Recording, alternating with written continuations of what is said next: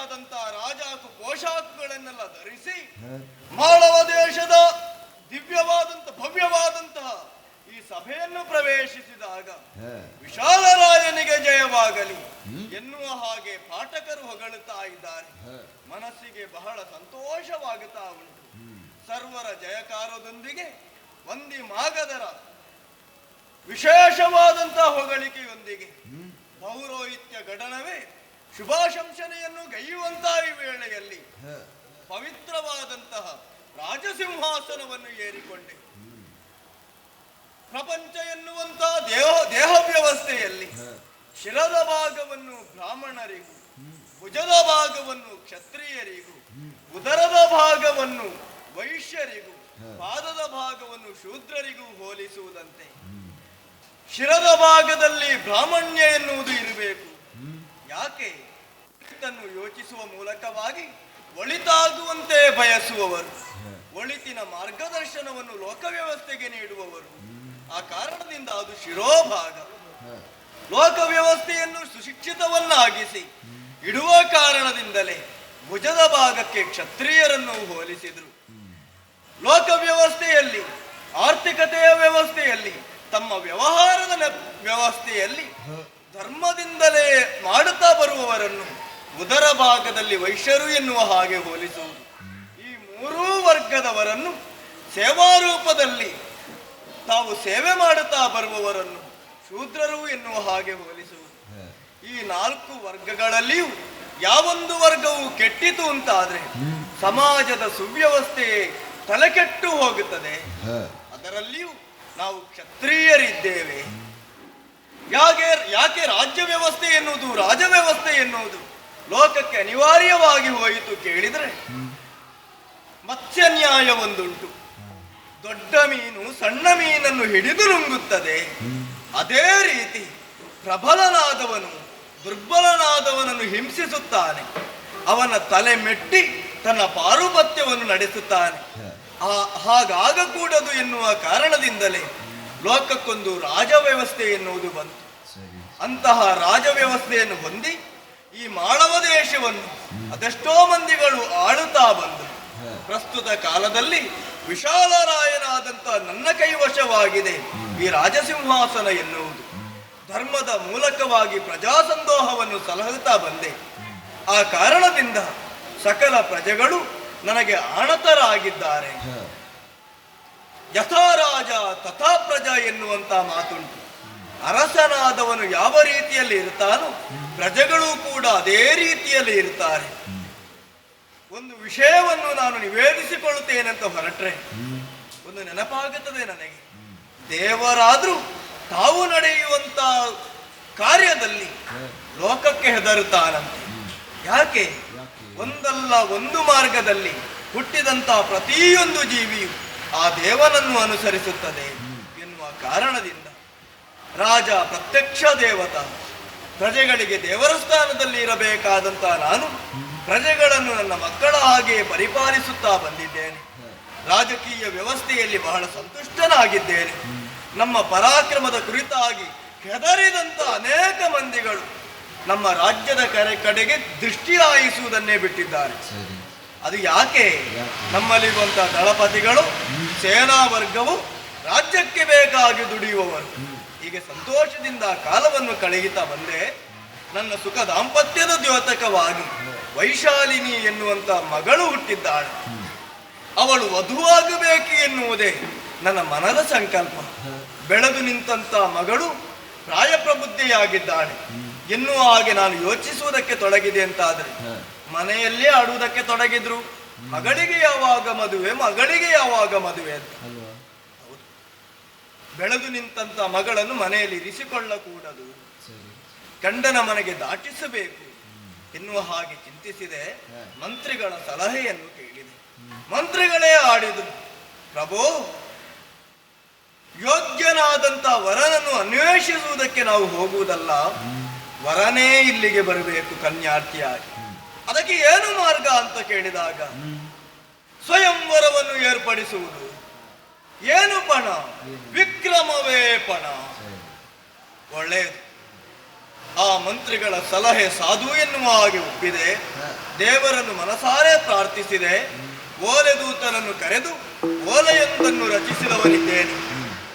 ಬರುವಂತ ಚೈತ್ರ ಮಾಸದ ಸಪ್ತಮಿಯಂದು ಒದಗಿ ಬರಬಹುದಾದಂತಹ ಕೇಸರಿ ಲಗ್ನ ಸುಮುಹೂರ್ತದಲ್ಲಿ ವಿವಾಹ ಕಾರ್ಯ ಎನ್ನುವುದು ನಡೆದು ಹೋಗಬೇಕು. ಸ್ವಯಂವರವು ಅದೇ ದಿನ ನಡೆದು ಹೋಗಬೇಕು ಎನ್ನುವುದು ನನ್ನ ಮನದ ಸಂಕಲ್ಪ. ದಿಗ್ದೇಶದ ಅರಸರುಗಳಿಗೆ ಓಲೆಯನ್ನು ಕಳುಹಿಸುವ ವ್ಯವಸ್ಥೆ ಆಗಲಿ. ವ್ಯವಸ್ಥೆ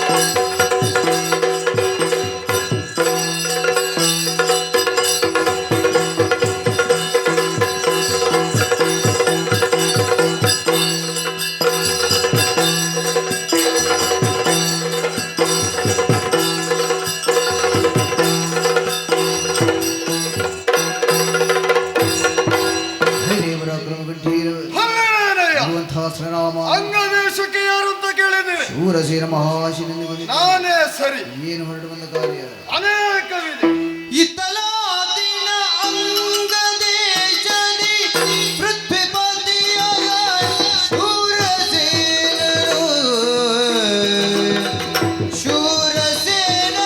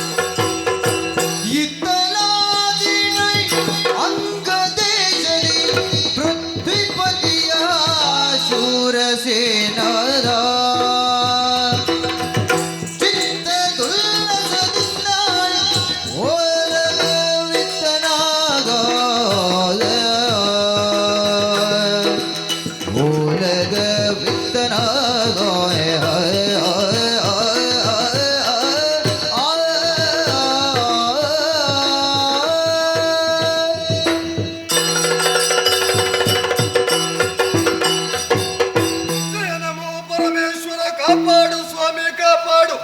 ತಂದೆ ತಾಯರ ಆಶೀರ್ವಾದದಿಂದ, ಗುರು ಹಿರಿಯರ ಮಾರ್ಗದರ್ಶನದಿಂದ ಈ ಅಂಗದೇಶದ ಅಧಿಪತಿಯಾಗಿ ಸೂರ್ಯಸೇನನಾಗಿ ನಾನೇ ವಿಜೃಂಭಿಸುತ್ತಾ ಇದ್ದೇನೆ. ಎಂದಿನಂತೆ ಇಂದು ಕೂಡ ಸಭಾಸ್ಥಾನವನ್ನು ಪ್ರವೇಶಿಸಿದ್ದೇ ತಡ ನಮ್ಮವರೆಲ್ಲ ಜಯಘೋಷವನ್ನು ಹಾಡುತ್ತಾ ಇದ್ದಾರೆ. ಸೂರ್ಯಸೇನನಿಗೆ ಜಯವಾಗಲಿ, ಶುಭವಾಗಲಿ ಎನ್ನುವ ಹಾಗೆ ಅವರ ಉದ್ಗಾರವನ್ನು ಕೇಳುವಾಗ ಮನಸ್ಸಿಗೆ ಸಂತೋಷವೇ ಸರಿ. ಆದರೆ ನಾನು ಮಾಡಿದಂತಹ ಸಾಧನೆ ನನ್ನನ್ನೇ ಅಣುಕಿಸುವಂತ ಆಗಬಾರದು. ಕೇವಲ ಸಾಧನೆ ಎನ್ನುವುದು ವೇದನೆ ಆಗುವುದಲ್ಲ, ಅದೊಂದು ಶೋಧನೆ ಆಗಬೇಕು ಅಂತ ಹೊರಟವನು ಶೂರಸೇನ. ಕೇವಲ ಸಾಧನೆ ಮಾಡಿದ್ರೆ ಸಾಕಾಗುವುದಿಲ್ಲ. ಜೀವನದಲ್ಲಿ ಪರಿಪೂರ್ಣತೆ ಆಗಬೇಕು ಅಂತಾದ್ರೆ ಯೋಗ್ಯವಾದಂತಹ ಹೆಣ್ಣನ್ನು ನಾನು ಮದುವೆ ಆಗಬೇಕು. ಈ ಕಾಲಕ್ಕೆ ಯೋಚನೆ ಮಾಡಿದ್ದೇ ತಡ. ಬಂತಲ್ಲ ಶುಭ ಕಾಲ.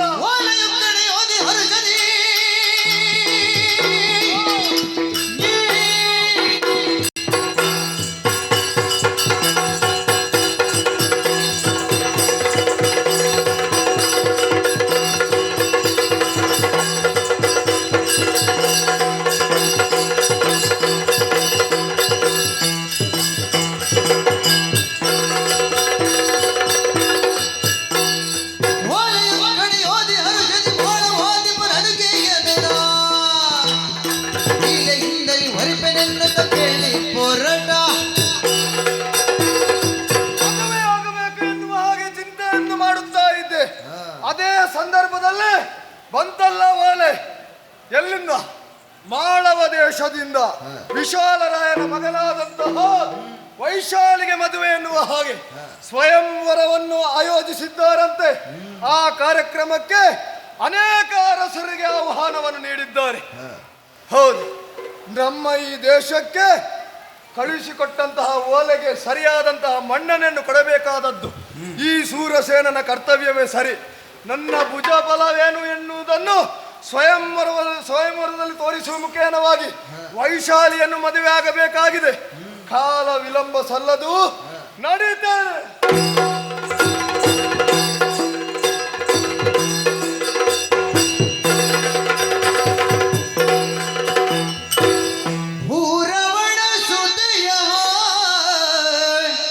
ವೈಶಾಲಿನಿ ಮಾರನರಗಿಣಿಯಂತೆ ಉಯ್ಯನೇ ಮಾರನರಗಿಣಿಯಂತೆ ಉಯ್ಯನೇ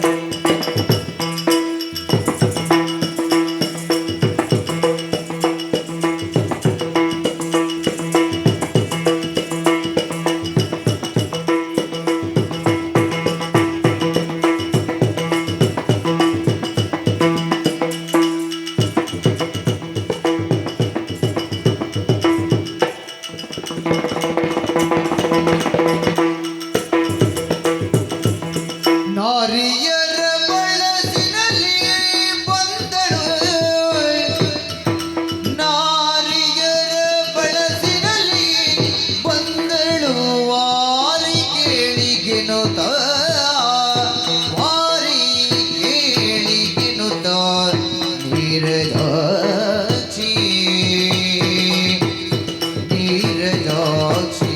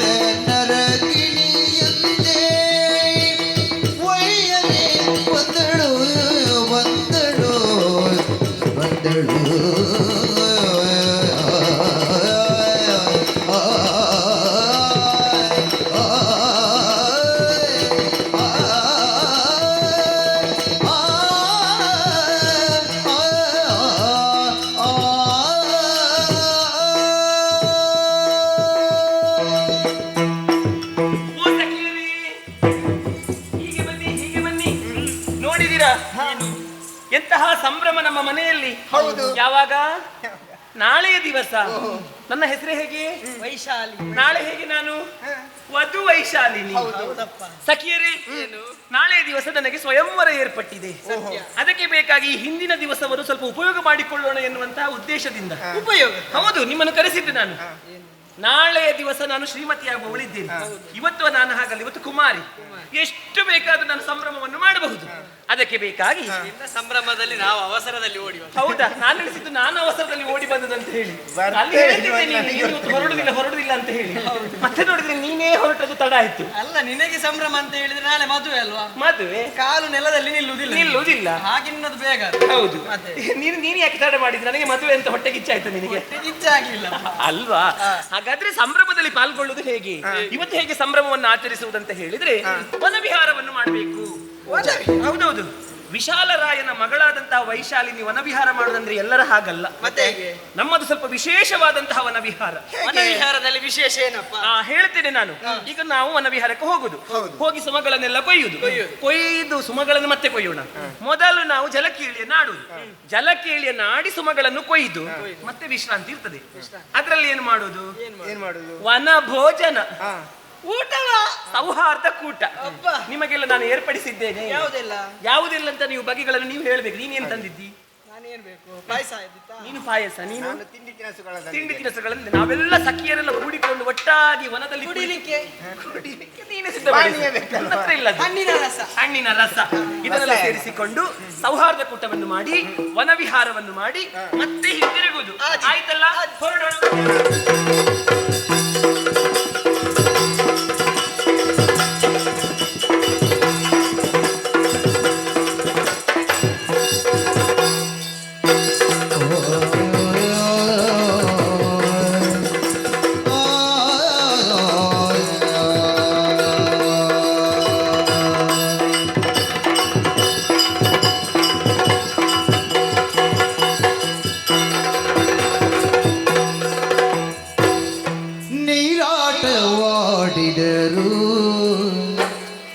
ನೀರಾಟವಾಡಿದರು ಸರಸದಲ್ಲಿ ಸಾರಸ ನೇತ್ರಿಯರು, ಸರಸದಲ್ಲಿ ಸಾರಸ ನೇತ್ರಿಯರು ಆಡಿದರು ಆಡಿದರು ನೀರಾಟ ಆಡಿದರು ಸರಸದಲ್ಲಿ ಸಾರಸ ನೇತ್ರಿಯರು, ಸರಸದಲ್ಲಿ ಸಾರಸ ನೇತ್ರಿಯರು.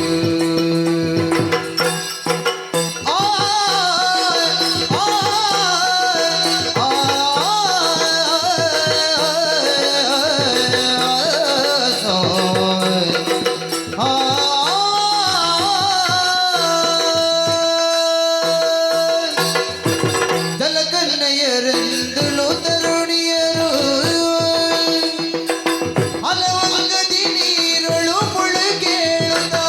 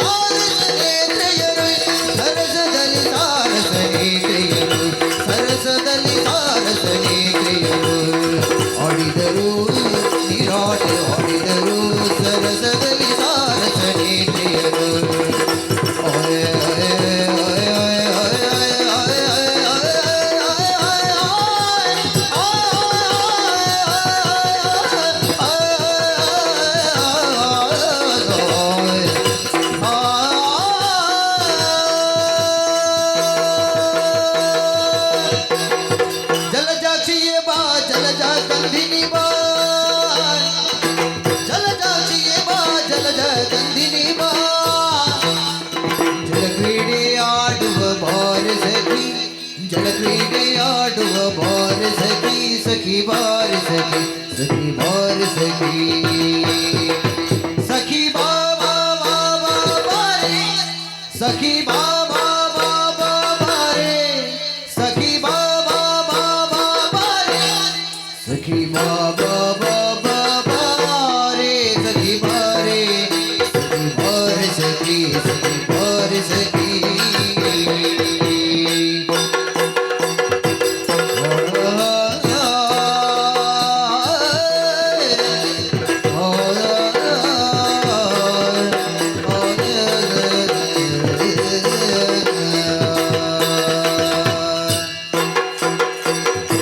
ಕುಸುಮಾಕ್ಷಿಯೇ ಬಾ ಕುಸುಮ ಗಂಧಿನಿ ಬಾ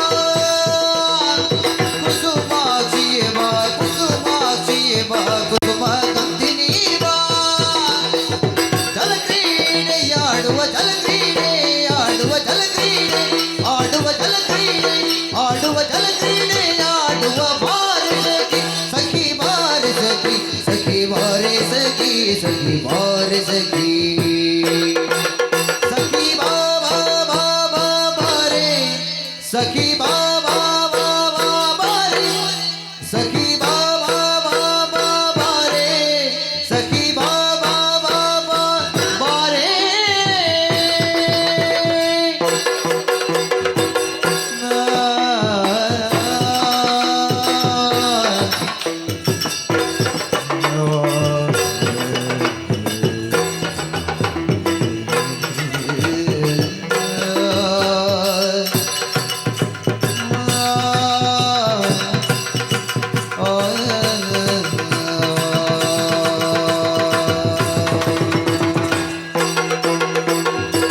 ನಳಿನಾಕ್ಷಿಯೇ ಬಾ ನಳಿನ ಗಂಧಿನಿ ಬಾ ಬಾ ಬಾ ಜಲಕ್ರೀಡೆ ಆಡುವ ಬಾರೆ ಸಖಿ ಜಲಕ್ರೀಡೆ ಆಡುವ ಬಾರೆ ಸಖಿ ಜಲಕ್ರೀಡೆ ಆಡುವ ಬಾರೆ ಸಖಿ ನಳಿನಾಕ್ಷಿಯೇ ಬಾ ನಳಿನ ಗಂಧಿನಿ ಬಾ ನಳಿನಾಕ್ಷಿಯೇ ಬಾ ನಳಿನ ಗಂಧಿನಿ ಬಾ ಜಲಕ್ರೀಡೆ ಆಡುವ ಬಾರೆ ಸಖಿ ಜಲಕ್ರೀಡೆ ಆಡುವ ಬಾರೆ ಸಖಿ ಸಖಿ ಬಾರೆ ಸಖಿ ಸಖಿ ಬಾರೆ ಸಖಿ ಓಯ್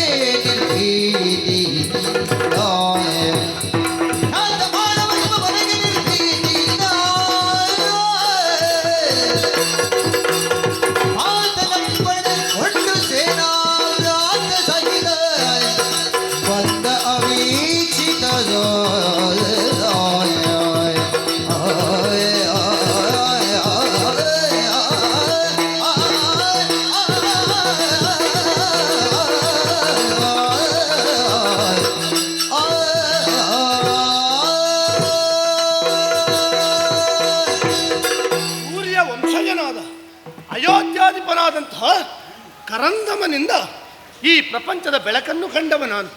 ಹುಟ್ಟಲ್ಪಟ್ಟಂತಹ ನನಗೆ ಅವೀಕ್ಷಿತ ಎನ್ನುವ ಹಾಗೆ ಹೆಸರನ್ನಿರಿಸಿದರು. ಒಂದು ಪ್ರಪಂಚದಲ್ಲಿ ಶಕ್ತಿಯಾಗದೆ, ವ್ಯಕ್ತಿಯಾಗದೆ, ಪ್ರಪಂಚದಲ್ಲಿ ಕಾಣಿಸಿಕೊಳ್ಳುವಂತಹ, ಗುರುತಿಸಿಕೊಳ್ಳುವಂತಹ ಒಂದು ಮಹತ್ತರವಾದಂತಹ ಸಾಧನೆಯನ್ನು ನಾನು ಮಾಡಬೇಕು ಎನ್ನುವ ಹಾಗೆ ಆಶೆಯನ್ನಿರಿಸಿಕೊಂಡವರು ನನ್ನಪ್ಪ. ಆ ಕಾರಣಕ್ಕಾಗಿ ಸಕಲ ಶಾಸ್ತ್ರಾಭ್ಯಾಸವನ್ನು ನನಗೆ ಮಾಡಿಸಿದರು. ಗುರುಗಳು ಹೇಳಿಕೊಟ್ಟಂತಹ ಸಕಲ ವಿದ್ಯೆಗಳನ್ನು ಕರಗತ ಮಾಡಿಕೊಂಡು ವಿದ್ಯಾ ಸಂಪನ್ನನಾಗಿ ಪುರಪ್ರವೇಶವನ್ನು ಮಾಡಿದೆ. ತಂದೆಯವರ ರಾಜಕೀಯ ವಿಚಾರದಲ್ಲಿ ನನ್ನನ್ನು ನಾನು ತೊಡಗಿಸಿಕೊಂಡೆ. ರಾಜಕೀಯ ವಿಚಾರವು, ಸಾಮಾಜಿಕ ಕ್ಷೇತ್ರವು, ಎಲ್ಲ ಕ್ಷೇತ್ರಗಳಲ್ಲಿಯೂ ಎತ್ತಿದ ಕೈ ನನ್ನದು. ಸಕಲ ವಿದ್ಯಾ ಪಾರಂಗತನಾದಂತಹ ನಾನು ಪುರುಷ ಪುಂಗವನಾಗಿ, ಸಾಹಸಿಗನಾಗಿ ಈ ಕಾಲದಲ್ಲಿ ನಾನು ಮೆರೆಯುತ್ತಾ ಇದ್ದೇನೆ. ಇಂದಿನ ದಿನ ನನ್ನ ತೀರ್ಥರೂಪರು ನನ್ನನ್ನು ಬಳಿ ಕರೆದು ಒಂದು ವಿಚಾರವನ್ನು ಅರುಹಿದರಲ್ಲ. ಕೇವಲ ರಾಜಕೀಯ ಕ್ಷೇತ್ರದಲ್ಲಿಯೇ ನಿನ್ನನ್ನು ನೀನು ತೊಡಗಿಸಿಕೊಂಡ್ರೆ ಸಾಕಾಗುವುದಿಲ್ಲ ಮಗನೇ, ನೀನು ಗೃಹಸ್ಥಾಶ್ರಮವನ್ನು ಪ್ರವೇಶ ಮಾಡಬೇಕು. ಅದಕ್ಕೊಂದು ಯೋಗ ಭಾಗ್ಯ ಇನ್ನು ನಿನ್ನ ಕಪಾಲಿಗೆ ಇಂದು ಸನ್ನಿಹಿತವಾಗಿದೆ. ಮಾಳವ ದೇಶದಿಂದ ರಾಜನೋರ್ವ ಕಳುಹಿಸಿಕೊಟ್ಟಿದ್ದಾನಂತೆ ಪತ್ರ, ಬೇರೇನೂ ಅಲ್ಲ. ಅವನ ಮಗಳಾದಂತಹ ವೈಶಾಲಿಗೆ ಮದುವೆಯಂತೆ. ಆ ಮದುವೆಗೆ ಕ್ಷಾತ್ರಿಯತ್ವವೇ ಪಣವಂತೆ. ಸಕಲ ರಾಜರುಗಳನ್ನು ಗೆದ್ದವರಿಗೆ ಅವನ ಮಗಳಾದಂತಹ ವೈಶಾಲಿನಿಯನ್ನು ಕೊಟ್ಟು ಮದುವೆ ಮಾಡಿಸುವುದು, ಹೀಗೆಂದು ತೀರ್ಮಾನಕ್ಕೆ ಬಂದಿದ್ದಾನಂತೆ. ಹಾಗಾಗಿ ತೀರ್ಥರೂಪರು ಹೇಳಿದ್ದೇನು, ಈ ಕೂಡಲೇ ಹೋಗು, ಮಾಳವ ದೇಶವನ್ನು ಪ್ರವೇಶ ಮಾಡು, ಅಲ್ಲಿ ಬಂದಿರುವಂತಹ ಸಕಲ ನೃಪರನ್ನು ಗೆದ್ದು ವೈಶಾಲಿನಿಯನ್ನು ನೀನು ಮದುವೆಯಾಗಬೇಕು ಎನ್ನುವ ಹಾಗೆ.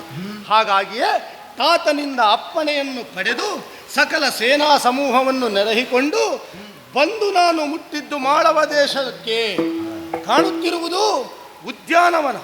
ನೋಡೋಣ, ಸ್ವಲ್ಪ ಆಚೆ ಈಚೆ ವಿಹರಿಸ್ತೇನೆ, ಸ್ವಲ್ಪ ವಿಶ್ರಾಂತಿಯನ್ನು ಪಡೆದು ಆಮೇಲೆ ರಾಜಸ್ಥಾನವನ್ನು ಪ್ರವೇಶ ಮಾಡ್ತೇನೆ. ನೋಡಿ,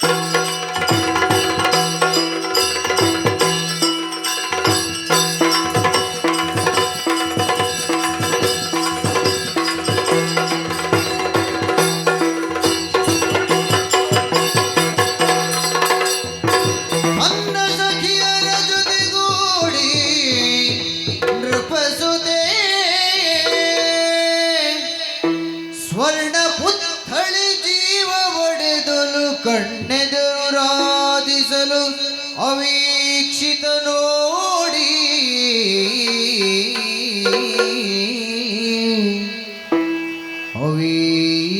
ಅವೀಕ್ಷಿತ ನೋಡಿ ಬೆರಗಾದ, ಅವೀಕ್ಷಿತ ನೋಡಿ ಬೆರಗಾದ ಜೊನ್ನವದು ಪೆಣ್ಣಾಯ್ತೆ,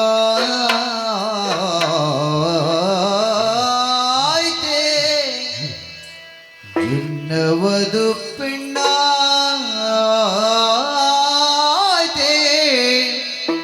ಮುನಿಗಳ ಜನ್ನದಿಂದುದಿಸಿದಳೆಯೇ, ಸಾಸಿರ ಕಣ್ಣ ಕಳುಹಿದಯ ಸುರವಧೂ ಗಣ್ಣಿನವಳೆನುದ ಬಳಿ ಸರಿದು ಮಾತಾಡಿಸಿದ.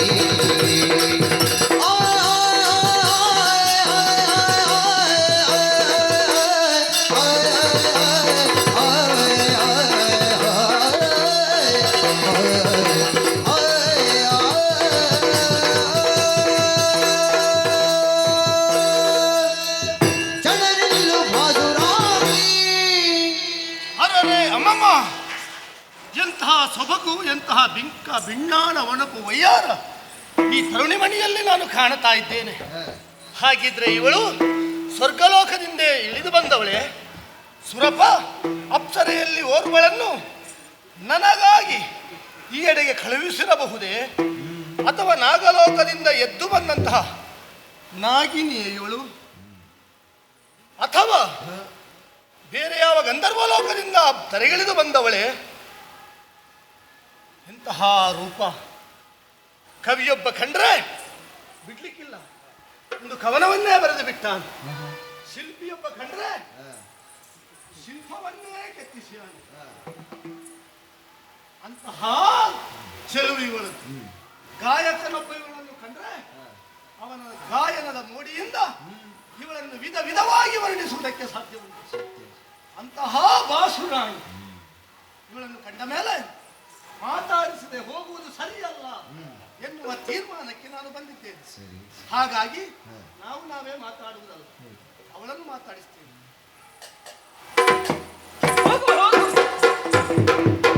ಓ ಬಾಸುರಾಂಗಿ, ಏನು? ಅರೆ ಕ್ಷಣ ನೀನು ನಿಲ್ಲಬೇಕು. ನಿನ್ನನ್ನು ಕಂಡ ಮೇಲೆ ಮನಸ್ಸು ಮುದಗೊಂಡಿದೆ. ಯಾಕೋ ಏನೋ ಗೊತ್ತಿಲ್ಲ, ಒಂದು ಹೆಜ್ಜೆಯೂ ಮುಂದಿಡುವುದಕ್ಕೆ ಮನಸ್ಸು ಬರ್ತಾ ಇಲ್ಲ. ಹೌದೇ? ಅಂದ್ರೆ ನಿನ್ನನ್ನು ತಡೆದು ನಿಲ್ಲಿಸಿ ನಿನ್ನಲ್ಲಿ ಮಾತಾಡಬೇಕು ಎನ್ನುವ ಮನವಾಗಿದೆ ನನಗೆ. ತಪ್ಪಿಲ್ಲ. ಹಾಗಾಗಿಯೇ ನಿನ್ನನ್ನು ಮಾತಾಡಿಸ್ತಾ ಇದ್ದೇನೆ. ಅಪರಿಚಿತಳಾದ ಕಾರಣದಿಂದಲಾಗಿಯೇ ನಿನ್ನನ್ನು ಕರೆದು ಮಾತನಾಡಿಸುತ್ತಿದ್ದೇನೆ. ಓ ಹೆಣ್ಣೆ, ಏನು? ನೀನು ಈ ಊರಿಗೆ ಹೊಸಬಳೆ ಅಥವಾ ಈ ಊರಿನವಳೆ ಅಥವಾ ಹಳೆಬಳೆ? ಹಿಂದೆ ಒಮ್ಮೆ ಇದ್ದು ಹೋದವಳೆ? ಅವಳೆ ಸುರ ಕನ್ನಿಕೆಯೇ, ನಾಗಿಣಿಯೇ ಅಥವಾ ಗಂಧರ್ವರಾಣಿಯೇ? ಯಾರು ಅಂತ ಗೊತ್ತಾಗ್ಲಿಲ್ಲ. ಅಂತೂ ಚಿಮ್ಮುವ ತಾರುಣ್ಯ ಇದೆ, ಹೊಮ್ಮುವ ಲಾವಣ್ಯ ಇದೆ, ಭ್ರಮರ ಕುಂತಳೆ ನೀನು, ಶಂಕದ ಕೊರಳುಂಟು, ನೀಲ ಬೆರಳುಂಟು, ಅರ್ಧ ಚಂದ್ರನಂತಿರುವ ಫಾಲ ಉಂಟು, ಕನ್ನಡಿಯ ಕಪೋಲ ಉಂಟು, ಕಾಮನ ಬಿಲ್ಲಿನ ಹುಬ್ಬುಂಟು, ಪೀನ ಪಯೋಧರೆಯಾಗಿರುವೆ. ಎಲ್ಲವೂ ಇದ್ದು ಮೋಹನಾಂಗಿಯಾಗಿ ನನ್ನ ಕಣ್ಣ ಮುಂಭಾಗದಲ್ಲಿ ಕಂಗೊಳಿಸುತ್ತಿರುವಂತಹ ನೀರೆಯಾದ ನಿನ್ನ ಪರಿಚಯ ಕೇಳಬೇಕು ಎನ್ನುವ ಹಾಗೆ ಮನವಾಗಿದೆ. ಹಾಗಾಗಿ ಕೇಳ್ತಾ ಇದ್ದೇನೆ, ನಿನ್ನ ಊರು ಯಾವುದು? ನಿನ್ನನ್ನು ಹುಟ್ಟಿಸಿದವನಾರು? ಹೆತ್ತವಳಾರು? ಸಂಬಂಧಿಕರು ಯಾರಾದರೂ ಇದ್ದರೆ ಅಣ್ಣ ತಮ್ಮಂದಿರಷ್ಟು, ಅಕ್ಕ ತಂಗಿಯರಷ್ಟು? ಏನು ಮಾಡ್ತಾ ಇದ್ದೀನಿ? ಸಮೀಕ್ಷೆಯ? ನಿನ್ನ ಹೆಸರೇನು ಎಲ್ಲ ಹೇಳು, ನನ್ನ ಪರಿಚಯ ಬೇಕು. ಲಾಲಿಸಯ್ಯ ಮಾಳವದ ನೃಪಾಲ ನಡುಗೆಯನು ವೀರ ಲಾಲಿಸು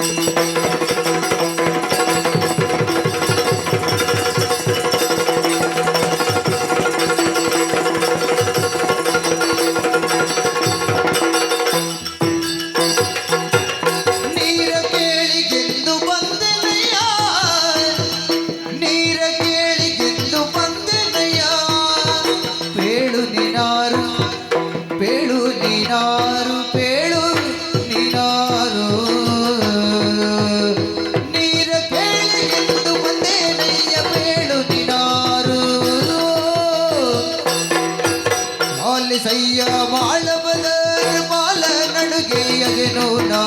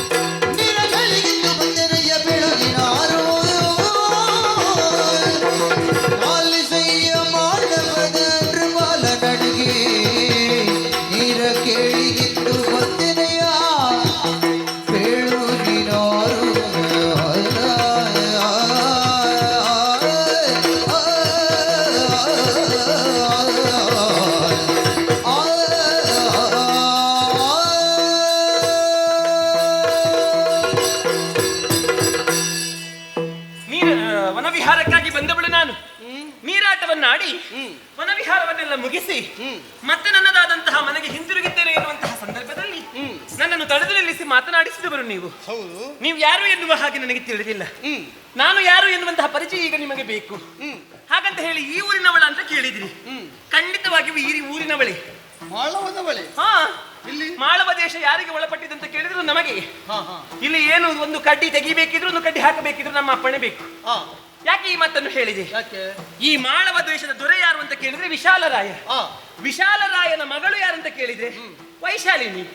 ಅವಳ ವಿಷಯ ನೀನ್ ಯಾಕೆ ಮಾತಾಡುವುದು? ಆ ವೈಶಾಲಿನಿ ಬೇರೆ ಯಾರು ಅಲ್ಲ, ಆ ವೈಶಾಲಿನಿ ನಾನೇ. ವೈಶಾಲಿನಿ ನೀನಾ? ಹೌದಪ್ಪ. ಇಲ್ಲಿಗೆ ಯಾಕೆ ಬಂದದಂತ ಕೇಳಿದ್ರೆ ವನವಿಹಾರ ಮಾಡಿಕೊಂಡು ತುಸು ನಮ್ಮದಾದಂತಹ ಕಾಲವನ್ನು ಕಳೆಯೋಣ ಎನ್ನುವಂತಹ ಉದ್ದೇಶದಿಂದ ಬಂದವಳು ನಾನು. ಹಾಗಾಗಿ ಪರಿಚಯವನ್ನು ಕೇಳಿದ್ದೀರಿ. ನಿಮ್ಮನ್ನು ಕಾಣುವಾಗ ಆಂಗಿಕವಾದಂತಹ ಸೌಷ್ಠವ, ಮೌಖಿಕವಾದಂತಹ ಕಾಂತಿ, ಮುಖದಲ್ಲಿನ ತೇಜಸ್ಸು, ವರ್ಚಸ್ಸು, ಓಜಸ್ಸು, ಹುಮ್ಮಸ್ಸು ನಿಮ್ಮದು. ಅವಳಲ್ಲಿ ಹೇಳುವುದು ನಾನು, ನಿಮ್ಮಲ್ಲಿ ಹೇಳಲಿಕ್ಕೆ ಸರಿಯಾಗುದಿಲ್ಲ ನನಗೆ. ಒಂದು ಊರಿನ ಅರಸ ಎನ್ನುವುದರಲ್ಲಿ ಯಾವುದೇ ಅನುಮಾನ ಇಲ್ಲ ಅಂತ ಕಾಣುತ್ತದೆ. ಹಾಗಾಗಿ ಹೇಳ್ತಾ ಇರುವುದು ಅಲ್ಲ, ಕೇಳ್ತಾ ಇರುವುದು. ನೀವು ಯಾರು, ನೀವು ಎಲ್ಲಿಯವರು, ನಿಮ್ಮ ಹೆಸರೇನು, ಅಪ್ಪ ಯಾರು, ಅಮ್ಮ ಯಾರು? ಆಗ ಕೇಳಿದ್ರಲ್ಲ ಸಮೀಕ್ಷೆ. ಅಣ್ಣ ಉಂಟಾ, ತಂಗಿ ಇದ್ದಾಳ? ಅಣ್ಣ ಉಂಟಾ? ಅದೇ ಅಣ್ಣ ಇದ್ದಾರ, ಇದು ತಂಗಿ ಇದ್ದಾಳ, ಅಕ್ಕ ಇದ್ದಾಳ? ಇದ್ರೆ ಎಷ್ಟು ಮಂದಿ? ಎಷ್ಟು ಮಂದಿ ಎಲ್ಲ ಹೇಳಬಹುದೇ? ವೈಶಾಲಿ ಕೇಳಲೇ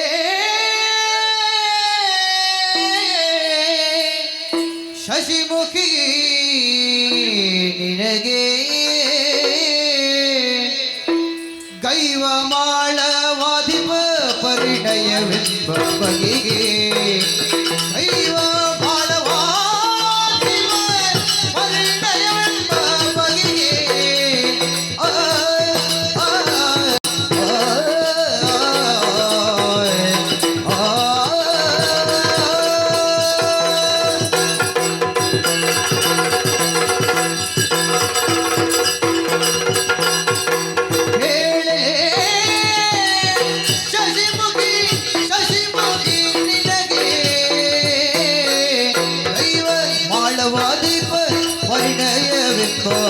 ಬಗೆಗೆ ಕೈವ ಮಾಳವಾದೀಪ ಪರಿಣಯವೆಂಬ ಬಗೆಗೆ ಬಗೆಗೆ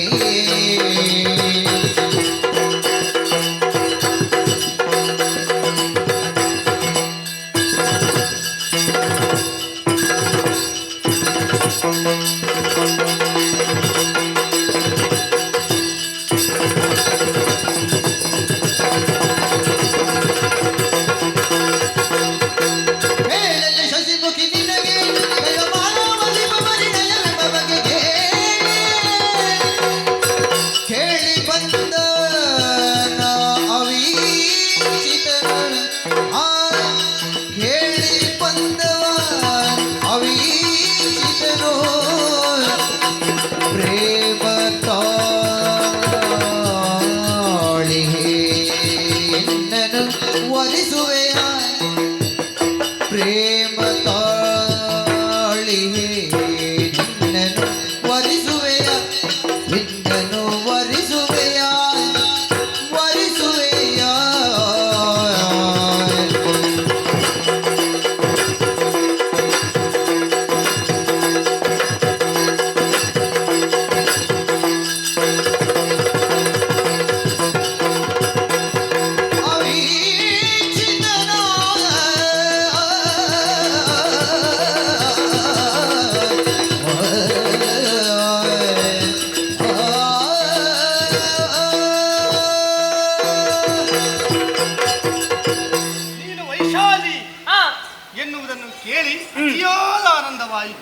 ಯಾಕೋ ನಿನ್ನ ಅತಿಯಾದಂತಹ ಆನಂದ ಆಗಬೇಕಿದ್ರೆ ಆ ನನ್ನ ಹೆಸರು ನೀವು ಮೊದಲೇ ಕೇಳಿರ್ಬೇಕು. ಕೇಳಿದ್ದೇನೆ.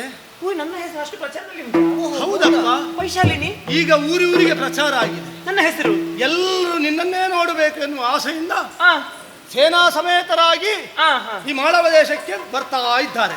ಓ, ಹೌದಲ್ಲ. ಹೌದಪ್ಪ. ಆಹಾ, ನಿಮಗೂ ಸುದ್ದಿ. ಮುದುಕರು ಬರುವುದಲ್ಲ, ಮತ್ತೆ ವೀರಪುಂಗವರು, ಆಹಾ, ಹಾ. ಹಾ ಯುವಕರು. ಹ್ಮ್. ವಿಷಯ ಏನು ಗೊಲ್ಲೆಯ? ಏನು? ನಿನ್ನಪ್ಪ ಸ್ವಯಂವರ ಏರ್ಪಡಿಸಿದ್ದಾನೆ. ಮಾಳವದ ಅಧಿಪ ವಿಶಾಲರಾಯ. ಆ, ಆ ಕಾರಣಕ್ಕಾಗಿ ಆ. ನಿನ್ನಂತಹ ಸುಂದರಿಯನ್ನು ಮದುವೆಯಾಗುವುದಕ್ಕೆ ತಾನು ಮುಂದು ಎನ್ನುವ ಹಾಗೆ ಎಲ್ಲರೂ ಬರ್ತಾ ಇದ್ದಾರೆ. ಸರಿ, ನೀವು ಅದೇ ಕಾರಣಕ್ಕಾಗಿ ಸೂರ್ಯ ವಂಶಜನಾಗಿ ಆ, ಅಯೋಧ್ಯೆ ನೃಪನಾದಂತಹ ಕರಂದಮನ ಮಗ ಆ. ಅವೀಕ್ಷಿತ. ನಾನು ನಿಮ್ಮ ಹೆಸರು ಅವೀಕ್ಷಿತ. ವೀಕ್ಷಿತ. ವೀಕ್ಷಿತದ ವಿರುದ್ಧ ಪದವ. ನಿನಗೆ ಹೇಗೆ ಬೇಕು ಹಾಗೆ ಕಲ್ಪಿಸಿತು. ಅಲ್ಲ, ಹೆಸರು ಚಂದ ಉಂಟು. ಅದು ನನ್ನ ಅಪ್ಪ ಇಟ್ಟ ಹೆಸರು. ಹಾಗೆ. ಹಾ, ಅದಕ್ಕೆ ವಿರೋಧ ಪದ, ಸಮಪದ, ಅಲ್ಲ ಇನ್ನೊಂದು ಬೇರೊಂದು. ಅಲ್ಲ, ಹೆಸರು ಚಂದ ಉಂಟು ಹಾಗೆ ಕೇಳಿದ್ದು. ನಿನ್ನ ಹೆಸರು ಚಂದ ಉಂಟು. ಹೆಸರು ಎಷ್ಟು ಚಂದ ಉಂಟಾ? ವೈಶಾಲಿನಿ. ಅಷ್ಟೇ ಚಂದ ನೀನೂ ಇದ್ದೀಯ. ನಿನ್ನನ್ನು ಕಂಡ ಮೇಲೆ ನಡ ಈ ಯುದ್ಧ ಎಲ್ಲ ಯಾಕೆ, ನಿನ್ನನ್ನು ಹಾಗೇ ವರಿಸಿ ಬಿಡಬೇಕು ಎನ್ನುವ ಹಾಗೆ ಮನವಾಗಿದೆ. ಹೌದೇ? ಹಾಗಾಗಿ ನಿನ್ನನ್ನು ಕಂಡ ಮೇಲೆ ನನ್ನ ಮನದಂತರಾಳದಲ್ಲಿ ಮೂಡಿದಂತಹ ಭಾವನೆಯನ್ನು ನಿನ್ನಲ್ಲಿ ಪ್ರಕಟಿಸಬೇಕು ಅಂತ ಮನವಾಗಿದೆ. ಬೇರೇನೂ ಅಲ್ಲ, ನಿನ್ನನ್ನು ಕಂಡ ಮೇಲೆ ಮನವು ಜಾರಿ ಹೋಗಿದೆ, ಮೋಹಪರವಶನಾದೆ. ಹಾಗಾಗಿ ನನ್ನ ಜೀವನದಲ್ಲಿ ಮದುವೆ ಎನ್ನುವ ಸಂಸ್ಕಾರ ಒಂದು ಉಂಟು ಅಂತಾದ್ರೆ ಅದು ವೈಶಾಲಿನಿ ನಿನ್ನನ್ನಲ್ಲದೆ ಅನ್ಯರಲ್ಲ ಎನ್ನುವಂತಹ ತೀರ್ಮಾನಕ್ಕೆ ಬಂದಿದ್ದೇನೆ. ಅದಕ್ಕೆ ಹಾಗಾಗಿ ಕ್ಷತ್ರಿಯ ಪುಂಗವನಾದಂತಹ ಅವೀಕ್ಷಿತನಾದಂತಹ ನನ್ನನ್ನು ನೀನು ವರಿಸುವೆಯಾ? ಚೆಲುವ ನಿನ್ನಾದ ರೂಪ ನಡೆಗೆ ಒಲಿದೆ ನಾ, ಒಲಿದೆ ನಾ ನಿನ್ನ ರೂಪಗೆ ಒಲಿದೆಯೇ.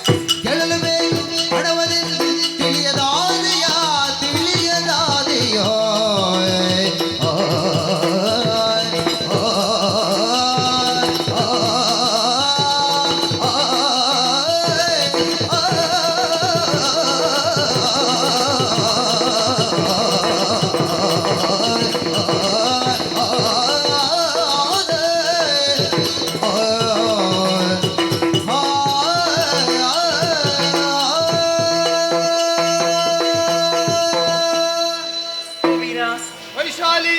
ಕುಲವ ಅರುಹಿತ ನಾಲಗೆ ಗುಣವ ತಿಳಿಸಿದ ನಾಲಗೆ ಎನ್ನುವಂತಹ ಮಾತಿದೆ ಅಲ್ವೇ? ನಾಲಗೆ ಒಂದು ಯಾವ ರೀತಿ ಬೇಕಾದ್ರೂ ತಿರುಗುತ್ತದೆ ಯಾರದ್ದು, ಹಾಗಂತ ಹೇಳಿ ಹೇಗೋ ತಿರುಗುವುದಕ್ಕೆ ಅರ್ಥ ಇಲ್ಲ. ಸಂಸ್ಕಾರ ಅಲ್ಲ. ಅಲ್ಲ, ಮಾತು ಒಡೆದರೆ ಹೋಯಿತು, ಮಾತು ಆಡಿದರೆ ಹೋಯಿತು, ಮುತ್ತು ಒಡೆದರೆ ಹೋಯಿತು. ನಿಮ್ಮದಾದಂತಹ ಮಾತುಗಳು, ನಿಮ್ಮದಾದಂತಹ ಆ ವಾಕುಗಳನ್ನು ಕೇಳಿದ ಮೇಲೆ ನನಗೆ ಅರ್ಥವಾಯಿತು. ಏನು? ನೀವೊಬ್ಬ ಸಭ್ಯತೆಯ ಲಕ್ಷಣಗಳು ನಿಮ್ಮಲ್ಲಿ ಎದ್ದೆದ್ದು ಕಾಣುತ್ತದೆ ಎನ್ನುವ ಹಾಗೆ, ಸಭ್ಯಸ್ಥರು, ಮದುವೆ ಆಗಬೇಕು ಎನ್ನುವ ಹಾಗೆ ನೇರವಾಗಿ ನನ್ನಲ್ಲಿ ಕೇಳ್ತಾ ಇದ್ದೀರಿ. ಆ ಕಾರಣಕ್ಕಾಗಿ ಬಂದವ ಕಂಡ ಮೇಲೆ ಹೇಳದೆ ವಿಧಿ ಇಲ್ಲ ಅಂತ ಆಯ್ತು. ಆದ್ರೆ ನಿಮಗೂ ತಿಳಿದ ಹಾಗೆ ನಾಳೆಯ ದಿವಸ ಸ್ವಯಂವರ ಎನ್ನುವುದು ನನಗೂ ಏರ್ಪಟ್ಟಿದೆ. ಹೌದು. ಸ್ವಯಂವರಕ್ಕೆ ರಾಜಾದಿರಾಜರೆಲ್ಲರೂ ಬಂದು ಸೇರುವವರಿದ್ದಾರೆ. ಬಲ್ಲೆ. ಆ ಸಂದರ್ಭದಲ್ಲಿ ಯಾರು ಆ ದ್ವಂದ್ವ ಕಾಳಗದಲ್ಲಿ ಯಾರು ಗೆಲುವನ್ನು ಸಾಧಿಸ್ತಾರೋ ಅವರಿಗೆ ಹೋಗಿ ಸುಮಮಾಲೆಯನ್ನು ಹಾಕಬೇಕು ಎನ್ನುವ ಹಾಗೆ ಪಣವನ್ನು ತೊಟ್ಟಿದ್ದಾರೆ. ಅಂತೆಯೇ ಅದು ನಾಳೆ. ನಾಳೆಗೆ ಈಗ ನಿಮ್ಮಲ್ಲಿ ಕೇಳಿಕೊಳ್ಳುವುದು ಇಷ್ಟೇ. ನಾಳೆಯ ಸ್ವಯಂವರ ಮಂಟಪಕ್ಕೆ ನೀವು ಬರಬೇಕು. ನೀವು ಬಂದಂತಹ ರಾಜಾದಿರಾಜರನ್ನೆಲ್ಲವನ್ನು ಒಡಗೂಡಿಕೊಂಡು ದ್ವಂದ್ವ ಕಾಳಗವನ್ನು ಮಾಡಬೇಕು. ದ್ವಂದ್ವ ಕಾಳಗವನ್ನು ಮಾಡಿ ಆ ಮುಖೇನವಾಗಿ ಜಯವನ್ನು ಸಂಪಾದಿಸಿದ ಕ್ಷಣದಲ್ಲಿ ನನ್ನದಾದಂತಹ ಸುಮಮಾಲೆ ನಿಮ್ಮ ಕೊರಳಲ್ಲಿ ರಾರಾಜಿಸುತ್ತದೆ. ನಾಳೆ ಗೆಲ್ಲುವುದು ಬಿಡು, ನಾನು ಹಿಂದೆ ಗೆದ್ದಾಯ್ತಲ್ಲ. ನೀವು ಇಂದು ನನ್ನ ಮನಸ್ಸನ್ನು ಗೆದ್ದಿದ್ದೀರಿ. ಮನ ಗೆದ್ದಾದ ಮೇಲೆ ಮತ್ತೇನು ಆಗುವುದಕ್ಕೂ ಮನವನ್ನು ಗೆದ್ದರೆ ಸಾಕಾಗುವುದಿಲ್ಲ. ಹುಡುಗಿ ಒಪ್ಪಿದ್ರೆ ಆಯ್ತಲ್ಲ. ಅದು ಸರಿಯಪ್ಪ. ಆದರೆ ನಾನು ದುಡುಕಿ ಆಶೀರ್ವಾದ ಪಡೆಯುವುದು ಮಾತ್ರ. ಹಾಗೆ ಮಾಡಬಹುದಿತ್ತು. ಆದರೆ ದುಡುಕಿ ನಿರ್ಧಾರವನ್ನು ತೆಗೆದುಕೊಂಡ ಹಾಗಾಗುತ್ತದೆ. ಕುಲೀನ ಮನೆತನದವಳು ಹೌದಲ್ಲ. ಹೆಣ್ಣು ಏನು, ಹೆಣ್ತನದ ಧರ್ಮ ಏನು, ಅದರ ಮರ್ಮ ಏನು ಎನ್ನುವುದನ್ನು ಸರಿಯಾಗಿ ತಿಳಿದ ವಿದ್ಯಾವಂತೆ ಹುಡುಗಿ ಅಲ್ವೇ? ಅಪ್ಪನ ಮಾತನ್ನು ಮೀರುವವಳಲ್ಲ. ಪಿತಾರಕ್ಷತೆ ಕೌಮಾರಿ, ಪಿತರ ರಕ್ಷಣದಲ್ಲಿರುವವಳು ಕುಮಾರಿಯಾದವಳು. ಹೌದು. ನಾನು ಒಂದು ವೇಳೆ ಮಾತನ್ನು ಮೀರಿ ಹಿಂದೆ ನಿಮ್ಮನ್ನು ಮದುವೆಯಾದನು ಎಂದಾದರೆ ಅವರು ಕೊಟ್ಟಂತಹ ರಕ್ಷಣೆಗೆ ಬೆಲೆ ಇಲ್ಲ ಅಂತ ಆಗುತ್ತದೆ. ತಪ್ಪು ಮತ್ತೆ ಆಡುತ್ತಾರೆ ಒಬ್ಬೊಬ್ಬ ಹುಡುಗಿಯರು ಮತ್ತೆ ಮಾತು ಬರ್ತದೆ. ಅದಕ್ಕೆಲ್ಲ ನಾವು ಆಸ್ಪದ ಮಾಡಿ ಮಾಡಿಕೊಡ್ಲಿಕ್ಕಿಲ್ಲ. ಅಂತಹ ಮಾತುಗಳೇ ಬಾರದ ಹಾಗೆ ನಾವು ನಮ್ಮ ನಡೆ ಇರಬೇಕು. ಹಾಗಾಗಿ ನಾಳೆಯ ದಿನ ನಿನ್ನ ಸ್ವಯಂವರ ಮಂಟಪವನ್ನ ನಾನು ಪ್ರವೇಶ ಮಾಡುತ್ತೇನೆ. ಪ್ರವೇಶ ಮಾಡಿ ಸೇರಿದಂತಹ ರಾಜಾದಿರಾಜರುಗಳನ್ನು ಗೆದ್ದು ನಿನ್ನನ್ನು ನಾನು ವರಿಸುತ್ತೇನೆ. ಸರಿ, ಹಾಗಾದ್ರೆ ನಿಮ್ಮನ್ನು ನಾಳೆಯ ದಿವಸ ಸ್ವಯಂವರ ಮಂಟಪದಲ್ಲಿ ನಾನು ಕಾಣುತ್ತೇನೆ. ಸುಮಮಾಲೆಯ ನಿರೀಕ್ಷೆಯಲ್ಲಿ ನಾನು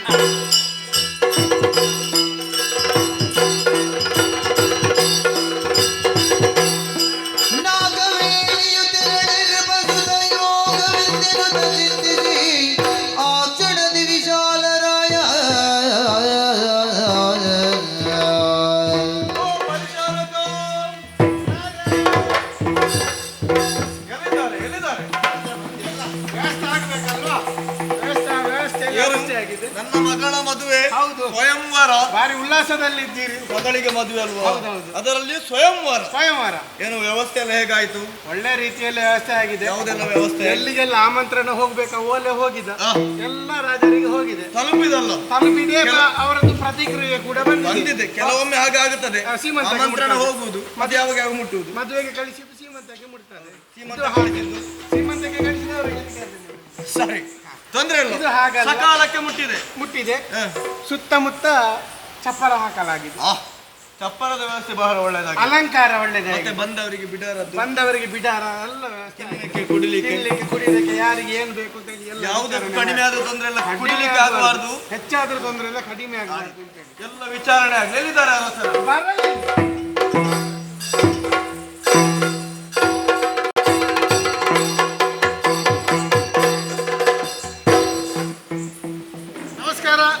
ನಮಸ್ಕಾರಗಳು. ಸ್ವಾಗತ ಆಗ್ಲಿ. ತಾವು ಯಾವ ಊರಿನ ಅರಸರು ಅಂತ ಗೊತ್ತಾಗ್ಲಿಲ್ಲ. ಇಲ್ಲ. ಅಂಗದೇಶ. ಅಂಗದವರು ಏನು ಅಷ್ಟು ತಾತ್ಸಾರ? ಅಂಗದವರು ಅಂತ ಹೇಳಿ. ಅಂಗದೇಶ. ಹೆಸರು ಸೂರಸೇನ. ಆಯ್ತು, ಪಟ್ಟಿಯಲ್ಲಿ ಮಾಡಲಾಗಿದೆ. ಇದು ತಾವು ಭದ್ರಸೇನ. ಬೆದ್ರಸೇನ. ನೀ ಕಿವಿ ಕೇಳುದಿಲ್ವಾ? ನೀವು ಬೆದ್ರಸೇನ? ಭದ್ರಸೇನ ಅಂತ. ಎಲ್ಲಿ ಅವರು? ಮಾದ್ರ ದೇಶ. ಆಗಲಿ, ವಿಷಯ ಗೊತ್ತುಂಟಲ್ಲ? ಗೊತ್ತುಂಟಪ್ಪ.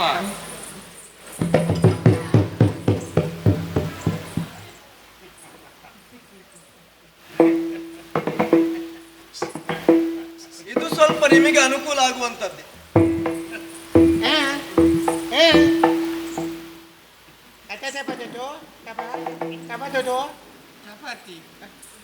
ಹಾ ಬಾಯಿ ಬರ್ತದೆ. ಇದೆಂತದು? ಇಲ್ಲಿ ಉಂಟಂತೆ ಅಲ್ಲ, ಎಂತದು ಊಟ? ಮತ್ತೆ ಅದು ಎಂತದು ಅದು? ಆಗ್ಲಿಕ್ಕೆ ಉಂಟಂತೆ ಅಲ್ಲ. ಅಡುಗೆ ಎಲ್ಲ ಆಗಿದೆ. ಅಪ್ಪಯ್ಯ ಹೇಳಿದ. ಎಂತ ಹೇಳಿದ ಅಪಾಯ? ಹೋಗು. ಅಪಾಯ ಬೈತಾ?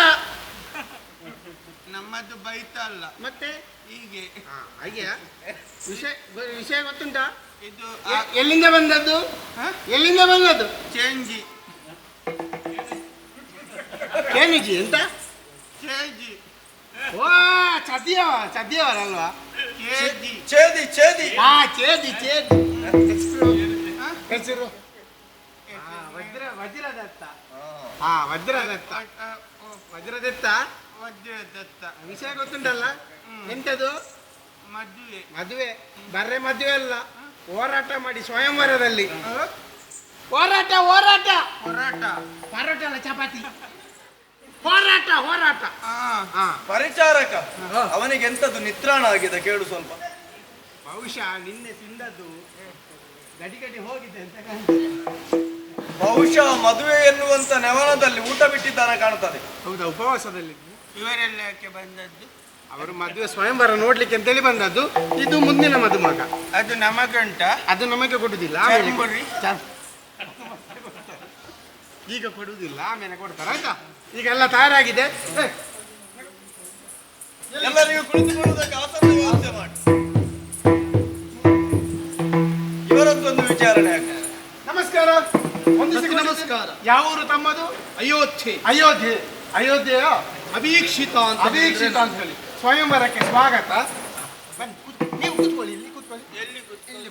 ಅವನಿಗೆ ಪ್ರಥಮ ಪ್ರಾಶಸ್ತ್ಯವ. ಕೂತ್ಕೊಳ್ಳಿ. ಅದನ್ನೊಂದು ಕುಳಿಸಿ ಬಿಡುವ, ಮತ್ತೆಂದೆಲ್ಲ ನಮ್ಮ ವ್ಯವಸ್ಥೆ ಆಗಿ. ಕೂತ್ಕೊಳ್ಳಿ. ಆ ಕಡೆಗೊಂದು ಎರಡು, ಈ ಕಡೆ ವೈ ಅದು ನನ್ನದು ಭಟ್ರೆ. ಅಲ್ಲಿ ಬೇಡ. ಅದಲ್ಲ ಅವರು ತೆಗ್ದದ್ದು. ಅದು ಅವರು ತೆಗೆದಲ್ಲ. ಅಲ್ಲಿ ಕೂತ್ರೆ ನಿಮ್ಮ ಮುಖಕ್ಕೆ ಬಿಸಿಲು ಬೀಳ್ತದೆ. ಬಿಸಿಲು ಬಿದ್ದ ಕೂಡಲೇ ಮುಖ ಕಪ್ಪಾಗೋದಿಲ್ವಾ? ನಾನು ಚಂದ ಅಲ್ವಾ? ಮತ್ತೆ ಈ ಚಂದಪ್ಪ ಅಲ್ವಾ? ಹಾಗೆ ಅಲ್ಲಿ ಬೇಡ ಆಯ್ತಾ. ಇಲ್ಲಿ ಬನ್ನಿ. ನಮಸ್ಕಾರ. ಅಲ್ಲಿ ಬೇಡ, ಅಲ್ಲಿ ಅಡಿಗೆ ಕೊಂಡಿದ್ದು ಹೊಗೆ ಬೀಳ್ತದೆ. ಹೊಗೆ ಬಿದ್ದರೆ ಮುಖ ಕಪ್ಪಾಗುದಿಲ್ವಾ? ನಾನು ನೆಲದಲ್ಲೇ ಕೂತ್ಕೊಳ್ಳಿ. ಆಗ್ಲಿ ಆಗ್ಲಿ. ನಿಮಗೆ ಇದು ಕುಡಿಯುವ ಅಭ್ಯಾಸ ಉಂಟಾ? ಎಂತ ಉಂಟು? ಬಿಸಿಯ ತಣ್ಣಗೆಯ? ನಮಗೆ ಯಾವ್ದಾದೀತು? ಯಾವ್ದಾಗ್ತದ? ಎಲ್ಲಿಂಟು ನೋಡು.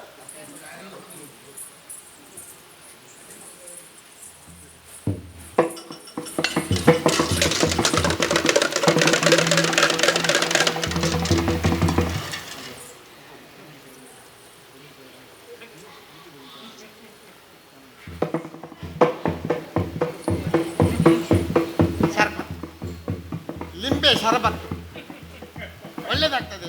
ಪಿತ್ತ ಎಲ್ಲ ಇದ್ರೆ ಇಳ್ದು ಹೋಗ್ತದೆ. ನೋಡಿದ್ದೇನೆ, ನೋಡುವಾಗಲೇ ನನಗೆ ಪಿತ್ತ ಇಲ್ದಿದೆ. ನಿಮ್ಮಲ್ಲಿ ನಿಮಗೆ ಶರಬತ್ತು ಹಣ್ಣಿನ ರಸ ಉಂಟಾ? ಉಂಟು ಉಂಟು. ಯಾವ್ದ್ರದ್ದೆಲ್ಲ ಉಂಟು? ಹಲಸಿನ ಹಣ್ಣಿದುಂಟು. ದ್ರಾಕ್ಷಿದುಂಟಾ? ದ್ರಾಕ್ಷಿದು ಈಗ ಇಲ್ಲ ಆಯ್ತಾ. ಮತ್ತೆ ಕೊಡುವ. ಸರಿ, ಸಕಲರು ಮಂಡಿಸಬೇಕು ಅರಸಗುವರು. ಎಲ್ಲರೂ ಆಸೀನರಾಗಬೇಕು. ಹಾರ ಅವರವರೇ ತರ್ಲಿಕ್ಕ. ಹಾರ ಇಲ್ಲೇ ಕೊಡ್ತಾರೆ. ಅದು ಅವರು ಅಲ್ಲಿ ಬಾರಗ ಬದಿಯಲ್ಲಿ ಬಿದ್ದದನ್ನು ಹೆಕ್ಕಿಕೊಂಡು ಬಂದ. ಇಲ್ಲದಿದ್ರೆ ಕೊರತೆ ಆದ್ರೆ ಅಂತ. ಅದು ಶುಕ್ರವಾರ ಅಲ್ವಾ, ಎಲ್ಲ ಬಿದ್ದಿರ್ಬೇಕು, ಅದನ್ನು ಹೆಕ್ಕಿಕೊಂಡು ಬಂದಿದ್ದಾರೆ. ಈಗ ಸ್ವಯಂವರ ಪ್ರಾರಂಭ ಮಾಡುದಲ್ವಾ? ಹೌದು. ಮದುಮಗಳು ನಿಯಮ ಗೊತ್ತುಂಟಲ್ವಾ? ಮದುಮಗಳು ಮದುಮಗಳೊಮ್ಮೆ ಬನ್ನಿ. ನಿಯಮ ಉಂಟಾ? ನಿಯಮ ಅಲ್ಲ, ನಿಯಮ ನಿಯಮ.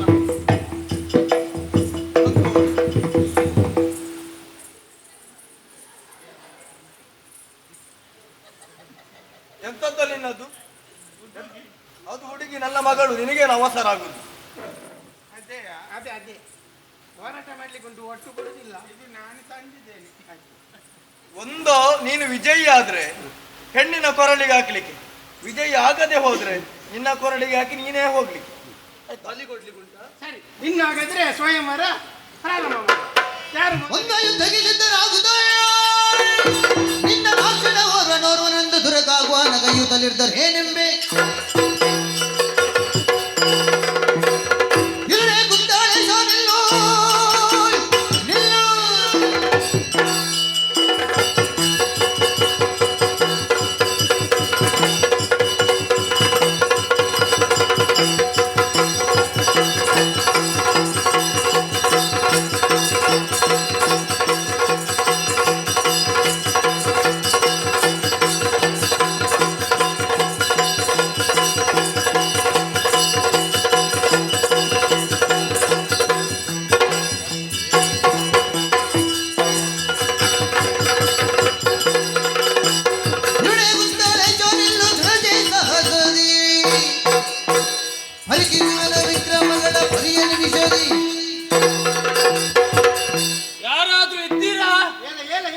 ನನ್ನನ್ನು ಎದುರಿಸುವಂತಹ ಸಾಮರ್ಥ್ಯರು ಯಾರಾದ್ರೂ ಇದ್ರೆ ಬರ್ಲಿ ನನ್ನೊಂದಿಗೆ ಯುದ್ಧಕ್ಕೆ.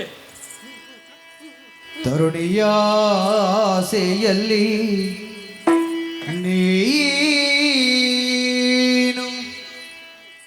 ಬರಿದೆ ಸಾಯದೆ. ಎರಡೂವರೆ ಸುತ್ತು ಹೋಗು, ಮತ್ತೆ ಆಡ್ಬೇಕು, ಮತ್ತೆ ಮಾತಾಡ್ಬೇಕು. ಏರ್ ಬತ್ತಿ ಅದು, ಏರ್ ಬತ್ತಿ ಅದು. ತರುಣಿಯ ಆಸೆಯಲ್ಲಿ ಉಗ್ರ ಉಗ್ರ ಆಯ್ತಾ? ಇನ್ನು ಬರ್ಬೇಕು, ನಾಭಿಂದ ಬರ್ಬೇಕು, ಉಲ್ಲಾಸ, ಕೋಪ ಬರ್ಬೇಕು, ಕೋಪ, ಯುದ್ಧ ಯುದ್ಧ. ಬರಿದೆ ಸಾಯದೆ. ಈಗ ಅಕ್ಕನೆ ಕೊಡಿ, ಸಾಯಿ ಮಾರ್ರೆ, ಸುಮ್ಮನೆ ಇಲ್ಲಿ ಮದುವೆಗೆಲ್ಲ ಬಂದದ್ದು. ಹೋರಾಟ ಹೋರಾಟ, ನೀನು ಹೀಗೆ ಮಾಡಿದವರು ಪದ್ಯ ಆದ್ರೂ ಕೊಡುದು ಹೇಗೆ? ಕೋಪ ಬರ್ಬೇಕು, ಕೋಪ. ಬರಿದೆ ಆಸೆಯಲ್ಲಿ ನೀನು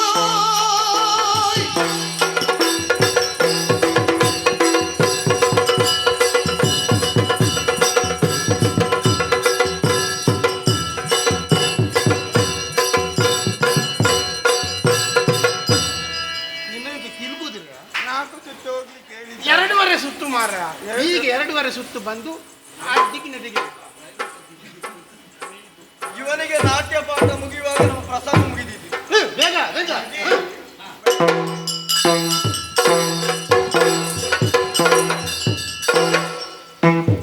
ಇನ್ನು ಮಾತಾಡು ಮಾತಾಡು ಜೋರಲ್ಲಿ. ನಿನ್ನಿಂದ ಆದೀತ ನಿನ್ನಿಂದ ಕೂಡಿತ, ನಿನ್ನಿಂದ ಕೂಡಿತ. ಎಂತದು ಕೂಡಿತ? ಎಂತ ಆಗುದಿಲ್ಲ ಭಾವನೆ ನಿನ್ನದು ಹೀಗೆ. ಅವನೊಟ್ಟಿಗೆ ಯುದ್ಧ ಮಾಡ್ಲಿಕ್ಕ ತಾಗಿಸುವ. ಎಂತದನ್ನು ಕತ್ತಿ ಕತ್ತಿ ನನ್ನ ತಾಗಿಸುವ. ಇದು ಯುದ್ಧವ ನಿನ್ನದು? ನೀನು ಆಗ ಮಾಡಿದ್ದಲ್ಲ ಇದು, ನೀನು ಅದಕ್ಕೆ ಹೋಗ್ಬೇಕಷ್ಟೇ. ಇನ್ನೆಂತ ಅವನು ದುರ್ಭಂಗದವ, ಗೊತ್ತಾಯ್ತಲ್ಲ? ಎಂತ ದುರ್ಭಂಗದವ. ಬೈಬೇಕು ಬೈಬೇಕು ಬೈಬೇಕು.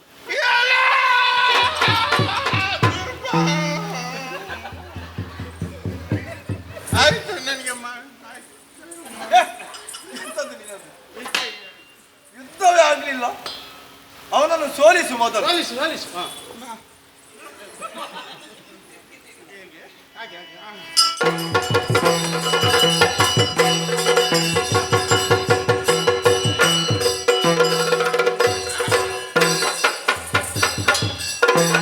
ಒಂದು ಎರಡು ಮೂರು ಹೊಡಿಲಿಕ್ಕೆಲ್ಲ ಹೊಡಿತಾರೆ. ಆಯ್ತಾ ನಿನ್ನದು? ಹೊಡಿತಾರೆ, ತೊಂದರೆ ಇಲ್ಲ. ಅವನನ್ನು ಕಾಲೆತ್ತಬೇಡಿ ಹೇಳಿ, ಅಡಿಯಲ್ಲಿ ನಾನಿದ್ದೇನೆ, ಕೇಸಿಗೆ ಆಗ್ತದೆ. ಯಾವ ಜಾಗಕ್ಕೆ ತಾಗಿತ್ತು ಹುಡುಗಿ ಮತ್ತೆ ಎಲ್ಲಿಯಾದ್ರೂ ತಾಗಿತಾ? ಎಲ್ಲಿಯಾದ್ರೂ ತಾಗಿತಾ ಅಂತ? ತಾಗುವಂತ ಜಾಗವೇ ಇಲ್ಲ. ಅದು ನನಗೆ ಆಗಲೇ ಗೊತ್ತಾಯ್ತು. ಹೋಗ ಇಲ್ಲಿಂದ. ನಿನಗೆ ಫಲಿತಾಂಶ ಕಳಿಸ್ತೇವೆ ಆಯ್ತಾ? ಸ್ವಲ್ಪ ಊಟ ಎಲ್ಲ ಮಾಡಿ ಫಲಿತಾಂಶ ಹೋಗ್ಬೋದು. ಹುಡುಗಿ ಬರ್ತಾಳಲ್ಲ, ಬರ್ತಾಳೆ. ಅದು ಮಾಲೆ ಕೊರಳಿಗೆ ಹಾಕ.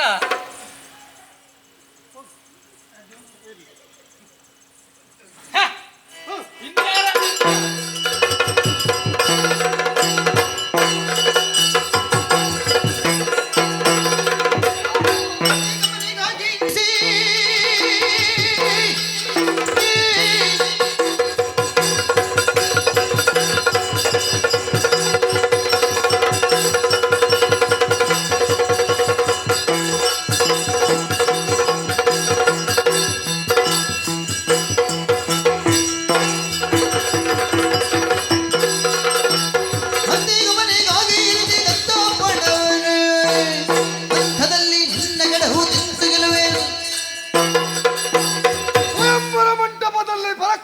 ಪ್ರಕಟಿಸುತ್ತಾ ಇದ್ದೀಯ.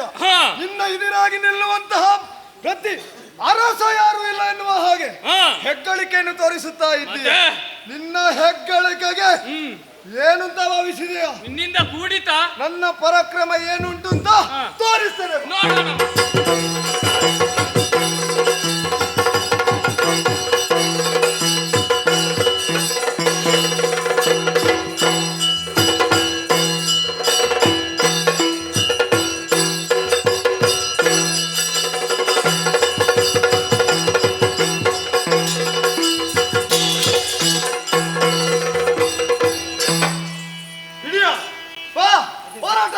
ಭದ್ರಸೇನರವರು ಹೋರಾಟದಲ್ಲಿ ಭದ್ರಸೇನ ಅಲ್ವಾ ಭದ್ರ ಭದ್ರಸೇನರವರು ಹೋರಾಟದಲ್ಲಿ ಸೋತಿದ್ದಾರೆ. ಅದೆಲ್ಲ ಹೇಳ್ಬಾರ್ದು. ವಿಚಾರಕ ಹೀಗೆ ಬಾ. ಹಾರ ಹಾರ ಇದು ಹುಡುಗಿ ಅದು. ಆದ್ರೆ ಹೋರಾಟ ಇನ್ನು ಮುಗಿಲಿಲ್ಲ. ಇದ್ದಾರಲ್ಲವೇ ಏನಿಲ್ವಾ?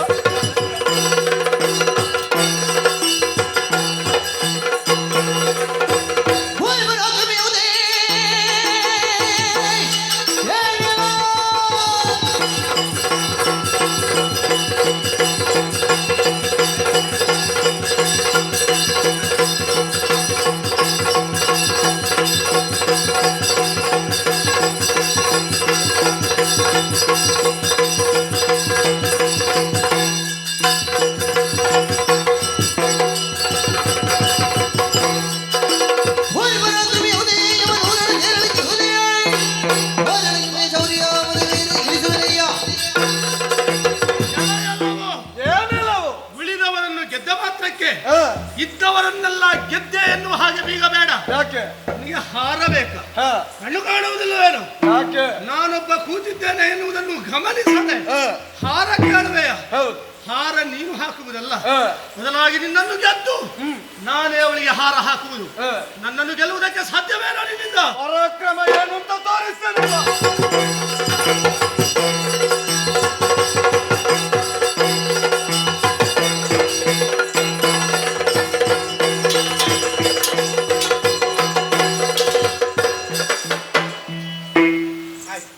ಇನ್ಯಾರಾದ್ರೂ ಇದ್ದಾರಾ? ನಿನಗೆ ಕತ್ತಿಯಲ್ಲಿ ಹಾಕುವುದು ಅಂತ ಗೊತ್ತಿಲ್ಲ. ಅದು ಅವಸರದಲ್ಲಿ, ಹೋರಾಟದ ಒಂದು ಉಲ್ಲಾಸದಲ್ಲಿ. ಅದು ನಮಗೆ ನಾಳೆಗೂ ಬೇಕು. ಹೌದಲ್ಲ? ಬಹುಶಃ ಅದು ನಮ್ಮಲ್ಲೇ ಇರ್ತದೆ. ಗಂಜಿಗೆ ತುಪ್ಪ ಹಾಕಿ ಬಂದದ್ದು ಹಾಗೆ ಕೈ ಜಾರಿ. ಕೈಯಲ್ಲಿ ಪಸೆ ಉಂಟ. ಕೈಯಲ್ಲೇ ಕೆಲಸ. ಅತಿಥಿ ಸತ್ಕಾರ ಉಂಟು. ಎಲ್ಲರನ್ನು ಕೇಳಿದ ಧೈರ್ಯ ತೋರುತ್ತಾಯ.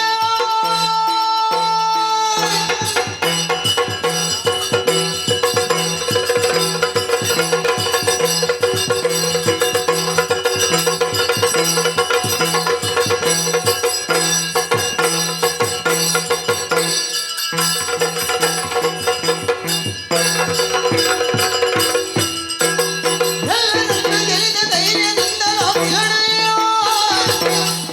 ಮಲ್ಲದಲ್ಲವ ಮೆರೆದು ಬಗೆದ ನೃಪನಂದನ ಮಲ್ಲತನವ ಗೆಲಿಸ ಬೈದ ನೃಪನಂದನ. ಎಲ್ಲ ಗೆದ್ದೆ ಎಂದೆ. ಗೆದ್ದ ಮಾತ್ರಕ್ಕೆ ವೈಶಾಲಿನಿ ನನ್ನವಳು. ಇನ್ನು ಯಾರಲ್ಲಿ ಯಾವುದನ್ನು ಕೇಳುವ ಹಾಗಿಲ್ಲ. ನನ್ನ ನಿರ್ಧಾರವೇ ಅಂತಿಮ. ಇನ್ನು ಸ್ವಲ್ಪ ಹೊತ್ತು ತಡೆ ಮಾಡಿದ್ರೆ ಸೋತ ವೀರರೆಲ್ಲ ಧರಣಿ ಪಾಲಕರಲ್ಲ ಒಂದಾಗಿ ನನ್ನಲ್ಲಿ ಭವರವನ್ನು ಕೊಡುವುದಕ್ಕೆ ಸಾಧ್ಯ ಉಂಟು. ಹಾಗಾಗಿ ಅದಕ್ಕಿಂತ ಮುಂಚಿತವಾಗಿ ವೈಶಾಲಿನಿಯನ್ನು ರಥದಲ್ಲಿ ಕುಳ್ಳಿರಿಸಿ ನನ್ನ ಪ್ರದೇಶವನ್ನು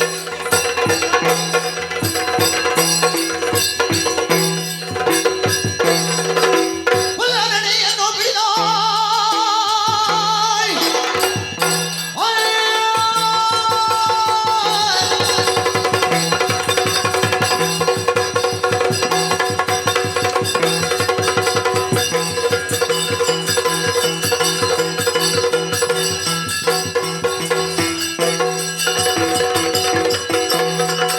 ಉಲ್ಲರಣೆಯನ್ನು ಬಿಡಿದು ರಥದೊಳಿಸುತ್ತ ಎಲ್ಲರಿಗೂ ನಡೆದ ನಗತ್ಯ ವೀಕ್ಷಿತ. ಮದುಮಗಳನ್ನು ಎಳೆದೊಯ್ದ ಯುವಕ ಯಾರಾಗಿ ಹೋಯಿತು? ಸ್ವಯಂವರ ಮಂಟಪದಲ್ಲಿ ಗೆದ್ದದ್ದೇನೋ ಸತ್ಯ. ಅಪ್ಪನ ಯಾವುದೇ ಅಪ್ಪಣೆ ಇಲ್ಲದೆ ಕದ್ದುಕೊಂಡು ಹೋಗಿದ್ದಾನೆ. ಎಲ್ಲಿ ಅರಸನೇ? ಸಕಲರು ಆಲಿಸಬೇಕು. ನೀವೆಲ್ಲರೂ ಇರುತ್ತಾ ನನ್ನ ಮಗಳ ಅಪಹರಣವಾಗಿದೆ. ಆ ಯುವಕನನ್ನು ಬಂಧಿಸಿ ಎಳೆದುಕೊಂಡು ಬನ್ನಿ.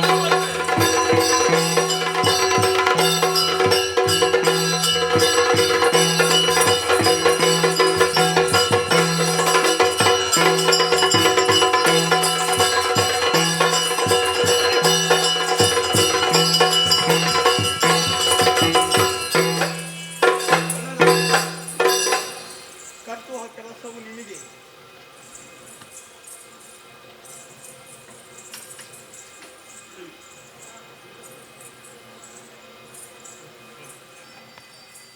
ಕಟ್ಟಿ ಆಯ್ತು. ಕಟ್ಟಿದ್ದೇನೋ ಸತ್ಯ, ಸಂತೋಷವಾಯಿತು. ಎಂದಾದರೂ ಈ ರೀತಿಯಾಗಿ ಕನ್ಯೆಯನ್ನು ಅಪಹರಿಸುವವರಿಗೆ ಯಾವ ಶಿಕ್ಷೆ ಎನ್ನುವುದು ಲೋಕಕ್ಕೆ ಗೊತ್ತಾಗಲಿ, ಕಾರಾಗೃಹಕ್ಕೆ ತಳ್ಳಿ.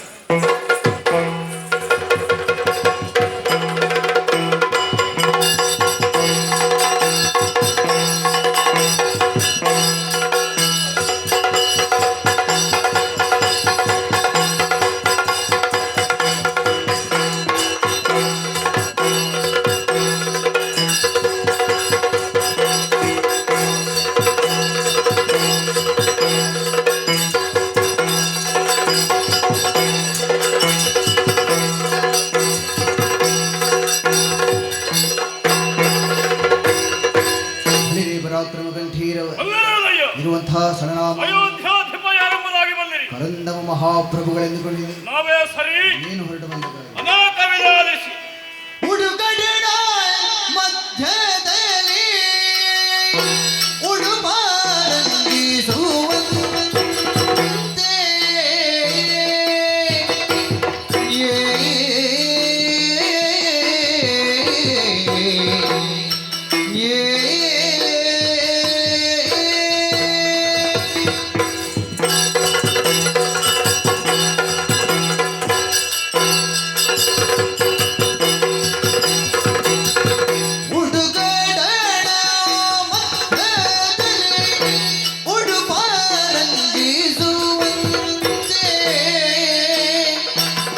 ಸಡಗರದಿ ಪಂಚಾಶ ಪೀಠ ಆಟದಿರಲೆಡ ಬಲದಿ ಪಿಡಿಯ ಚಾಮರ ಛತ್ರ ಆಟದಿರಲೆಡ ಬಲದಿ ಪಿಡಿಯ ಚಾಮರ ಛತ್ರ ನಡುವೆ ಮೆರೆದನು ಕರಂದ ಮನೋ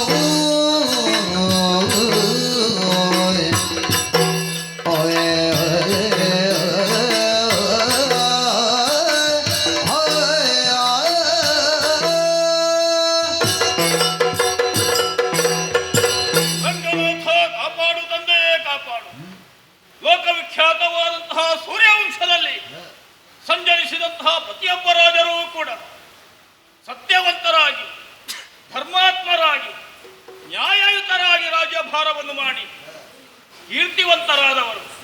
ಅದೇ ಖನ ಪರಂಪರೆಯಲ್ಲಿ ಖನಿನೇತ್ರ ಮಹಾರಾಜರಿಗೆ ಮಗನಾಗಿ ಹುಟ್ಟಿಕೊಂಡವನು ನಾನು.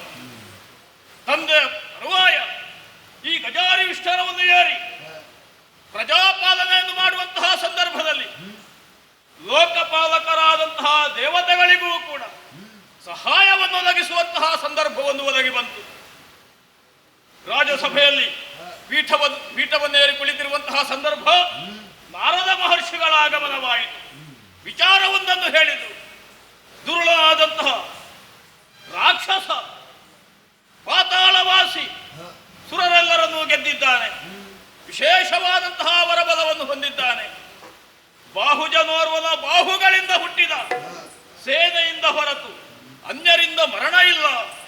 ಈ ಕಾಲಕ್ಕೆ ದೇವತೆಗಳಿಗೆ ನೀನು ಸಹಾಯವನ್ನು ಮಾಡಬೇಕು. ಈ ಕ್ಷಣದಲ್ಲಿ ಅಗಸ್ತ್ಯಾಶ್ರಮವನ್ನು ಸೇರಿಕೋ. ಅಗಸ್ತ್ಯರ ಅನುಗ್ರಹದಿಂದಲಾಗಿ ಆ ಕಳವನ್ನು ಸಂಹರಿಸುವಂತಹ ಯೋಗ್ಯತೆ ನಿನಗೆ ಪ್ರಾಪ್ತವಾಗುತ್ತದೆ ಎನ್ನುವುದಾಗಿ ಹೇಳಿದರು. ಸುರರಿಗೆ ಸಹಾಯವನ್ನು ಮಾಡುವಂತಹ ಈ ಸುಸಂದರ್ಭವನ್ನು ಉಪಯೋಗಿಸಿಕೊಳ್ಳಬೇಕು ಎನ್ನುವ ಉದ್ದೇಶದಿಂದಲೇ ನೇರವಾಗಿ ಅಗಸ್ತ್ಯರ ಬಳಿಗೆ ಹೋದೆ. ಎಲ್ಲವನ್ನೂ ಅವರಲ್ಲಿ ನಿವೇದಿಸಿಕೊಂಡೆ. ತಮ್ಮದ್ದಾದಂತಹ ತಪಶಕ್ತಿ ಎಲ್ಲವನ್ನು ನನಗೆ ಧಾರೆ ಎರೆದರು. ಖಳರೊಡನೆ ಯುದ್ಧವನ್ನು ಮಾಡುವಂತಹ ಹೊತ್ತಿಗೆ ಒಂದೊಮ್ಮೆಗೆ ನಿನ್ನ ಕೈ ಸೋತು ಹೋಗುವಂತಹ ಪಕ್ಷದಲ್ಲಿ ನಿನ್ನ ಉಭಯ ತೋಳುಗಳನ್ನು ಕೊಡಹಿದಾಗ ಅಸಂಖ್ಯಾತವಾದಂತಹ ಸೇನೆ ಉದ್ಭವಿಸುತ್ತದೆ. ಆ ಸೇನೆಯೇ ಖಳರ ನಿರ್ಮೂಲನ ಮಾಡುತ್ತದೆ ಎನ್ನುವುದಾಗಿ ಹರಿಸಿದರು. ಹಾಗೆ ಧುರವನ್ನೇ ಎಸಗಿದೆ. ಕೂಳನಾದಂತಹ ವಿರೂಪಾಕ್ಷನನ್ನು ಕರಿದವ ನಾನು. ಆ ಕಾಲಕ್ಕೆ ಸಂತುಷ್ಟನಾದಂತಹ ಸುರಪನೇ ಸ್ವರ್ಗದಿಂದ ಇಳಿದು ಬಂದು ನನ್ನನ್ನು ಅನುಗ್ರಹಿಸಿದ. ಇನ್ನು ಮುಂದಕ್ಕೆ ನೀನು ಕರಂಧವನೆನ್ನುವುದಾಗಿ ಪ್ರಖ್ಯಾತನಾಗು ಎನ್ನುವುದಾಗಿ ಆಶೀರ್ವಾದವನ್ನು ಮಾಡಿದ. ಪುರವನ್ನು ಸೇರಿಕೊಂಡೆ. ಸತ್ಕುಲ ಪ್ರಸೂತೆಯಾದಂತಹ ವೀರೆಯನ್ನು ವರಿಸಿದೆ. ನಮ್ಮ ದಾಂಪತ್ಯದ ಪ್ರತೀಕವಾಗಿ ಸುತನೋರ್ವನು ಹುಟ್ಟಿಕೊಂಡ. ಅವೀಕ್ಷಿತನೆನ್ನುವಂತಹ ಹೆಸರನ್ನಿರಿಸಿದೆ. ಸಕಲ ವಿದ್ಯಾರ್ಜನೆಯನ್ನು ಮಾಡಿಸಿ ಈ ಕಾಲಕ್ಕೆ ಪ್ರಬುದ್ಧನಾದಂತಹ ಆತನಿಗೆ ಮದುವೆಯನ್ನು ಮಾಡಬೇಕು ಎನ್ನುವುದಾಗಿ ಯೋಚಿಸುತ್ತಾ ಇದ್ದ ಸಂದರ್ಭದಲ್ಲಿ ಬಂತು ಓಲೆ. ವಿಶಾಲರಾಯನೇ ಕಳುಹಿಸಿದಂತಹ ಒಕ್ಕಣೆ ಮಗಳಾದಂತಹ ವೈಶಾಲಿನಿಯ ವಿವಾಹಕ್ಕೆ ಆಗಮಿಸಿ ಉಪಸ್ಥಿತರಿರಬೇಕು ಎನ್ನುವುದಾಗಿ ಪ್ರಾಯಪ್ರಬುದ್ಧನಾದಂತಹ ಮಗನನ್ನು ಕಳುಹಿಸಿ ಆ ಕನ್ಯೆಯನ್ನು ವರಿಸುವಂತೆ ಸಗಬೇಕು ಎನ್ನುವ ಉದ್ದೇಶದಲ್ಲಿ ಮಗನನ್ನು ಅಲ್ಲಿಗೆ ಕಳುಹಿಸಿದೆ. ಆದರೆ ಈಗ ಚಾರರು ಬಂದು ಹೇಳುತ್ತಾ ಇದ್ದಾರಲ್ಲ,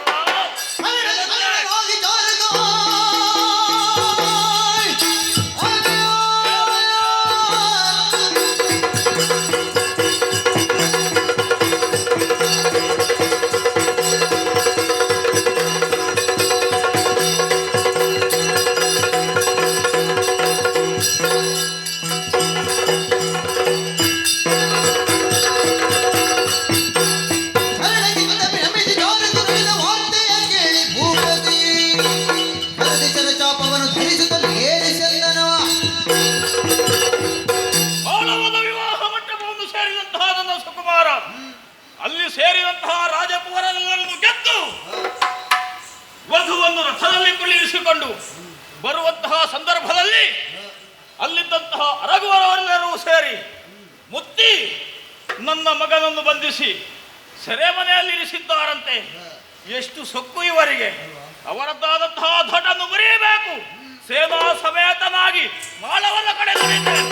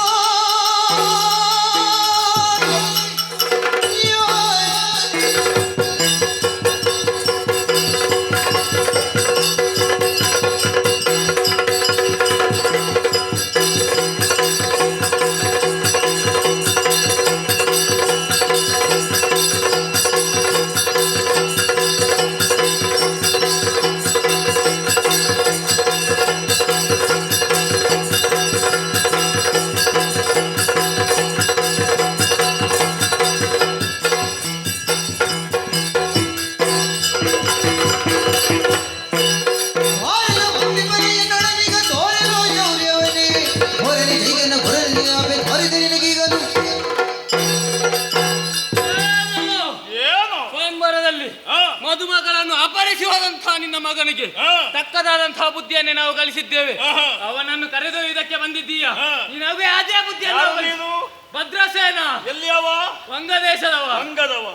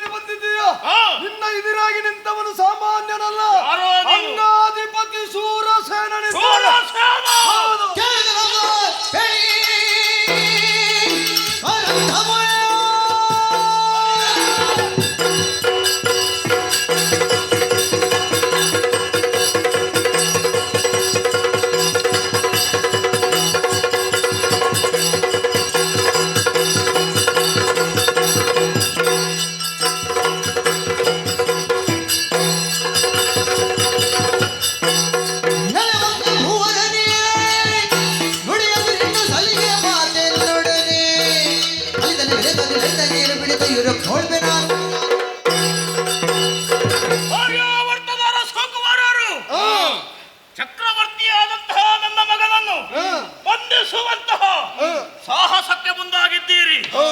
ಹಲವು ಮದಗಜಗಳೊಂದಾಗಿ ಕೇಸರಿಯ ಮರಿಯನ್ನು ತೊಡಕುವಂತೆ ನನ್ನ ಮಗನನ್ನು ಕೆಳಕಿದಂತಹ ಅದರ ಪರಿಣಾಮ ಏನು ಎನ್ನುವುದನ್ನು ದುರಾಮುಖದಲ್ಲಿ ತೋರಿಸುತ್ತಾರೆ.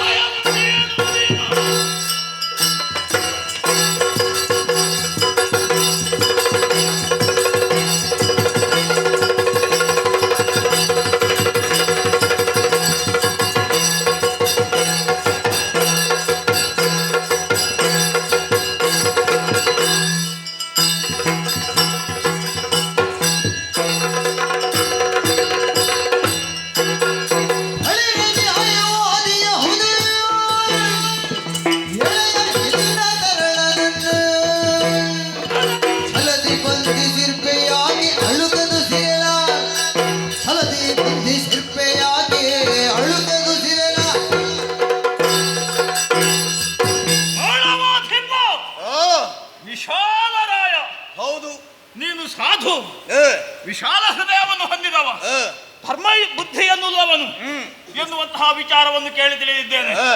ನಿನ್ನ ಬುದ್ಧಿಗೆ ಮಂಕು ಪಡೆದು ಹೋಯಿತೇನೋ? ಏನಾಯಿತು? ಸ್ವಯಂವರ ವೇದಿಕೆಗೆ ಬಂದಂತಹ ನನ್ನ ಸುಕುಮಾರ ಸಮಸ್ತ ರಾಜಾದಿರಾಜರನ್ನು ಗೆದ್ದು ನಿನ್ನ ಮಗಳನ್ನು ಕರೆದೊಯ್ಯುವಂತಹ ಸಂದರ್ಭದಲ್ಲಿ ಎಲ್ಲರೂ ಒಂದಾಗಿ ಸಾರಿ ಅವನನ್ನು ಬಂಧಿಸಿ ಸೆರೆಮನೆಯಲ್ಲಿರಿಸಿದ್ದೀರಂತೆ. ಹಾಗಾಗಿ ವಿಚಾರಿಸುವುದಕ್ಕೆ ಬಂದವನು ಅವನ ಅಯ್ಯ ಕರಂಧಮ, ಸೂರ್ಯವಂಶವನಿ ರಾಜ ಕರಂಧಮ. ಎಚ್ಚರಿಸ್ತಾ ಇದ್ದೇನೆ, ಅವನನ್ನು ವಿಚಾರಿಸುವುದಕ್ಕೂ ಅಥವಾ ಶಿಕ್ಷಿಸುವುದಕ್ಕೂ ಯಾವ ನ್ಯಾಯ ಇದೆ ನನಗೆ? ಹಣವಾಗಿದ್ದ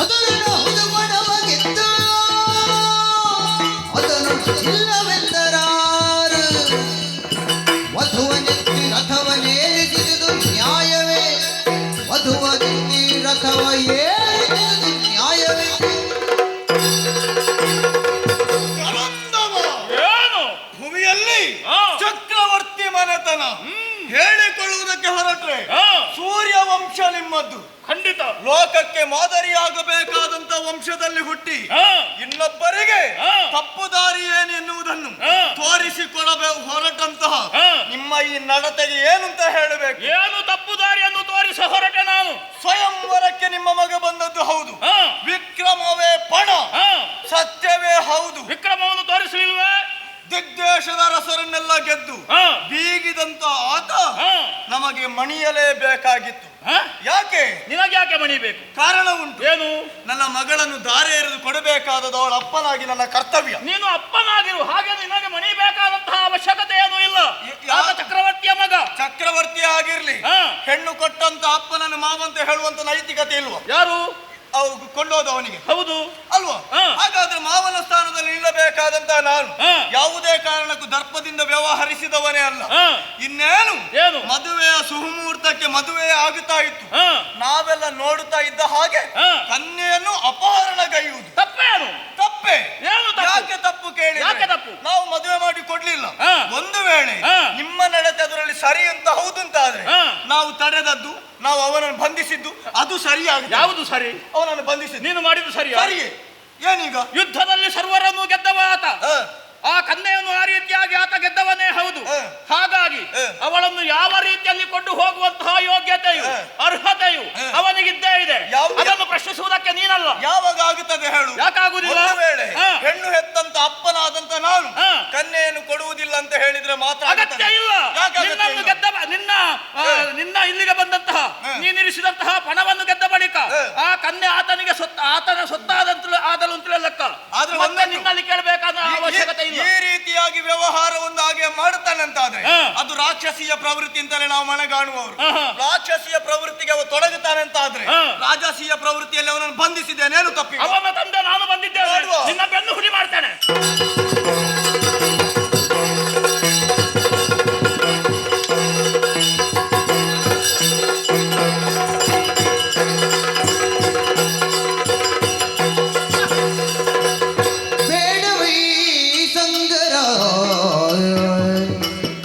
ಬೇಡುತ್ತಲೇನು ಸೇಡಿನೊಳಿ ಪರಿ ಮಾಡುವುದು ಚಿನ್ನವೇ ಬೇಡ.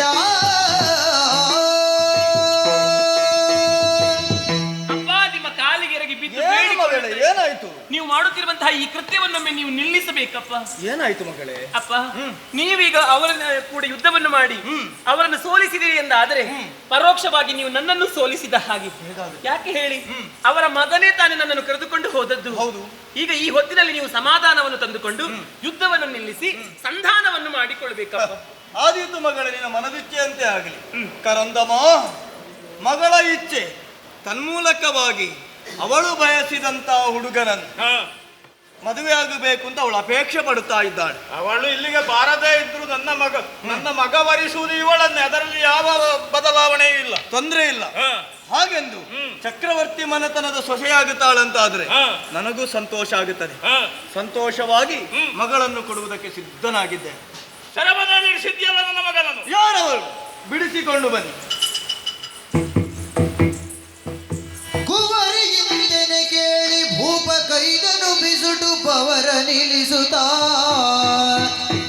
ಕೋಸಲೇಶನು ಮನ್ನಿಸುತ್ತ ಕುವರನನು ಕತ್ತಲಾಲಯದಿಂದ ಬಿಡಿಸುತ್ತ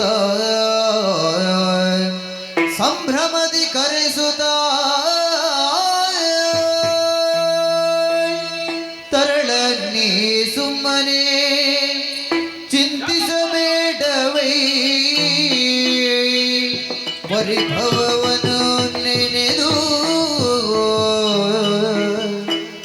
ದುರುಳ ರಣದಲ್ಲಿ ಕೆಡಹೀರ್ಪೆ ಮುದದಲ್ಲಿ ಪರಿಣಯ ಕಣಿಯಾಗು ಮಗನೇ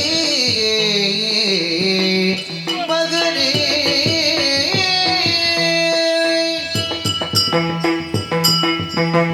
ಸುಕುಮಾರ, ತೀರ್ಥರೂಪರೇ, ಅವೀಕ್ಷಿತ ಜನಕ ನೆಲನೋಟಕನಾಗಿರು. ಮೊಗ ಬಾಡಿ ಹೋಗಿದೆ. ಅರ್ಥವಾಯಿತು ನಿನ್ನ ಮನಸ್ಸಿನ ಸ್ಥಿತಿ ಏನು ಎನ್ನುವುದನ್ನು. ಧುರದಲ್ಲಿ ಸೋತೆ ಎನ್ನುವಂತಹ ಖಿನ್ನತೆ ನಿನಗೆ ಖಂಡಿತವಾಗಿಯೂ ಚಿಂತಿಸಬೇಕಾದಂತಹ ಅಗತ್ಯ ಇಲ್ಲ. ನೀನು ಧುರದಲ್ಲಿ ಸೋತದ್ದೇ ಅಲ್ಲ, ಅರಸನೆನಿಸಿದಂತಹ ಬಣದಂತೆ ಸಕಲ ರಾಜರೆಲ್ಲರನ್ನು ಗೆದ್ದು ನಿನ್ನದ್ದಾದಂತಹ ಪೌರುಷ ಏನು ಎನ್ನುವುದನ್ನು ಈ ಸ್ವಯಂವರ ಮಂಟಪದಲ್ಲಿ ನೀ ಕಾಣಿಸಿಕೊಟ್ಟವನಿದ್ದಿ. ಹಾಗೆಂದು ಅವರೆಲ್ಲರೂ ಒಂದಾಗಿ ನಿನ್ನನ್ನು ಮೋಸದಿಂದ ಬಂಧಿಸಬಹುದು. ಈ ಕುರಿತಾಗಿ ಚಿಂತಿಸಬೇಕಾದಂತಹ ಅಗತ್ಯ ಇಲ್ಲ.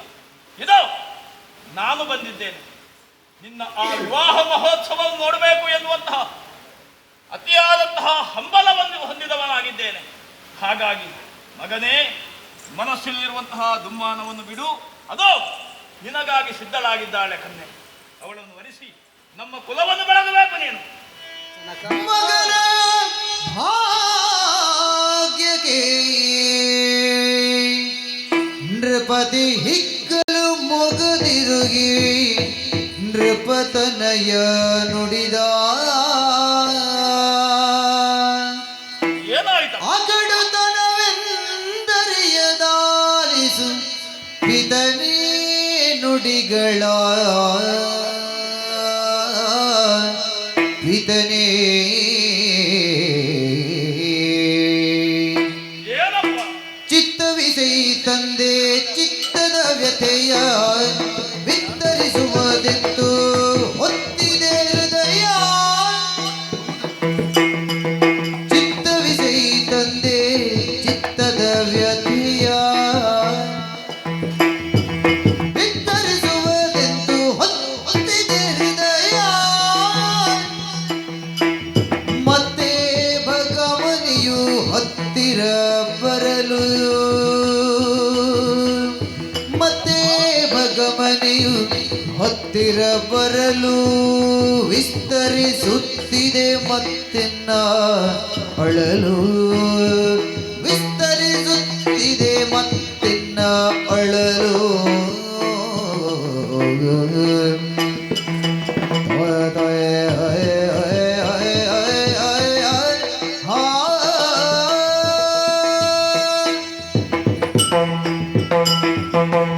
ಜನಕ, ಕುಮಾರ, ಆಜ್ಞಾ ರೂಪದಲ್ಲಿ ಹೋಗು ಮಗನೇ, ಮಾಳವ ದೇಶವನ್ನು ಸೇರಿಸು.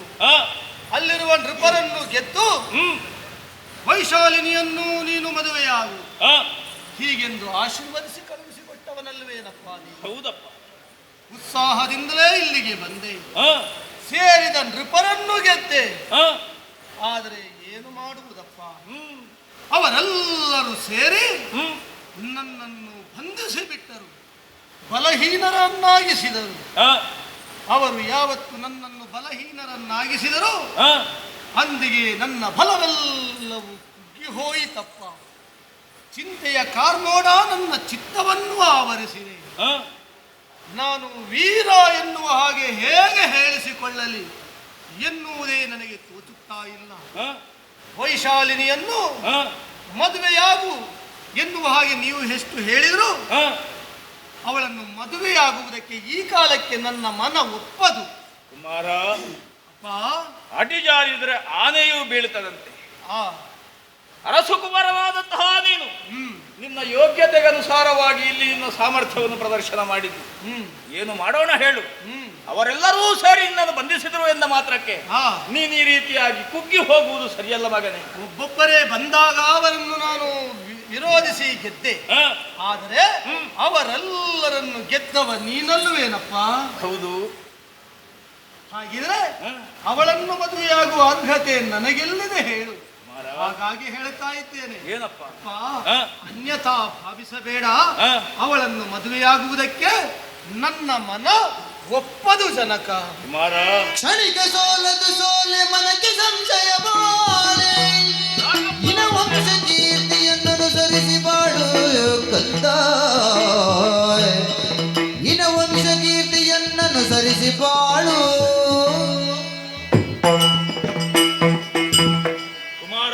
ಜನಕ, ಕ್ಷಣಿಕವಾದಂತಹ ಸೋಲಿನ ಕುರಿತಾಗಿ ಯೋಚಿಸಿ ನೀನು ಈ ರೀತಿಯಾಗಿ ಜೀವನದಲ್ಲಿಯೇ ವೈರಾಗ್ಯವನ್ನು ಹೊಂದುವುದು ತರವಲ್ಲ. ಯಾಕೆ ಹೇಳು?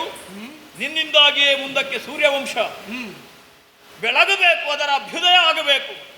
ಹಾಗಾಗಿ ಈಕೆಯನ್ನು ನೀನು ವರಿಸಿ ನಮ್ಮ ಕುಲದ ಉದ್ಧಾರದ ಕುರಿತಾಗಿ ಯೋಚಿಸಬೇಕಾದ ನಿನ್ನ ಕರ್ತವ್ಯವಾಗಿದೆ. ಜನಕ, ಸೋಲು ಕ್ಷಣಿಕವಾಗಿರಬಹುದು, ಆದರೆ ಅದರ ಪರಿಣಾಮ ಎನ್ನುವುದು ಅದು ಅಗಾಧವಾದುದಪ್ಪ. ಸೂರ್ಯ ವಂಶದಲ್ಲಿ ಹೀನ ಬಲನೊಬ್ಬ ಈ ತರುಣಿಮಣಿಯನ್ನು ಮದುವೆಯಾದರೆ ಅವ ಮುಂದೆ ಎಂತೂ ಇವಳನ್ನು ಒಳ್ಳೆಯ ರೀತಿಯಲ್ಲಿ ಜೀವನ ಸಾಗಿಸುವುದಕ್ಕೆ ಸಾಧ್ಯ. ಕೆಟ್ಟ ಹೆಸರು ನನಗೆ ಬಂದಿತ್ತು, ನಮ್ಮ ವಂಶಕ್ಕೆ ಇದು ಕಳಂಕವಾದೀತು. ಹಾಗಾಗಿ ನಮ್ಮ ವಂಶದ ಧವಳ ಕೀರ್ತಿಗೆ ಕಪ್ಪು ಚುಕ್ಕೆಯನ್ನಿಡುವುದಕ್ಕೆ ನನ್ನ ಮನಸ್ಸು ಒಪ್ಪುತ್ತಾ ಇಲ್ಲ. ಹಾಗಾಗಿ ಇವಳನ್ನು ಮದುವೆಯಾಗುವುದಕ್ಕೆ ಸರ್ವತಾ ಸಾಧ್ಯ. ಇವರ ವಾದವ ಕೇಳಿ ದುಗುಡದಿ ಕುವಲಯಾಂಬಕಿ ಬಂದು ಸನಿಹಗೆ ತವಕದಲ್ಲಿ ನಯ ನುಡಿಗಳಲ್ಲಿ ತಾನೆಂದಳಿಂತೆಂದು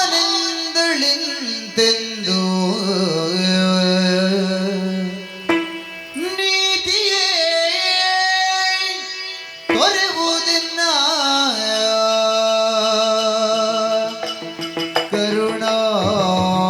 ಕರುಣಾಳು ಪೇಳು ನೀತಿಯೇ ತೊರೆವುದನ್ನ ಕರುಣಾಳು ಪೇಳು ನೀತಿಯೇನೇ ರಣದ ಕಣದಲ್ಲಿ ಭೂತಳಾಧಿಪರನ್ನು ಸೋಲಿಸಿ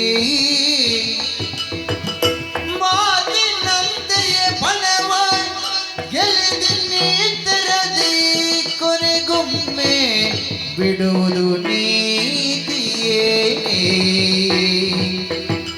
ನೀತಿಯೇ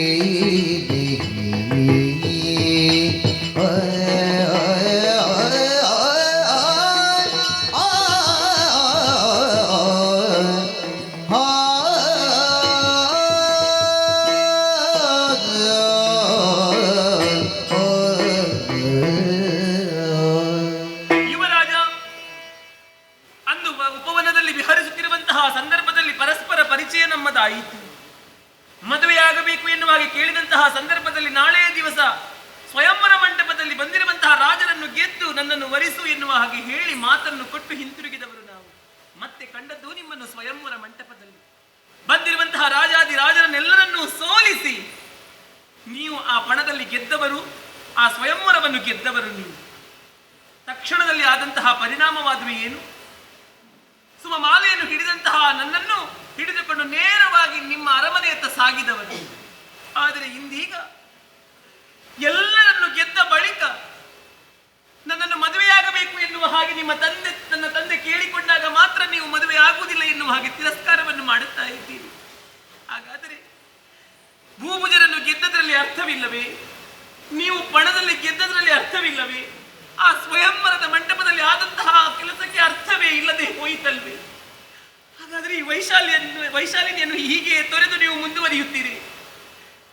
ಒಂದು ನೆನಪಿಟ್ಟುಕೊಳ್ಳಿ, ನೀವು ನನ್ನನ್ನು ವಿವಾಹ ಆಗದೆ ಹೋದಿರಿ ಎಂದಾದರೆ ಖಂಡಿತವಾಗಿಯೂ ಈ ವೈಶಾಲಿನಿಯನ್ನು ಬೆಂಕಿಗೆ ತಳ್ಳಿದ ಹಾಗೆ, ಬೆಂಕಿಗೆ ಆಹುತಿಯನ್ನು ಕೊಟ್ಟ ಹಾಗೆ, ನನ್ನ ಜೀವನವನ್ನು ನರಕದಲ್ಲಿ ಬಿಟ್ಟು ಹೋದ ಹಾಗೆ. ಹಾಗಾಗಿ ನಿಮ್ಮಲ್ಲಿ ಕೈ ಮುಗಿದು ಬೇಡಿಕೊಳ್ಳುತ್ತಾ ಇದ್ದೇನೆ, ನನ್ನನ್ನು ವರಿಸಬೇಕು, ನೀವು ನನ್ನನ್ನು ಉದ್ಧರಿಸಬೇಕು. ವರಚಂದಿರಾಜೇ ಕುಂದರದನೇ ಇಂದು ರಣದಲ್ಲಿ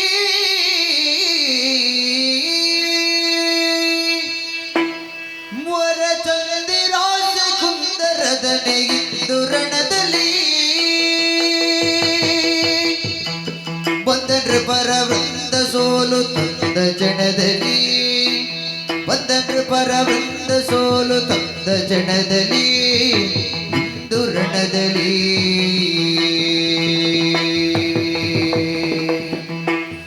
ಐತಂದು ಹಿಂದೆ ನಿಂದು ಮುಂದೆ ಮುಂದೆ ನೃಪರನು, ಐತಂದು ತಂದೆ ನಿಂದು ಮುಂದೆ ಮುಂದೆ ನೃಪರನು ಕೊಂಡಾನು ನನ್ನ ಹಿಂದೆ ಸೋತ ಕುಂದ ಮರೆಯೇನು,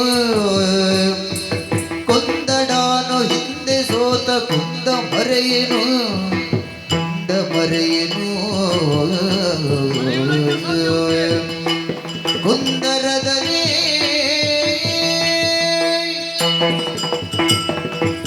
ಓ ಕುಂದರದನೇ ಯುವರಾಜ, ವೈಶಾಲಿನಿ, ಏನು?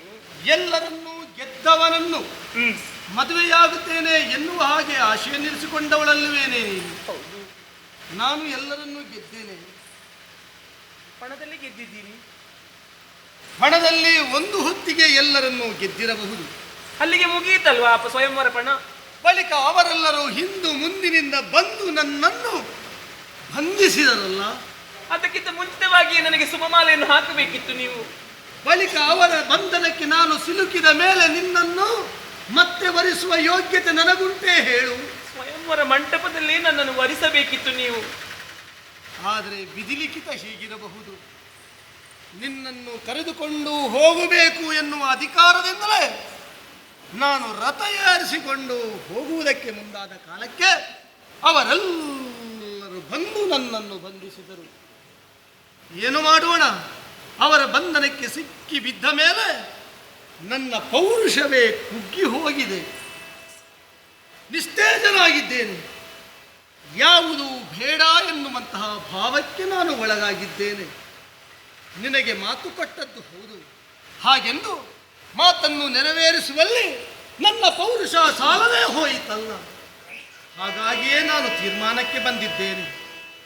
ಬೇಡ, ಸಂಸಾರ ಬೇಡ, ಸಂಸಾರ ಎನ್ನುವ ಬಂಧನ ಬೇಡ, ಮಡದಿ ಮಕ್ಕಳು ಯಾವುದೂ ನನಗೆ ಬೇಡ. ಗೃಹಸ್ಥಾಶ್ರಮವನ್ನು ಪ್ರವೇಶ ಮಾಡದೆ ನಾನು ಜೀವನದಲ್ಲಿ ಏಕಾಂಗಿಯಾಗಿಯೇ ಉಳಿದುಕೊಳ್ಳುತ್ತೇನೆ. ಹಾಗಾಗಿ ನಿನ್ನಲ್ಲಿ ಹೇಳುವುದಿಷ್ಟೇ, ಅವರಲ್ಲಿ ಅತಿ ಬಲ ಯಾರಾದರೂ ಒಬ್ಬನಿದ್ದರೆ ಅವನನ್ನು ವಿವಾಹವಾಗಿ ಜೀವನದಲ್ಲಿ ನೀನು ಸುಖವನ್ನು ಅನುಭವಿಸು. ಹರಿದೆ ನನ್ನನ್ನು ಮನದಲ್ಲಿ ನೆನೆದು ನೆನೆದು ಕೊರಗಬೇಡ. ಹಾಗೇ ಮಾಡು. ನೆವನ ಹೇಳುವುದೇತಕ್ಕೆ ಭೂವರರಲ್ಲಿ ಪವರ ಕೈದಿ ಹರೀತಿಗೆ, ಭೂವರರಲ್ಲಿ ಪವರ ಕೈದಿ ಹರೀತಿಗೆ ದಿವಿಜ ಸಂತತಿ ಪೊಗಳುವುದು ಖರೆ ಯವನಿಯೊಳಗೆಣೆ ಗಾಣೆಟಿನಗೆ ಇನ್ನವತರಿಸಿ ವರಿಸೆನ್ನ ನೀಕ್ಷಣ ತವ ಚರಣ ಸೇವೆಯನ್ನು ಕರುಣಿಸಬಾರದೇನೆ, ತವ ಚರಣ ಸೇವೆಯ ಕರುಣಿಸಬಾರದೆ ಬಾರದೆ.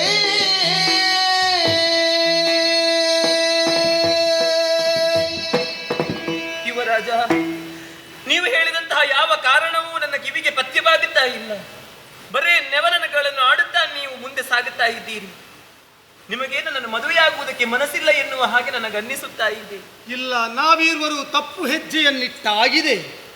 ನಾನು ಎಳೆದುಕೊಂಡು ಹೋಗುತ್ತೇನೆ ಅಂತ ಸಂಕಲ್ಪಿಸಿದ್ದಾಗ ಸುಮಮಾಲೆಯನ್ನು ನೀನು ಹಿಡಿದಿದ್ದವಳಲ್ಲವೇ? ಹೌದು. ಪಣದ ನಿಯಮ ಹೇಗೆ? ಗೆದ್ದವರಿಗೆ ನೀನು ಸುಮಮಾಲೆಯನ್ನು ಹಾಕುವುದು. ನೀನು ಹಾಕಲಿಲ್ಲ, ನಾನು ದುಡುಕಿ ಬಿಟ್ಟೆ. ಅದರ ಪರಿಣಾಮ ಹೀಗೆಲ್ಲ ಆಗಿ ಹೋಯಿತು. ಇದೆಲ್ಲ ವಿಧಿ ಲಿಖಿತ. ಲಲಾಟ ಲಿಖಿತಾರೇಖಾ ಪರಿಮಾಷ್ಟಿನ್ನ ಶಕ್ಯತೆ. ವಿಧಿ ಬರೆದದ್ದನ್ನು ಯಾರಿಂದಲೂ ತಪ್ಪಿಸುವುದಕ್ಕೆ ಸಾಧ್ಯವಿಲ್ಲ ತಾನೆ. ಯಾವ ಶಾಸ್ತ್ರವನ್ನು ಹೇಳಿದರೂ ಕೂಡ ನನ್ನ ಜೀವನ ಮಾತ್ರ ನರಕದಲ್ಲಿ ಬಿದ್ದು ಹೋಯಿತಲ್ಲ. ನಾನಿನ್ನು ಹೇಗೆ ಬಾಳ್ವೆಯನ್ನು ನಡೆಸುವುದು? ನನ್ನನ್ನಿನ್ನು ವರಿಸುವವರು ಯಾರಿದ್ದಾರೆ? ಒಮ್ಮೆ ನೀವು ಕಣ್ಣು ತೆರೆದು ನೋಡಿ. ವ್ಯಷ್ಟಿಯಾಗಿ ಆಲೋಚನೆ ಮಾಡಬೇಡಿ, ಸಮಷ್ಟಿಯಾಗಿ ಆಲೋಚನೆಯನ್ನು ಮಾಡಿ. ಸ್ವಯಂವರ ಮಂಟಪದಲ್ಲಿ ರಾಜರನ್ನು ಗೆದ್ದಿದ್ದೀರಿ ಎಂಬುದು ಸತ್ಯ ಲೋಕಕ್ಕೆ ತಿಳಿದಂತಹ ವಿಚಾರ. ಇಲ್ಲಿ ಯಾರೂ ಕೂಡ ಆಕ್ಷೇಪ ಮಾಡುವವರಿಲ್ಲ. ಒಂದು ವೇಳೆ ನನ್ನ ತಂದೆಯೋ ಅಥವಾ ನಿಮ್ಮ ತಂದೆಯೋ ಆಕ್ಷೇಪವನ್ನು ಮಾಡುತ್ತಿದ್ದರೆ ನೀವು ಈ ರೀತಿಯಾಗಿ ನನ್ನನ್ನು ಬಿಟ್ಟು ತ್ಯಜಿಸಿ ಹೋಗಬಹುದಿತ್ತು. ಇಲ್ಲಿ ಯಾರೂ ಆಕ್ಷೇಪಿಸುವವರಿಲ್ಲ. ಮತ್ತೆ ಸೋತಂತಹ ರಾಜರು ಮತ್ತೆ ಬಂದು ನಿಮ್ಮಲ್ಲಿ ಕೇಳಿ ಪ್ರಶ್ನೆಯನ್ನು ಮಾಡುವುದಿಲ್ಲ. ಹಾಗಾಗಿ ನಿಮ್ಮಲ್ಲಿ ಬಿದ್ದು ಬೇಡಿಕೊಳ್ಳು, ನನ್ನನ್ನು ವರಿಸಿ. ನಿಮ್ಮ ಚರಣ ಸೇವೆಗೆ ಈ ವೈಶಾಲಿನಿ ಸಿದ್ಧಳಾಗಿದ್ದಾಳೆ. ಇಲ್ಲ, ಈ ಅವೀಕ್ಷಿತನ ಬದುಕಿನಲ್ಲಿ ಕಪ್ಪು ಚುಕ್ಕೆ ಎನ್ನುವುದು ಬರಕೂಡದು. ಧರಣಿ ಚಂದ್ರಾದಿತ್ಯ ಶರದಿ ತಾರಾವಳಿಗಳಿರುವನ್ನಗಂ ನಮ್ಮ ಅಯೋಧ್ಯೆಯ, ನಮ್ಮ ಸೂರ್ಯ ವಂಶದ ಯಶೋಗಾಥೆ ಅದು ಶಾಶ್ವತವಾಗಿ ಉಳಿಯಬೇಕು. ಒಮ್ಮೆ ಮಾಡಿದ ನಿರ್ಧಾರವನ್ನು ಯಾವ ಕಾಲಕ್ಕೂ ನಾನು ಬದಲಾಯಿಸುವವನಲ್ಲ. ಅಪವಾದ ಎನ್ನುವುದು ಪ್ರತಿಯೊಬ್ಬನನ್ನು ಬಿಟ್ಟು ಹೋಗುವುದಲ್ಲ.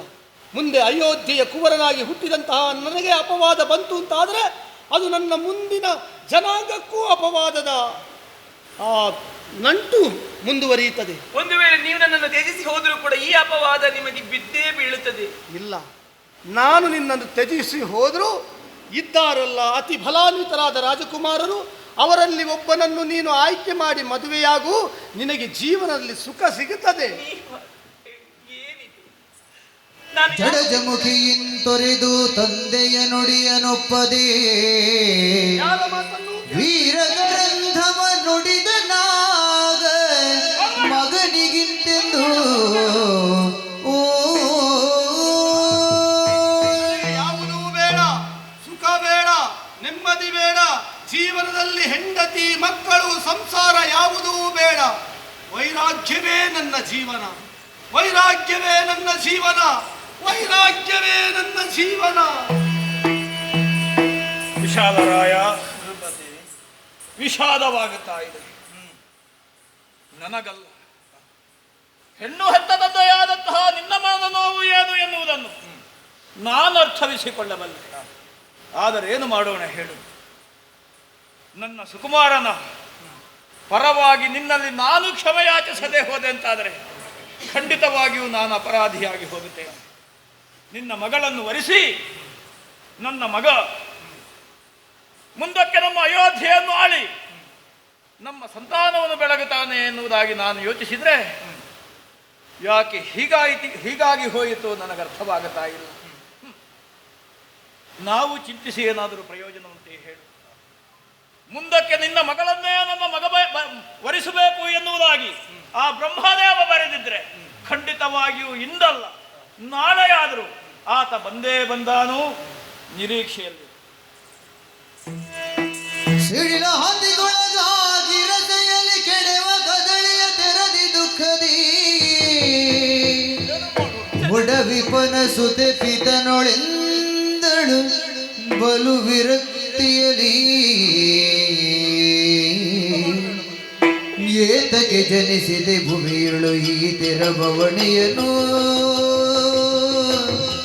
ಖಾದಿಯೊಳಿತ್ತನೆ ಕಮಲಜ ಪಾತಕಿಯನುತ ಖಾದಿಯೊಳಿತ್ತನೆ ಕಮಲಜ ಪಾತಕಿಯೊಳೆನುತ ಪಣಗೆಲಿದಾತನೆ ಪತಿ ನಿನಗೆನು ತಾಡಿದ ತವ ವಚನವ ಮನದಲ್ಲಿ ನಿಜವೆಂದರಿದರೆ ಕನಸಿನ ಗಂಟಾಯ್ತೆ ಕನಸಿನ ಗಂಟ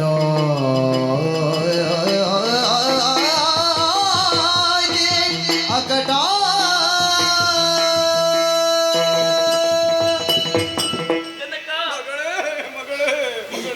ನೋಡಿದಿರಪ್ಪ ಇಲ್ಲಿ ನಡೆದಂತಹ ಈ ಘಟನೆಯನ್ನು. ಕರಂದಮ್ಮ ಮಹಾರಾಜ ಆ ರೀತಿಯಾಗಿ ನುಡಿದು ಹೋದರು. ಅವೀಕ್ಷಿತ ಮಹಾರಾಜರು ಆ ರೀತಿಯಾಗಿ ಹೇಳಿ ತ್ಯಜಿಸಿ ಹೋದ್ರು. ಅವರಿಗೆಲ್ಲ ನಮ್ಮ ಸಂಕಷ್ಟ, ನಮ್ಮ ದುಃಖ ಎಲ್ಲಿ ಅರ್ಥವಾಗಬೇಕು ಹೇಳು? ಹೆಣ್ಣು ಹೆತ್ತವನ ದುಃಖ ಅವರಿಗೆ ಗೊತ್ತಾಗುವುದಕ್ಕೆ ಸಾಧ್ಯವೇ ಇಲ್ಲ. ಆದರೆ ಇಲ್ಲಿ ಸಂಕಷ್ಟಕ್ಕೆ ಬಿದ್ದವರು ಯಾರು ಅಂತ ಕೇಳಿದ್ರೆ ಅವೀಕ್ಷಿತ ಮಹಾರಾಜರು ಅಲ್ಲ, ಕರಂದಮ ಮಹಾರಾಜರು ಅಲ್ಲ, ನೀನು ಅಲ್ಲ. ಸಂಕಷ್ಟಕ್ಕೆ ಒಳಗಾದವಳು ನಾನು. ನನ್ನ ವಿಧಿ ಲಿಖಿತವೇ ಹೀಗೆ ಇತ್ತು ಎನ್ನುವ ಹಾಗೆ ನಾನು ಭಾವಿಸಬೇಕಷ್ಟೇ. ಆ ಬ್ರಹ್ಮನಿಗೆ ಏನು ಮಾತ್ಸರ್ಯವಾಯಿತು ಗೊತ್ತಿಲ್ಲ. ಬ್ರಹ್ಮನ ತಪ್ಪು ಎನ್ನುವ ಹಾಗೆ ನಾನು ಹೇಳಲು ಇಲ್ಲ. ವಿಶಾಲರಾಯನಾದಂತಹ ಮಾಳವ ದೇಶದಲ್ಲಿ ನನ್ನ ಜನನ, ವಿದ್ಯೆಗೆ ನನಗೆ ಕೊರತೆ ಇಲ್ಲ, ಸಕಲ ಸೌಭಾಗ್ಯಕ್ಕೆ ನನಗೆ ಕೊರತೆ ಇಲ್ಲ. ಹಾಗಾದ್ರೆ ನಾನು ಆ ಬ್ರಹ್ಮನನ್ನು ದೂರಿ ಪ್ರಯೋಜನವಿಲ್ಲ. ನಿನ್ನನ್ನು ದೂರಲು ನಾನು ಇಲ್ಲ. ಸ್ವಯಂವರ ಸ್ವಯಂವರವನ್ನು ಏರ್ಪಡಿಸಿದವನು ನೀನು. ಹಾಗಂತ ಹೇಳಿ ನಿನಗೆ ದೂರ ಹಾಕುವುದಕ್ಕೆ ಸಾಧ್ಯ ಉಂಟೆ? ನೀನು ಹೇಳಿದಂತೆ ಸ್ವಯಂವರದಲ್ಲಿ ಯಾರು ಪಣದಲ್ಲಿ ಗೆಲ್ಲುತ್ತಾರೋ ಅವರಿಗೆ ಕೊರಳಿಗೆ ಸುಮಮಾಲೆಯನ್ನು ಹಾಕಬೇಕು ಎನ್ನುವ ಹಾಗೆ ನನ್ನಲ್ಲಿದ್ದಂತಹ ಕೈಯಲ್ಲಿದ್ದಂತಹ ಸುಮಮಾಲೆಯನ್ನು ನಾನು ಹಾಕದೆ ಹೋದೆ. ಸ್ವಯಂವರ ಮಂಟಪದಲ್ಲಿ ಸೋತದ್ದು ನಾನು. ನಿಜವಾಗಿ ಅವೀಕ್ಷಿತ ಮಹಾರಾಜರನ್ನು ದೂರಲು ಹೇಗೆ ದೂರುದು? ಅವರು ಹೇಳಿದಂತೆ ವೀರನ ಪರನೆಲ್ಲ ಗೆದ್ದೆ ಮತ್ತೆ ಬಂದು ನಾನು ಅವರೊಡನೆ ಸೋತೆನಲ್ಲ. ಸೋತ ಮೇಲೆ ನನ್ನ ಬಲ ಎಲ್ಲಿ ಪ್ರಕಟಪಡಿಸಿದ್ದೇನೆ? ನಾನು ಯಾವ ರೀತಿಯಾಗಿ ನಿನ್ನನ್ನು ವರಿಸಲಿ ಎನ್ನುವಾಗ ಅವರು ಹೇಳುತ್ತಾ ಇದ್ದಾರೆ. ಹಾಗಾದ್ರೆ ಇಲ್ಲಿ ಯಾರ ತಪ್ಪು ಎನ್ನುವುದು ನನಗೆ ಅರ್ಥವಾಗುತ್ತಾ ಇಲ್ಲ. ಒಟ್ಟಿನಲ್ಲಿ ನರಕದಲ್ಲಿ ಬಿದ್ದೆ. ಕೇಳಿ ಚಾರುಶೀಲೆ ಜಾಲವಲ್ಲವೆನ್ನ ನುಡಿಯು ಬಾಲೆ ಕೇಳಿ ಚಾರುಶೀಲೆ ಜಾಲವಲ್ಲವೆನ್ನ ನುಡಿಯೋ ನಾಳೆಯೊಳಗೆ ಕೈವೆ ಲಗ್ನ ನಿನಗೆ ಶೂಲಿಯಾಣಿಗೋ ನಾಳೆಯೊಳಗೆ ಕೈವೆ ಲಗ್ನ ಶೂಲಿಯಾಣಿಗೋ ಬಾಲಿ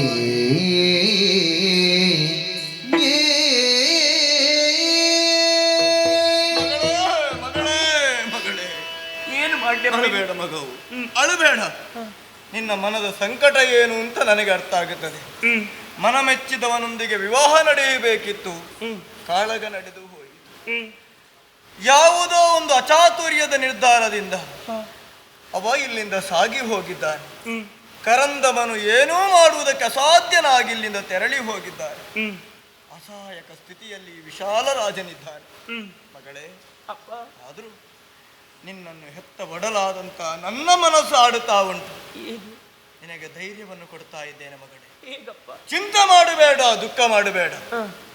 ಹಿಂದಿನ ದಿವ ದಾಟಿ ನಾಳೆಯ ಒಳಗಾಗಿ ನೀ ಮನ ಮೆಚ್ಚಿದಂತ ಹುಡುಗನ ಜೊತೆ ಕಲ್ಯಾಣವನ್ನು ನಾನು ಎಸಗಿಯೇ ಸಿದ್ಧ. ಇದಕ್ಕೆ ಅಪ್ಪರಮೇಶ್ವರನೇ ಸಾಕ್ಷಿ. ಹೊನ್ನೇ ಮಣ್ಣೇ ಇನ್ನೇತಕ್ಕೆ ಪರಿಣಯವೆನಗಿನ್ನೇತಕ್ಕೆ ಸಿಂಗಾರವು ಬಣ್ಣ ಹೀನ ಎನ್ನವಾಳು ಸನ್ನತಿಸುವೆ ನಾವಿಧಿಯನ್ನು ಮನ್ನಣೆಯಿಂದಲೇ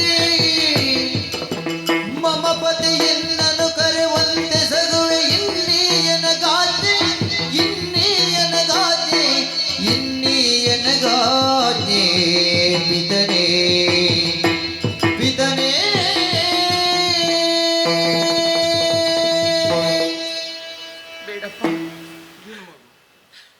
ಅಂತಹ ಮಾತನ್ನ ಆಡಬೇಡಿ. ಹೆಣ್ಣಾದವಳಿಗೆ ಮದುವೆ ಎನ್ನುವುದು ಜೀವನದಲ್ಲಿ ಒಂದು ಬಾರಿ ಮಾತ್ರವಂತೆ. ನೋಡು, ಲೋಕವೇ ನಗೆಯಾಡುವ ಹಾಗಾಯಿತು ನನ್ನ ಈ ಮದುವೆ. ಆ ಸ್ವಯಂವರವೇ ನನಗೆ ಬೇಡ ಇತ್ತಪ್ಪ, ಬೇಡ ಇತ್ತು. ಇನ್ನು ನೀನೇನು ಹೇಳಿದೆ? ನಾಳೆಯ ಒಳಗಾಗಿ ಮದುವೆ ಮಾಡಿಸ್ತೇನೆ. ಯಾರಲ್ಲಿ? ಈ ಮನ ಮೆಚ್ಚಿದವನಲ್ಲಿ. ಇಲ್ಲ, ಇನ್ನು ಈ ವೈಶಾಲಿನಿಗೆ ಯಾರು ಮನ ಮೆಚ್ಚುವವರಿಲ್ಲಪ್ಪ. ಯಾಕೆಂತ ಹೇಳಿದ್ರೆ ನಾನು ಮನ ಮೆಚ್ಚಿದ ಹುಡುಗನೇ ನನ್ನನ್ನು ತ್ಯಜಿಸಿ ಹೋದ ಮೇಲೆ ಇನ್ನು ಈ ವೈಶಾಲಿನಿಯನ್ನು ಮನ ಮೆಚ್ಚುವವರಾದರೂ ಯಾರಿದ್ದಾರೆ ಈ ಲೋಕದಲ್ಲಿ? ಇಲ್ಲ.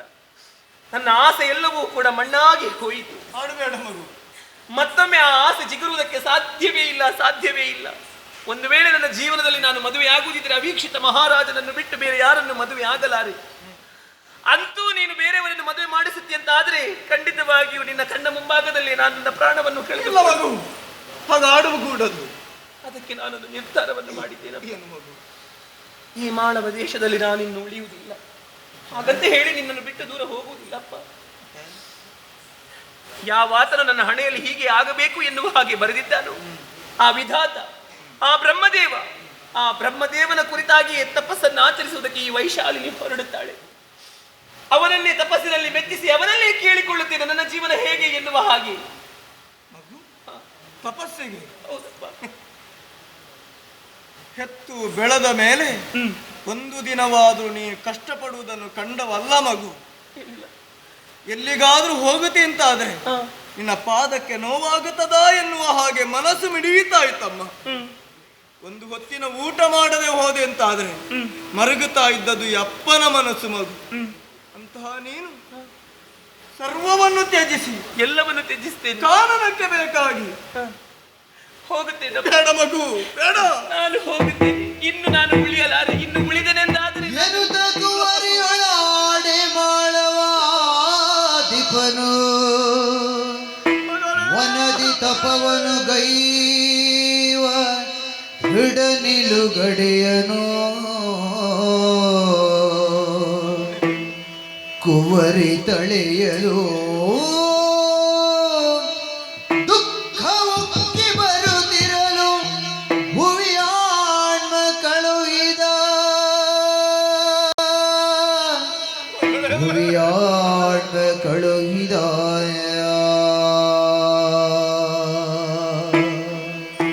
ಕಂದ.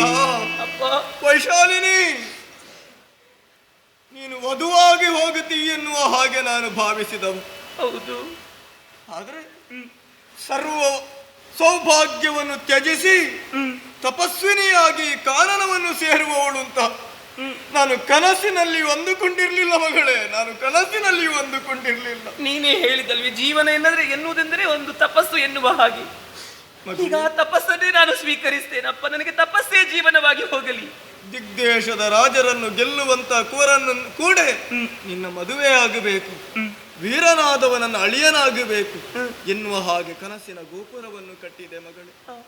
ವಧು ವೈಶಾಲಿನಿಯ ಜೀವನ ಸುಗಮವಾಗಿ ಸಾಗುತ್ತದೆ ಎನ್ನುವ ಹಾಗೆ ಅಂತರಂಗದಲ್ಲಿ ಅದೆಷ್ಟೋ ಕನಸನ್ನು ಕಂಡೆ. ಕೇವಲ ಒಂದೇ ಒಂದು ನಿರ್ಧಾರದ ಮೂಲಕವಾಗಿ ಎಲ್ಲವೂ ಮಣ್ಣು ಪಾಲಾಗಿ ಹೋಯಿತು. ಜೀವನವೆನ್ನುವುದು ಅನಂತ ಆಗರಗಳ ತಿರುವು ಅಂತ ಹೇಳುತ್ತಾರೆ. ನನ್ನ ಜೀವನದಲ್ಲಿಯೂ ಕೂಡ ಇದೊಂದು ತಿರುವು ಎನ್ನುವ ಹಾಗೆ ಭಾವಿಸಿ ನಾನು ಮುಂದುವರಿಯುತ್ತೇನೆ. ನಾನು ಕಣ್ಣೀರನ್ನು ಸುರಿಸುವುದಿಲ್ಲಪ್ಪ. ಮಗಳೇ, ಹೆತ್ತಂತ ತಂದೆ ತಾಯಿಗಳಿಗೆ ಯಾವುದೂ ದುಃಖ ಕೊಡುವುದಿಲ್ಲ ಮಗಳೇ. ಆದರೆ ತಾವು ಹೆತ್ತಂತ ಮಗಳ ಜೀವನ ತಮ್ಮ ಕಣ್ಣ ಮುಂಭಾಗದಲ್ಲಿ ಹಾಳಾಗಿ ಹೋಗುತ್ತದೆ ಅಂತಾದ್ರೆ ಅದನ್ನು ಸಹಿಸಿಕೊಳ್ಳುವುದಕ್ಕೆ ಆಗುವುದಿಲ್ಲ ಮಗಳೇ, ಅದನ್ನು ಸಹಿಸಿಕೊಳ್ಳುವುದಕ್ಕೆ ಆಗುವುದಿಲ್ಲ. ನನಗಿಂತ ಹೆಚ್ಚಿನ ದುಃಖ ನಿಮಗಾಗುತ್ತಾ ಇದೆ ಎನ್ನುವುದು ನನಗೆ ತಿಳಿದಿದೆ ಅಪ್ಪ. ಮಗಳೇ, ಆದೀತು. ದೃಢವಾದಂತ ನಿರ್ಧಾರವನ್ನು ನೀನು ಕೈಗೊಂಡಿದ್ದಿ. ಅಪ್ಪನಾಗಿ ನಾನು ತಡೆದೆ ಅಂತಾದ್ರೆ ಮಗಳ ನಿರ್ಧಾರಕ್ಕೆ ತಡೆಯನ್ನು ಕೊಟ್ಟಾಗ ಆಗುತ್ತದೆ ಮಗಳೇ. ನಾನು ಕೇಳಿ ತಿಳಿದವ ಅಂತಹ ಬ್ರಹ್ಮದೇವ ಮನುಮುನಿಗಳ ಜ್ಞಾನದ ಕಣ್ಣಿಗಾದ್ರೂ ಗೋಚರನಾಗುವವನಲ್ಲುವಂತೆ ಇಲ್ಲ. ಆದರೆ ವಧುವಾಗಿ ಹೋಗಬೇಕಾದಂತ ವೈಶಾಲಿನಿಯ ತಪಸ್ಸಿಗೆ ಒಲಿದು ಬಂದಾನೆ. ಪ್ರಯತ್ನಿಸಬೇಕು ನಾನು. ಒಂದು ವೇಳೆ ನಿನ್ನ ತಪಸ್ಸಿಗೆ ಆ ಬ್ರಹ್ಮದೇವ ಒಲಿದು ಬರ್ತಾನಂತಾದ್ರೆ ನಿನ್ನನ್ನು ಹಡೆದಂತ ತಂದೆ ಧನ್ಯ ಅಂತ ಭಾವಿಸ್ತೇನೆ ಮಗಳೇ, ಧನ್ಯ ಅಂತ ಭಾವಿಸ್ತೇನೆ. ಖಂಡಿತವಾಗಿಯೂ ಬ್ರಹ್ಮದೇವ ಒಲಿಯುವುದರಲ್ಲಿ ಯಾವ ಅನುಮಾನವೂ ಇಲ್ಲ. ಆದೀತು ಮಗಳೇ, ಹೊರಡುತ್ತೇನೆ. ಹೋಗಿ ಬಾ ಮಗಳೇ, ಹೊರಡುತ್ತೇನೆ. ಹೋಗಿ ಬಾ ಮಗಳೇ.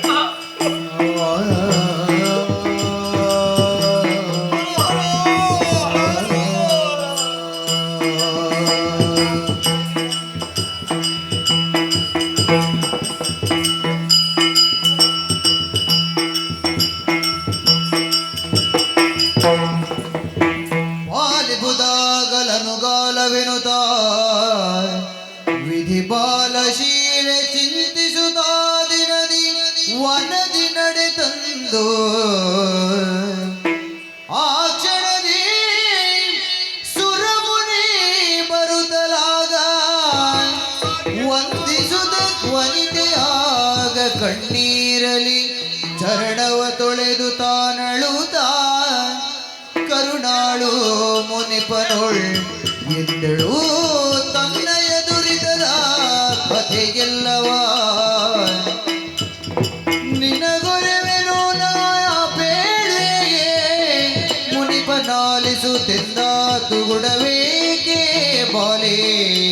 ಬಾರೆ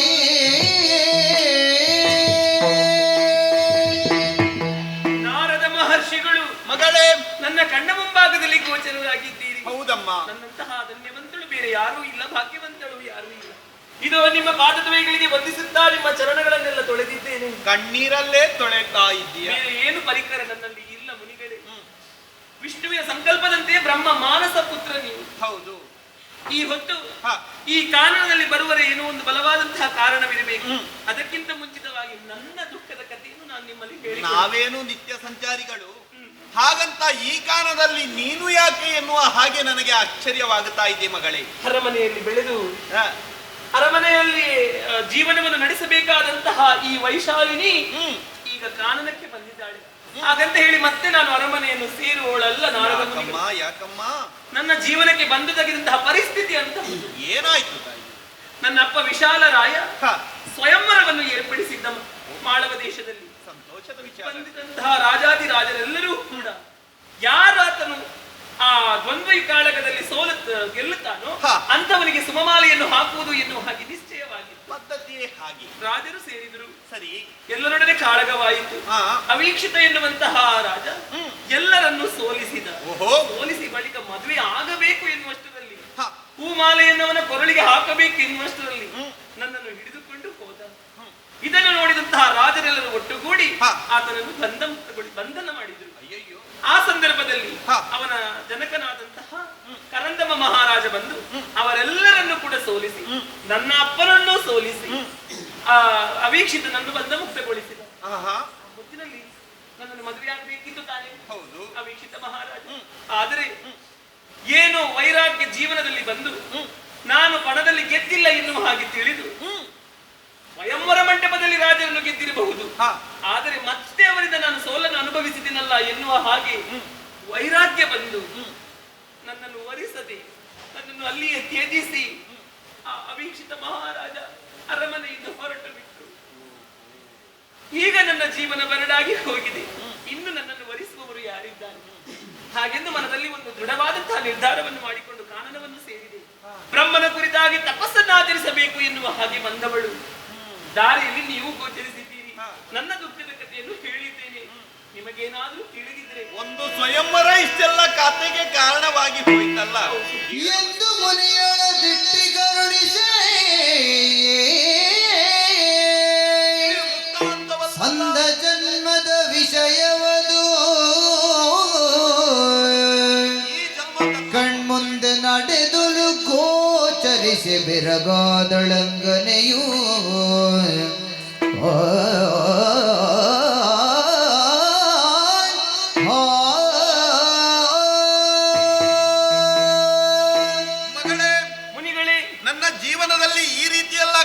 ಆಗಿ ಹೋಯಿತು ಎನ್ನುವ ಹಾಗೆ ಕೊರಗುತ್ತಾ ಇದ್ದಿ, ಮರಗುತ್ತಾ ಇದ್ದಿ.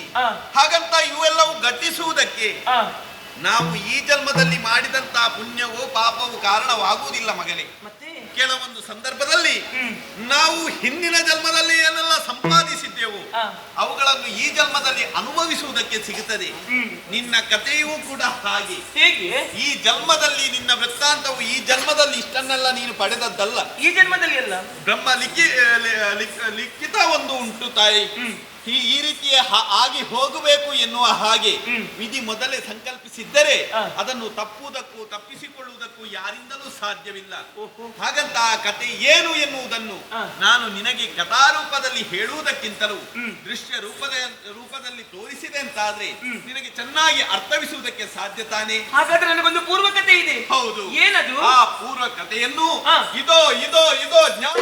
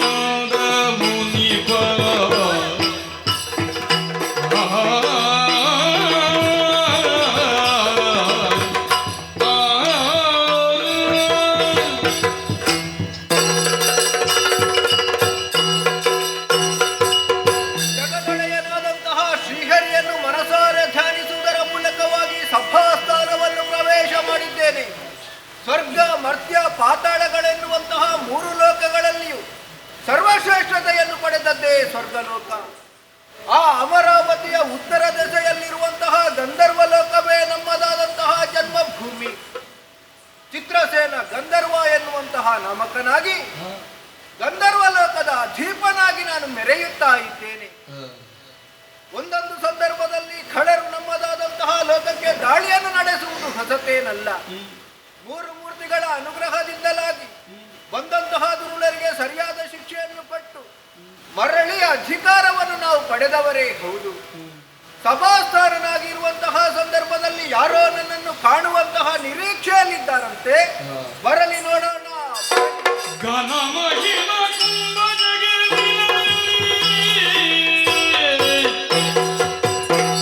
ಮಣಿದು ಪೀಠ ನಿತ್ತು ಸದ್ಗುಣವಾದಿಯನ್ನು ಪೂಜಿಸುತ್ತಲೆಲ್ಲ ಮೌನಿವರಗೆ ಪರಮ ಪೂಜನ ನಿಮ್ಮದ ರುಚನ ದೊರಕಿದುದು ಸೌಭಾಗ್ಯದಿಂದಲೇ. ಚರಣ ಸೇವಕನೆನಗನು ಮುಖ್ಯ ಅರ್ಹುರೀಗ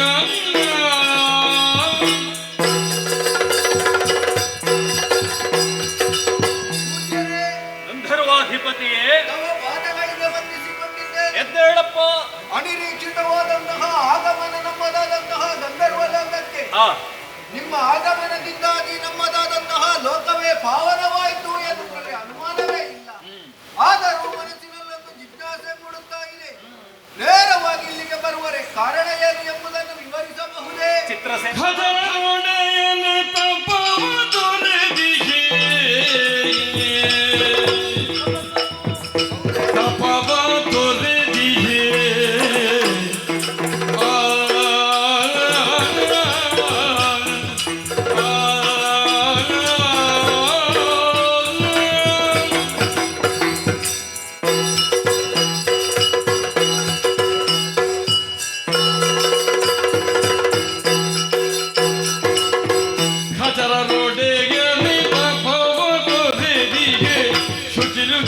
ಭೋಜನದ ಬಯಕೆಯೋ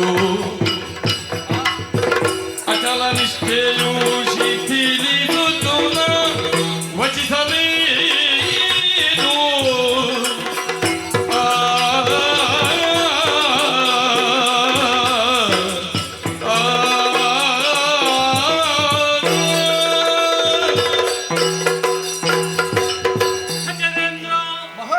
ಸಂತೋಷ ಭರಿತನಾದೆ. ಅಗಸ್ತ್ಯ ಮಹಾಮುನಿ ಪ್ರಪಂಚದ ಒಳಿತನ್ನು ಬಯಸಿ ಧ್ಯಾನಾಸಕ್ತನಾಗಿ ಅಗಣಿತವಾದಂತಹ ಪುಣ್ಯರಾಶಿಯನ್ನೇ ಪ್ರಪಂಚಮುಖಕ್ಕೆ ಉಣಿಸಿದವ. ಬಹಿರಿಂದ್ರಗಳನ್ನು ಮುಚ್ಚಿ ಬಾಹ್ಯ ಪ್ರಪಂಚವನ್ನು ಮರೆತು ನಿರ್ಲಿಪ್ತಿಯಿಂದ ಅಂತರ್ಮುಖನಾಗಿ ಸ್ವಾತ್ಮಾರಾಮನಾಗಿ ಸಮಾಧಿ ಸ್ಥಿತಿಯಲ್ಲಿದ್ದಂತಹ ನಾನು ಅಲ್ಲಿಂದ ಮೇಲೆದ್ದೆ. ತಪಸ್ಸನ್ನು ಬಿಟ್ಟಿದ್ದೇನೆ. ಯಾಕೋ ಏನು ಅತಿಯಾದಂತಹ ಹಂಬಲ ನನಗೆ. ಶುಚಿರುಚಿಯಾದಂತಹ ಭೋಜನವನ್ನು ಉಣ್ಣಬೇಕು, ಮಿಷ್ಟಾನ್ನ ಭೋಜನವನ್ನು ಉಣ್ಣುವುದರ ಮೂಲಕವಾಗಿ ತೃಪ್ತನಾಗಬೇಕು ಎನ್ನುವಂತಹ ಆಸೆಯೊಂದಿಗೆ ಯೋಚನಾ ಲಹರಿಯನ್ನು ಹರಿಸಿದೆ. ನಿನ್ನ ಕಡೆಗೆ ಬಂದಿದ್ದೇನೆ. ಹಾಗಾಗಿ ಖಚರೇಂದ್ರ, ನನಗಂತಹ ಮೃಷ್ಟಾನ್ನವನ್ನು ಉಣಬಡಿಸುವಂತಹ ಸಕಲ ವ್ಯವಸ್ಥೆಯನ್ನು ನೀವು ಮಾಡ್ತೀ ಎನ್ನುವಂತಹ ವಿಶ್ವಾಸ ಇದೆ. ಪೂಜ್ಯರೇ, ನಿಮ್ಮ ಮಾತುಗಳನ್ನು ಕೇಳಿದಾಗ ಸಂತೋಷವಾಯಿತು. ಗಂಧರ್ವ ಲೋಕಕ್ಕೆ ಆಗಮಿಸುವುದರ ಮೂಲಕವಾಗಿ ಇಲ್ಲಿ ಅಂತಹ ಆತಿಥ್ಯವನ್ನು ಸ್ವೀಕರಿಸಬೇಕು ಎನ್ನುವ ಮನವಾಗಿದೆ ಎಂದಾದರೆ ಸಕಲ ವ್ಯವಸ್ಥೆಯನ್ನು ನಾನು ಮಾಡ್ತೇನೆ. ನೀವು ಒಳಗಿಸಿಕೊಳ್ಳಿ ಸ್ವಾಮಿ. ಬಡಿಸುವವರು ಮಾತೃ ಹೃದಯವನ್ನೇ ಹೊಂದಿರಬೇಕು. ನನ್ನ ಮನಸ್ಸು ತೃಪ್ತಿಯಾಗುವ ಹಾಗೆ ಬಡಿಸಬೇಕು. ಗೊತ್ತಾಯ್ತಲ್ಲ? ಒಳ್ಳೆ ವ್ಯವಸ್ಥೆ ಆಗಬೇಕು. ಸರಿ, ಹೇಗೂ ಸಮಾಧಾನ ಪಡಿಸಿ ಒಳಗೆ ಕಳುಹಿಸಿದ ಹಾಗಾಯ್ತು. ಹಾಗಾದ್ರೆ ಮೃಷ್ಟಾನ್ನ ಬಡಿಸುವುದಕ್ಕೆ ಯಾರಾದ್ರೂ ಬೇಕಲ್ಲ. ಮಗಳಿದ್ದಾಳಲ್ಲ ಭಾವಿನೇ, ಕರೆದು ನೇಮವನಿಯಲಾಕೆಯು ನೇಮವನಿಯಲಾಕೆಯು ವಂದಿಸಿ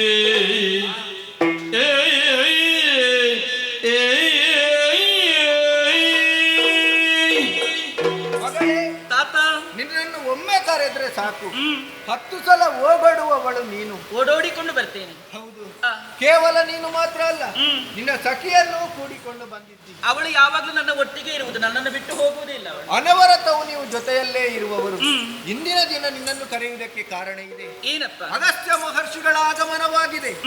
ಅವರಿಗೆ ರುಚಿಯಾದ ಶುಚಿಯಾದಂತಹ ಅಡುಗೆಯನ್ನು ಮಾಡಿ ಬಡಿಸಬೇಕು ಎಂಬ ಹಾಗೆ ಹೇಳಿದ್ದಾರೆ. ಹಾಗಾಗಿ ಯಾರು ಎಂಬ ಹಾಗೆ ಯೋಚಿಸಿದಾಗ ಪಕ್ಕನೆ ನನ್ನ ಚಿತ್ತಕ್ಕೆ ಹೊಡೆದದ್ದು ಮಗಳಾದಂತಹ ನೀನು. ಅವರಿಗೆ ವ್ಯವಸ್ಥೆ ಮಾಡಬೇಕಾದ್ರೆ ನೀನಲ್ಲದೆ ಮತ್ತೆ ಯಾರಿಂದಲೂ ಸಾಧ್ಯವಿಲ್ಲ, ಯಾರು ಆಗುವುದಿಲ್ಲ. ಆಹಾ, ಹಾಗಾಗಿ ರುಚಿಯಾದ ಶುಚಿಯಾದಂತಹ ಭೋಜನದ ವ್ಯವಸ್ಥೆಯನ್ನು ನೀನು ಮಾಡಿ ಬಡಿಸಬೇಕಮ್ಮ. ನಾನು ಮಾಡ್ತೇನಪ್ಪ, ವಿಚಾರದ ಬಗ್ಗೆ ಚಿಂತೆಯೇ ಬೇಡ ನಿಮಗೆ. ಯಾವುದೇ ಲೋಪಗಳು ಬಾರದ ಹಾಗೆ ವ್ಯವಹರಿಸಿದ್ರೆ ಸಾಕು. ಅವರ ಮನಸ್ಸು ಸಂತುಷ್ಟವಾಗುವ ಹಾಗೆ ನಾನು ನಡೆದುಕೊಳ್ಳುತ್ತೇನೆ. ಸರಿಯಮ್ಮ. ಹಾಗೆ ಸಖಿ, ಗೆಳತಿ, ಊಟಕ್ಕೆ ವ್ಯವಸ್ಥೆ ಮಾಡ್ಬೇಕಲ್ವೇ? ಹೌದು. ಬಾ ಹೀಗೆ.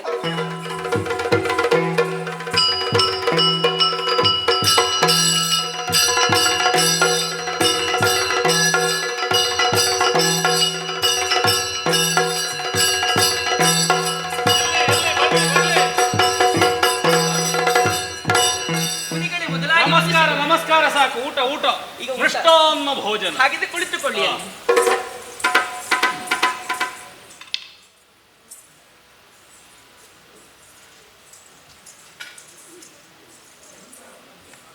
ಹಾಗೆಯಾ? ಬಿಡಿಸು, ಎಲೆ ಬಿಡಿಸು. ಏನು ಬೆನ್ನು ಬಾಗುವುದಿಲ್ವ ನಿನಗೆ?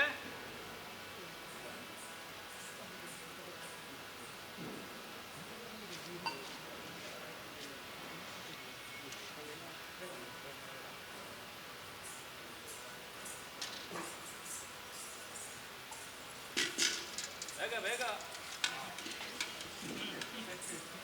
ಹಸಿವಾಗಿದೆ ಬೇಗ ಅಂತ. ಸಾಕು, ಬೇರೆ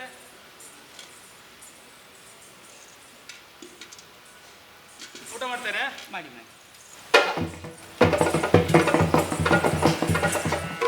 ನೋಡುವುದಕ್ಕೆ ನಮ್ಮ ತಿಥಿ ಮುನಿಯ ಕಳೆಗೂಡಿಗ ಸೋದರವನವನು ನೋಡೇ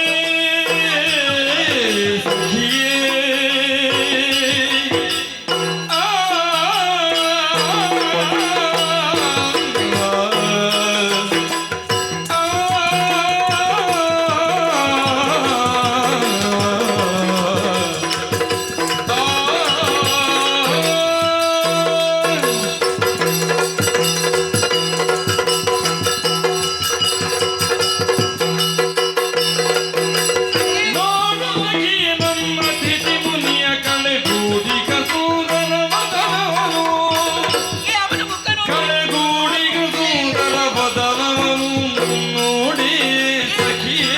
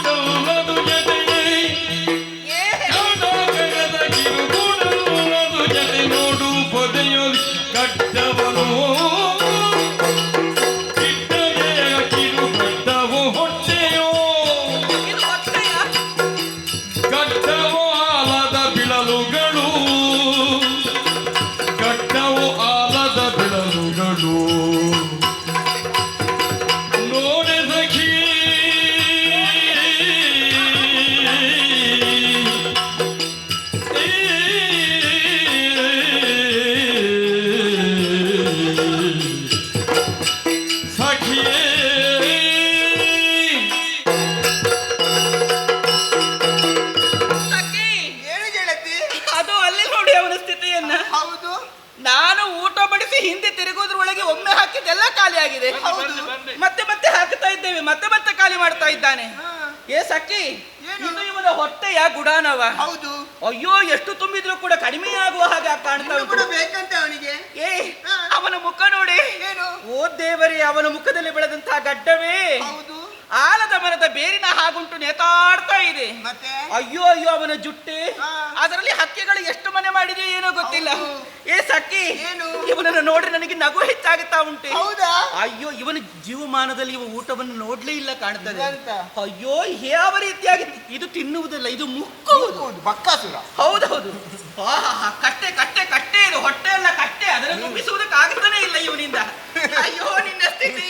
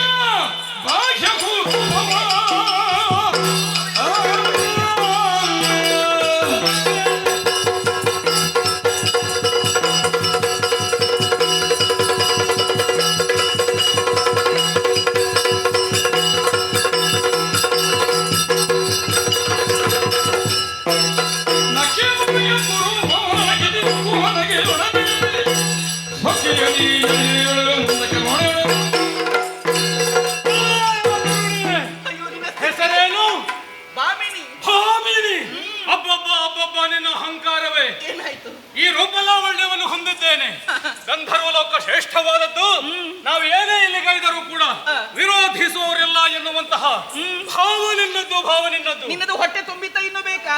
ಊಟ ಬಡಿಸಿದೆಯೋ ಇಲ್ಲೋ, ಊಟ ಮಾಡುತ್ತಾ ಇರುವ ಹಾಗೆ ನೀ ಅಪಹಾಸ್ಯ ಮಾಡಿದೆ ಅಂತಾದ್ರೆ ಊಟ ಕೊಟ್ಟೇನು ಫಲ? ನೀನು ತಿನ್ನುವುದು ನಿನ್ನ ಅಪ್ಪಯ್ಯ ಒಪ್ಪಿದ ಕಾರಣವೇ ಊಟಕ್ಕೆ ಸಿದ್ಧಪಡಿಸುವುದಕ್ಕೆ ನಾ ಹೇಳಿದ್ದು.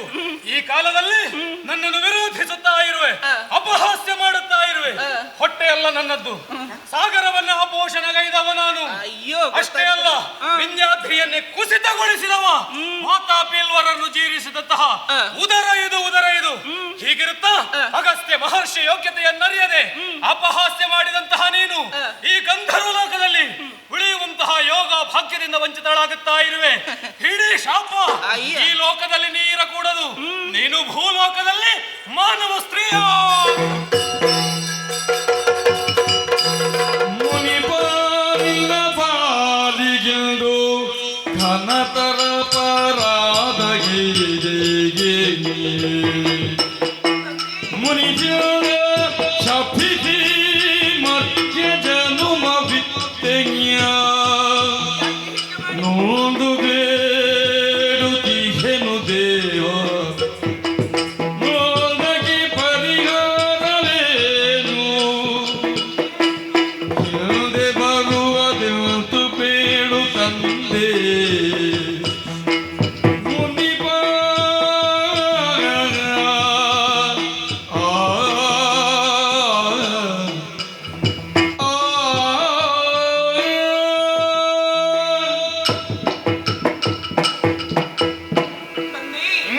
ಸಮಾಧಾನವನ್ನು ಮಾಡಿಕೊಳ್ಳಬೇಕು, ಯಾಕೆ?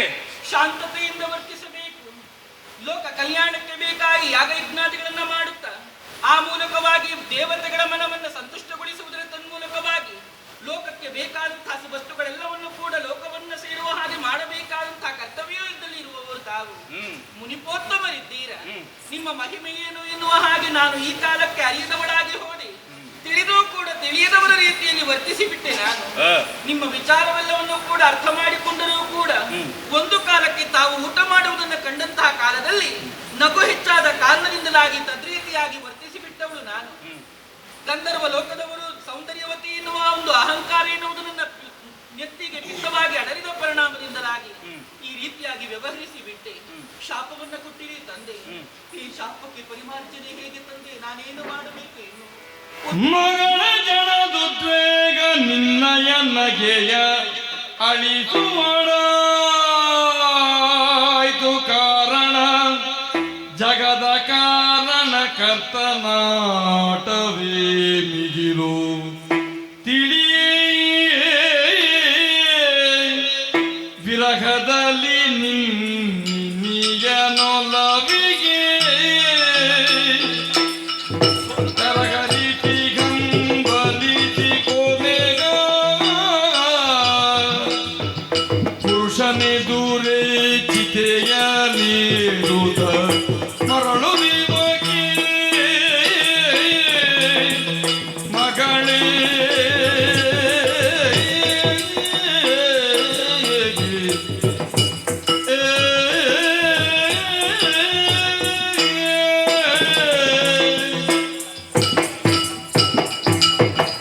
ಶಾಪವಾಕ್ಯವನ್ನು ಕೇಳಿದಂತಹ ನೀನು ಅಯೋಮಯಳಾಗಿ ಪಾದಕ್ಕೆ ಬಿದ್ದು ಬೇಡುತ್ತಾ ಇದ್ದೀಯ. ಸತ್ಯ ತಂದೆ, ತಪ್ಪಿನ ಅರಿವಾದದ್ದು ನಿನಗೆ ಕೊನೆಯ ಕಾಲದಲ್ಲಿ ನನ್ನ ಶಾಪವಾಕ್ಯವನ್ನು ಕೇಳಿದ ಕ್ಷಣ. ವಿದ್ಯಾವಂತಳಾದಂತಹ ನೀನು ನನ್ನನ್ನು ಈ ರೀತಿಯಾಗಿ ಅಪಹಾಸ್ಯ ಮಾಡುತ್ತೀ ಎನ್ನುವುದರ ಅರ್ಥ ಏನು? ಲೀಲಾಕರ್ತನ ಆಟ ಇದು, ವಿಧಿಯ ಆಟ. ಪರಿಣಾಮವಾಗಿ ಉದ್ವೇಗದಿಂದ ಅಪಹಾಸ್ಯ ಮಾಡಿದೆ, ಪರಿಣಾಮವಾಗಿ ಕುಪಿತನಾಗಿ ನಾ ಶಾಪ ಕೊಟ್ಟೆ. ಏನು ನನ್ನ ಯೋಗ್ಯತೆಯನ್ನು ಅರಿಯದವಳೇ ನೀನು? ಗೊತ್ತಿದೆ. ಅರಿತಿರುತ್ತಾ ಅಪಹಾಸ್ಯ ಮಾಡಿದೆ ಎನ್ನುವುದರ ಅರ್ಥ ಏನು? ಭೂಲೋಕದಲ್ಲಿ ನೀನು ಹುಟ್ಟಿ ಬರಲೇಬೇಕು ಎನ್ನುವುದು ವಿಧಿಯ ಸಂಕಲ್ಪವೋ ಏನು? ನನ್ನ ಶಾಪವನ್ನು ಹರಿಸುವುದಕ್ಕೆ ಸಾಧ್ಯ ಇಲ್ಲ. ಶಾಪ ವಾಕ್ಯದಂತೆ ನೀನು ಭೂಲೋಕದಲ್ಲಿ ಮಾನವ ಸ್ತ್ರೀಯಾಗಿ ಕಾಣಿಸಲೇಬೇಕಮ್ಮ. ಹುರಿಶಾಪದ ಹಾದಿಯನ್ನು ನಾನೇ ತೋರಿಸ್ತೇನೆ. ಹೇಗೆ ತಂದೆ? ಭೂಲೋಕದಲ್ಲಿ ಅಪ್ರಾಪ್ತಿಮ ಲಾವಣ್ಯವತಿಯಾಗಿ, ವಿದ್ಯಾ ಸಂಪನ್ನೆಯಾಗಿ, ಜ್ಞಾನನಿಧಿಯಾಗಿ ನೀ ಕಾಣಿಸಿಕೊಳ್ಳುವಳಿದ್ದೀಯ. ಒಂದೊಮ್ಮೆಗೆ ನಿನ್ನ ಪ್ರಿಯಕರನೇ ನಿನ್ನನ್ನು ದೂರಗೊಳಿಸಿದಂತಹ ಸಂದರ್ಭ, ನೀ ಮದುವೆಯಾಗು ಎನ್ನುವ ಹಾಗೆ ಅಂಗಲಾಚಿದರೂ ಬೇಡ ಎನ್ನುವಂತಹ ಮನಸ್ಥಿತಿಯಿಂದ ದೂರ ಸರಿದಂತಹ ಕಾಲದಲ್ಲಿ ನೀ ವೇದನೆಯಿಂದ ಅಗ್ನಿಗೆ ಆಹುತಿಯಾದಂತಹ ಕಾಲ ಅಲ್ಲಿ ನಿನ್ನ ದೇಹ ಸುಟ್ಟುರುಹಲ್ಪಡುತ್ತದೆ. ಮತ್ತೊಮ್ಮೆ ನೀನು ಗಂಧರ್ವಲೋಕವನ್ನು ಸೇರುವಂತಹ ಯೋಗ್ಯತೆ ನಿನ್ನ ಪಾಲಿಗೆ ಒದಗಿ ಬರುತ್ತದೆ. ಹಾಗಾಗಿ ನನ್ನ ಶಾಪವಾಕ್ಯದಂತೆ ಭೂಲೋಕದಲ್ಲಿ ಮಾನವನಾರಿಯಾಗಿ ಕಾಣಿಸು. ಈಗಲೇ ಹೊರಡ್ತೀನಿ.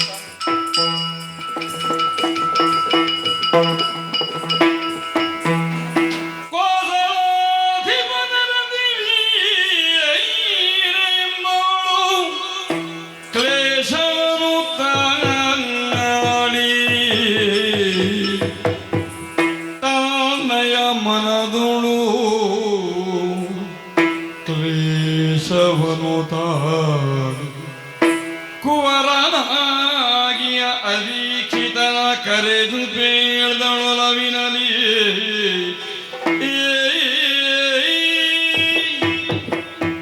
ಈ ವೀರೆಯ ಜೀವನವೇ ಸಾರ್ಥಕವಾಗಿ ಹೋಯಿತು. ಯಾಕೀ ಮಾತನ್ನು ಹೇಳುತ್ತಾ ಇದ್ದೇನೆ? ಸಪ್ತ ಪುಣ್ಯ ಕ್ಷೇತ್ರಗಳಲ್ಲಿ ಅಯೋಧ್ಯೆ ಒಂದಾಗಿದೆ. ಈ ಅಯೋಧ್ಯೆಯ ಮಹಾರಾಣಿಯಾದಂತಹ ನಾನೇ ಭಾಗ್ಯವಂತಳು.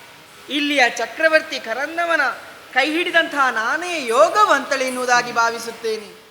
ಆದರೆ ಇಲ್ಲಿ ಯಾವುದಕ್ಕೆ ಕೊರತೆ ಎನ್ನುವುದಿಲ್ಲ. ಈ ಅಯೋಧ್ಯೆಯಲ್ಲಿ ನಮ್ಮವರು ಪ್ರಜೆಗಳನ್ನು ಮಕ್ಕಳೋಪಾದಿಯಾಗಿ ನೋಡಿಕೊಂಡು ಬರ್ತಾ ಇದ್ದಾರೆ. ನಮ್ಮ ದಾಂಪತ್ಯ ಜೀವನದ ಪ್ರತೀಕವಾಗಿ ಗಂಡು ಮಗನಿಗೆ ಜನ್ಮವನ್ನಿತ್ತಿದ್ದೇನೆ. ಅವೀಕ್ಷಿತ ಎನ್ನುವುದಾಗಿ ಹೆಸರನ್ನು ಇರಿಸಿದ್ದೇವೆ. ಗುರುಮಠಕ್ಕೆ ಹೋಗಿ ಸಕಲ ವಿದ್ಯಾಭ್ಯಾಸವನ್ನು ಕಲಿತುಕೊಂಡು ಬಂದಿದ್ದಾನೆ. ಯೌವನವಂತನಾಗಿದ್ದಾನೆ. ಆದರೆ ನಮ್ಮ ಕುಲವನ್ನು ಬೆಳಗಿಸುವುದಕ್ಕೆ ಹುಟ್ಟಿದವ ಆತ. ಎಲ್ಲವೂ ಇದ್ರೂ ಕೂಡ ಮನಸ್ಸಿಗೆ ನೆಮ್ಮದಿ ಎನ್ನುವುದು ಇಲ್ಲ. ಯಾಕೆ? ಮುಂದಿನ ಉತ್ತರಾಧಿಕಾರಿ ಯಾರು ಎನ್ನುವುದಾಗಿ ನಮಗೆ ಪ್ರಶ್ನೆಯಾಗಿದೆ. ಅಂದು ವೈಶಾಲಿಯ ಪರಿಣಯಕ್ಕೆ ಹೋದಂಥ ಅವನು ಮದುವೆ ಬೇಡ ಎನ್ನುವುದಾಗಿ ನಿರ್ಧಾರವನ್ನು ಮಾಡಿಕೊಂಡು ಬಂದಿದ್ದಾನೆ. ಆದರೆ ಮುಂದಿನ ಉತ್ತರಾಧಿಕಾರಿ ಯಾರು ಎನ್ನುವುದಾಗಿ ಚಿಂತೆಯಾಗಿದೆ. ನನ್ನವರಲ್ಲಿ ಹೇಳಿದಾಗ ಇದಕ್ಕೊಂದು ಉಪಾಯವನ್ನು ಹೂಡಿದ್ದೇವೆ. ಮಗನಲ್ಲಿ ಹೇಳಬೇಕು. ಎಲ್ಲಿದ್ದಾರೆ ಮಗ? ವೀಕ್ಷಿತ ಸಭೆಗೆ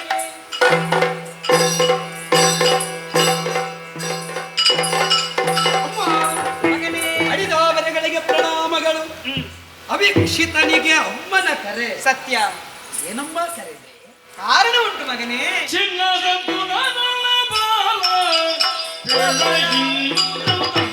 ಕೇಳುವುದು ಗುಣಶೀಲ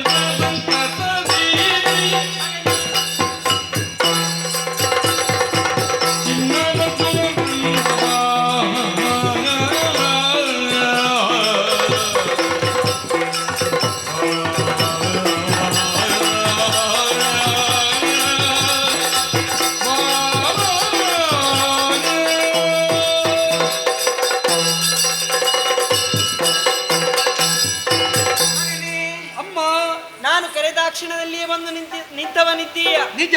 ಮನಸ್ಸಿಗೆ ಬಹಳಷ್ಟು ಸಂತೋಷವಾಗುತ್ತಾ ಉಂಟು. ಏನಮ್ಮ ಅಂತರಂಗದ ಭಾವ ಮುಖದಲ್ಲಿ ಬಿಂಬಿಸಲ್ಪಡ್ತಾ ಉಂಟು. ಸತ್ಯ.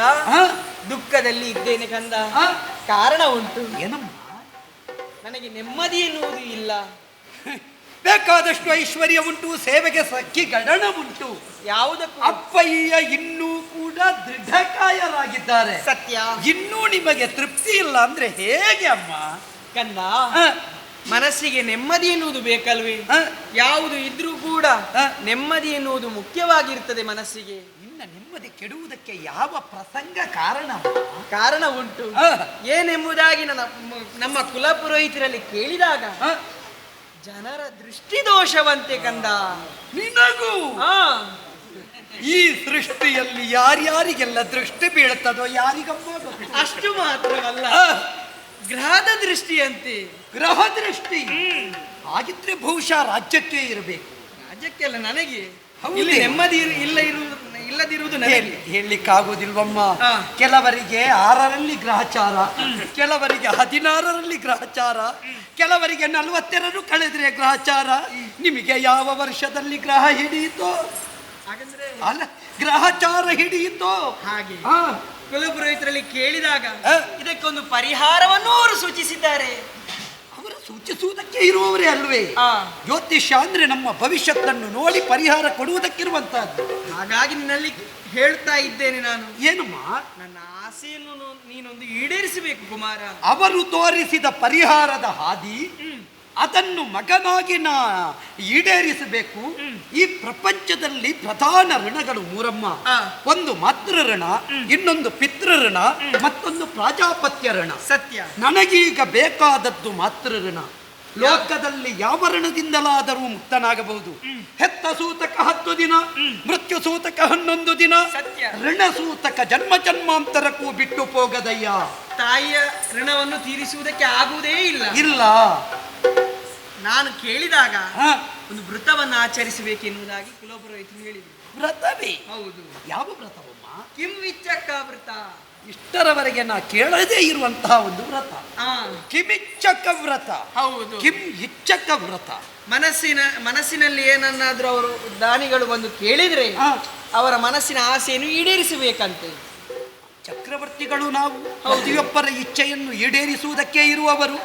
ನೀ ಕೈಕೊಳ್ಳುವುದಕ್ಕೆ ಸಮಸ್ಯೆ ಏನು? ಅವರಲ್ಲಿ ಕ್ರಮವನ್ನು ನಾನು ಕೇಳಿದ್ದೆ. ಏನಂತೆ? ದೀಕ್ಷಾಬದ್ಧನಾಗಿ ನಾನು ಕುಳಿತುಕೊಂಡಾಗ ಅದನ್ನು ದಾನವನ್ನು ಈಡೇರಿಸಬೇಕಂತೆ. ಯಾರು ಈಡೇರಿಸುವುದು? ಅಪ್ಪ ಇದ್ದಾರಲ್ಲ. ತಪ್ಪಲ್ಲ, ನೀನೇ ಆಗಬೇಕು. ಅದಕ್ಕೆ ನಿನ್ನಲ್ಲಿ ನಾನು ಹೇಳ್ತಾ ಇದ್ದೇನೆ. ಈಗ ಮಗ ಆ ಮಾತೃಋಣದಿಂದ ಮುಕ್ತನಾಗಬೇಕಾದ್ರೆ ಆ ಆಸೆ, ನನ್ನ ಆಸೆಯನ್ನು ನೀವು ಈಡೇರಿಸಬೇಕು. ವಿಷಯ ಸರಿಯಮ್ಮ. ತಾಯಿಗೆ ದೃಷ್ಟಿ ಬೀಳುವಾಗ ಅಪ್ಪನಿಗೆ ಎಷ್ಟು ದೃಷ್ಟಿ ಬಿದ್ದಿತ್ತು. ಆದ್ದರಿಂದ ನಿಮ್ಮ ಸೃಷ್ಟಿಯೇ ಅದನ್ನು ಪರಿಹರಿಸಬೇಕು. ನಾ ಸಿದ್ಧನಿದ್ದೇನಮ್ಮ, ಯೋಚನೆ ಮಾಡಬೇಡ. ಆದ್ರೆ ಪ್ರಜೆಗಳಿಗೆಲ್ಲ ಗೊತ್ತಾಗಬೇಕಲ್ವಾ? ಅದಕ್ಕೆ ಡಂಗುರದ ವ್ಯವಸ್ಥೆ ಆಗಬೇಕು. ಯಾಚಕರು ಬರಬೇಕು, ನಮ್ಮಲ್ಲಿ ಕೇಳಿಕೊಳ್ಳಬೇಕು. ನಮ್ಮ ಇದು ವ್ರತಕ್ಕೆ ಪುರೋಹಿತರು ತುಂಬಾ ಬೇಕಾ? ತುಂಬಾ ಬೇಡ. ಯಾರು? ಸರಿ, ಇಲ್ಲಿಯ ಪೌರೋಹಿತ ವರ್ಗವನ್ನೇ ಒಟ್ಟುಗೂಡಿಸೋಣ. ಬೇಕಾದ ಪೂಜಾ ಕೈಂಕರ್ಯಕ್ಕೆ ಏನು ವ್ಯವಸ್ಥೆ ಉಂಟು ಅದನ್ನು ಪರಿಪೂರ್ಣವಾಗಿ ನಾ ಮಾಡುತ್ತೇನೆ. ನೀ ವ್ರತ ಕೈಕೊಳ್ಳುವ ಅಂಗಣ ನಿಜವಾಗಿಯೂ ಅದು ಶಾರದ್ವತ ಅಂಗಣ ಅಂತ ನಾ ಮಾಡಿ ತೋರಿಸ್ತೇನೆ. ಅಲ್ಲಿ ಬಂದವರಿಗೆ ಯಾವ ಕಾಲಕ್ಕೂ ಇಲ್ಲ ಅಂತ ಹೇಳಲಿಕ್ಕಿಲ್ಲ. ಬೇಕಾದ್ದನ್ನು ಕೊಡುವ ವ್ಯವಸ್ಥೆಯನ್ನು ಮಾಡುವುದಕ್ಕೆ ಸರ್ವ ಸಿದ್ಧತೆಯನ್ನು ನಾ ಮಾಡ್ತೇನೆ. ಸರಿ.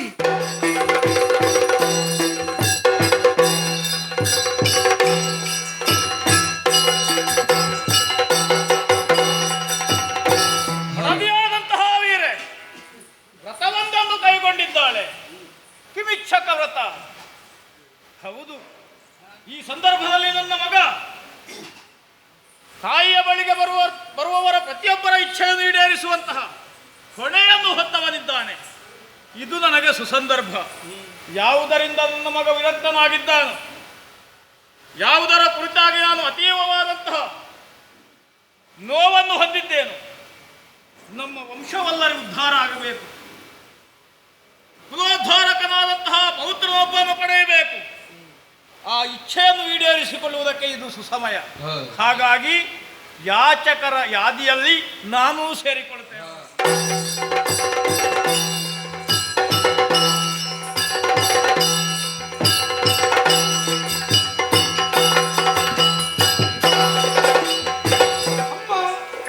ವ್ರತಕ್ಕೆ ದೀಕ್ಷಾಬದ್ಧಳಾಗು. ರಂಗನಾಥ ಸ್ವಾಮಿಯನ್ನು ನಿರತಾರಾಧಿಸುತ್ತಾ ಇದ್ದೇವೆ. ಸತ್ಯ. ಅದು ಪ್ರತಿಯೊಬ್ಬರು ಯಾಚಕರಾಗಿ ಇಂದ ಕಡೆ ಬರ್ತಾ ಇದ್ದಾರೆ. ಬರುವವರಿಗೆ ಕೇಳಿದ್ದನ್ನು ಕೊಡುವ ಸರ್ವ ವ್ಯವಸ್ಥೆಗೂ ನಾ ಬದ್ಧನಿದ್ದೇನೆ. ಬರಲಿ ಬರಲಿ ಬರಲಿ.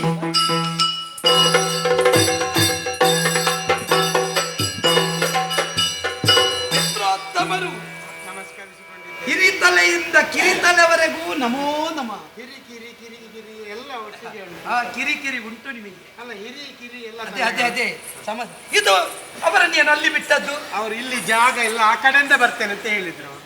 ಬೇರೆ ದಾರಿಯಿಂದ ಬರ್ಲಿಕ್ಕಿಲ್ಲ. ಬರುವುದಿದ್ರೆ ಸರತಿ ಸಾಲಿಯಲ್ಲೇ ಬರಬೇಕು. ಹೋಗಿ ಹೋಗಿ ಸಾಲಿಗೆ ಸೇರುವ ಲಕ್ಷಣ ಉಂಟು. ಬರುವ ವರ್ಷಕ್ಕೆ ಸೇರಿಸಿ. ಬರುವ ವರ್ಷಕ್ಕೆ ಸರಿ ಸ್ವಾಮಿ. ಸುದ್ದಿ ಸಿಕ್ಕಿತ್ತು. ನಮ್ಮಂತೂ ಬಂದವರಿಗೆ ಕೈ ಎತ್ತಿ ಕೊಡುವ ದಾನ ಅಲ್ಲ. ನಮ್ಮ ಅಮ್ಮನ ವ್ರತ ಕಿಮಿಚ್ಚಕ ವ್ರತ. ಇಚ್ಛಕ ವ್ರತ. ನಿಮ್ಮ ಇಚ್ಛೆ ಏನುಂಟು ಅದನ್ನು ಕೇಳಿದ ಹಾಗೆ ಕೊಡುವುದು. ತಮ್ಮ ಮನದಿಚ್ಛೆ ಏನು ಕೇಳಿಕೊಳ್ಳಬಹುದು. ಇವರೆಲ್ಲ ಅದಕ್ಕೆ ಅಂತೇಳಿ ಬಂದವರು. ಕೇಳ ಕೇಳ ಕೇಳ ದನ ಬೇಕು. ಎಂತ ಯಾವ ದನ ಹೇಳು. ಮುಂದೆ ಬನ್ನಿ. ವ್ಯವಸಾಯ ಮಾಡುವುದಕ್ಕೆ.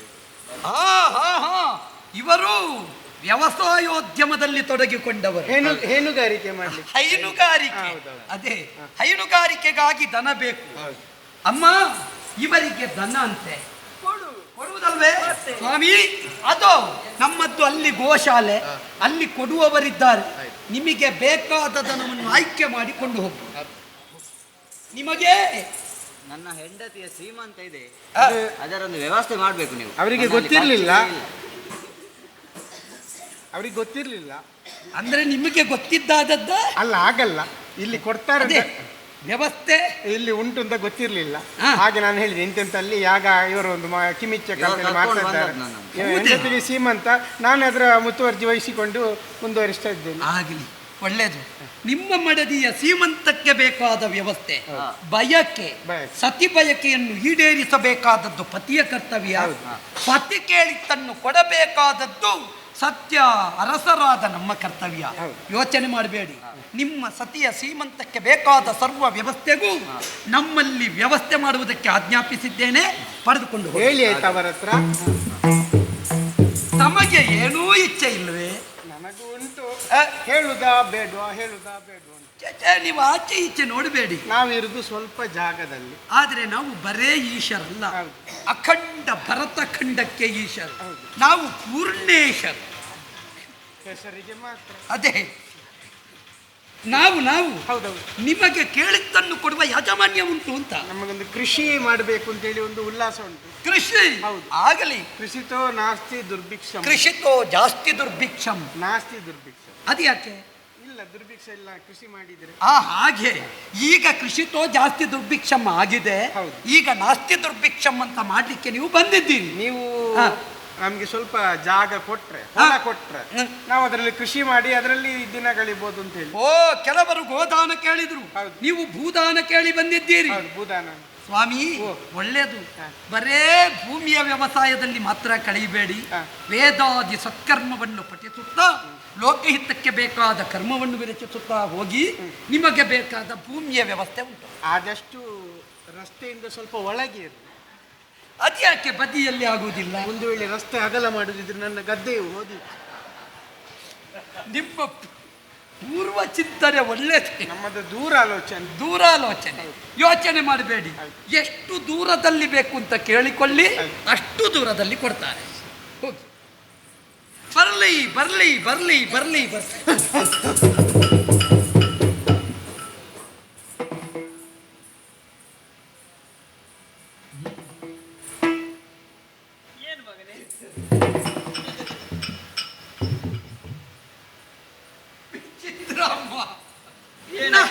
ಬಂದವರಿಗೆಲ್ಲ ದಾನ ಕೊಡ್ತಾ ಇದ್ದೆ. ನೀವು ಬರುವಾಗ ಸ್ವಲ್ಪ ತಡ ಆಯ್ತು, ಮತ್ತೆ ಕೊಡುವ. ಆದರೆ ಸರತಿಯ ಸಾಲಿನಲ್ಲಿ ನಮ್ಮ ಅಪ್ಪ, ಹೌದು, ಅಖಂಡ ಭೂಮಂಡಲದ ಚಕ್ರವರ್ತಿ, ಅವರೇ ದಾನ ಯಾಚಿಸಿ ಬಂದಿದ್ದಾರೆ. ಅಲ್ಲ, ಇದು ಎಂತದ್ದು? ನನ್ನನ್ನು ಎಂತದ್ದು ವ್ಯಂಗ್ಯವೈ ಮಗನೇ. ಆ ರೀತಿಯಾಗಿ ನೀನು ಆಡ್ಲೇಬಾರದು. ಯಾಕೆ? ಈಗ ಈ ವೃತ್ತದ ನಿಯಮ ಇರುವುದು ಹೇಗೆ? ಕೇಳಿದವರ ಇಚ್ಛೆಯನ್ನು ಈಡೇರಿಸುವುದು. ತಂದೆ ಆಗ್ಲಿ, ಮಗನೇ ಆಗ್ಲಿ, ತಮ್ಮನೇ ಆಗ್ಲಿ, ಸಾಕ್ಷಾತ್ ದೇವರೇ ಬಂದರೂ ಕೂಡ ಅವರು ಕೇಳಿದಂತ ಇದನ್ನು ಕೊಡಬೇಕು. ನಾವು ಅಪ್ಪನೇ ಬಂದು ಕೇಳಿದರು ಅದನ್ನು ನಾವು ಈಡೇರಿಸಬೇಕೆನ್ನುವುದಾಗಿ. ಇದು ನಿಮ್ಮ ಇಚ್ಛೆ, ಭಗವದ್ ಇಚ್ಛೆ. ಹೌದು. ನಾ ಏನು ಕೊಡುತ್ತಿದ್ರು ಅವರದ್ದನ್ನೇ ಕೊಡುವುದು. ಅವರೇ ಮಾಡಿಟ್ಟದ್ದು ಇದೆಲ್ಲ. ಕೇಳವರಲ್ಲಿ ಅಪ್ಪಯ್ಯ ಕುಮಾರ, ಅಚ್ಚರಿಯ ಅಂತೂ ಅಮ್ಮನಲ್ಲಿ ವಿನೋದ ಕಾಡಿದೆ. ತಾವು ಚಕ್ರವರ್ತಿಗಳು. ಹಾಗಾದ ಕಾರಣ ಈ ಮಗನ ಕೈಯಿಂದ ತಂದೆಯ ಇಚ್ಛೆ ಏನುಂಟು ಅದನ್ನು ಈಡೇರಿಸುವುದಕ್ಕೆ ಸಾಧ್ಯವಾಗುತ್ತದೆ ಅಂತಾದರೆ ಖಂಡಿತ ನಡೆಸಿಕೊಡುವುದಕ್ಕೆ ಬದ್ಧನಿದ್ದಾನೆ ಅವೀಕ್ಷಿತ. ಅದನ್ನು ಮಗನೇ ಈಡೇರಿಸಿಕೊಡತಕ್ಕದ್ದು. ಹೌದೇ? ಹೌದು. ನಾ ಈಡೇರಿಸಬಹುದಾದ ಇಚ್ಛೆ ಇದೊಂದು. ನಾನು ಪಿತೃಋಣದಿಂದ ಮುಕ್ತನಾಗುವುದಕ್ಕಿರುವ ದಾರಿ ಅಂತ ಭಾವಿಸ್ತೇನೆ. ಕೇಳಿಕೊಳ್ಳಿ ಅಪ್ಪಯ್ಯ. ನೀನು ಕೊಡುವಂತಹ ದಾನ ಅಲ್ಲ ಭಿಕ್ಷೆ ಕೇಳಬೇಕೆ? ಚಲ್ಲಪ್ಪ, ದಾನ ದಾನ. ಪೌತ್ರಂ ದೇಹಿ, ಪೌತ್ರಂ ದೇಹಿ. ಏನು ಕೇಳಿದಿರಿ? ನನಗೆ ಮೊಮ್ಮಗನನ್ನು ದಯಪಾಲಿಸು.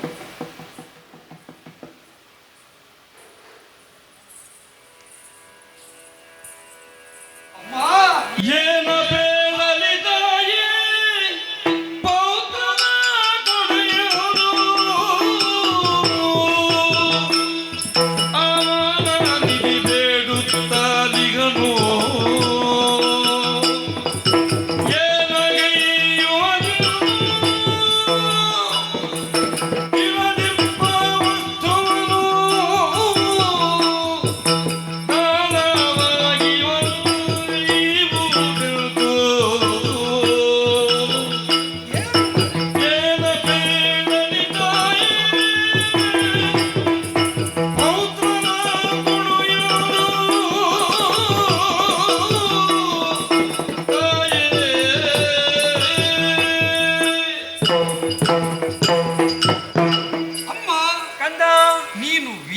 ಸತ್ಯ. ನಿನ್ನ ಮಗ ವೀರ. ಸತ್ಯ. ಕೊಡುವುದರಲ್ಲಾಗಲಿ ಪಡೆಯುವುದರಲ್ಲಾಗಲಿ ಸಮರ್ಥನೆ. ಆ ಬಂದ ಸಾವಿರ ಸಾವಿರ ಮಂದಿಗೆ ಅವರವರ ಮನದಿಚ್ಛೆಯನ್ನು ಕೇಳಿ ಕೊಡುವ ವ್ಯವಸ್ಥೆ ಮಾಡಿದ್ದೇನೆ. ನಿಜ.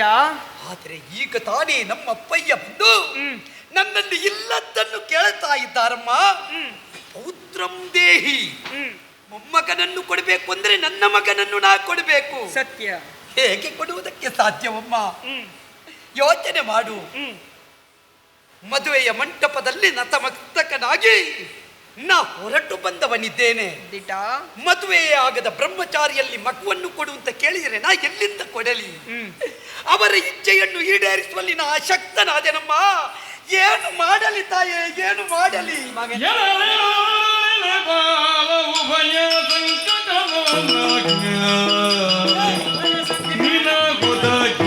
ಭಾಗ್ಯ ಬಹುದು ಜನಕನ ಬಯಕಿಯ ಸಲ್ಲಿಸುವ ಸುತನವ ಜನಗಳು ಘನಮಾನ್ಯ ನಿನಿಪಾಜ್ಞ ಮಗನೇ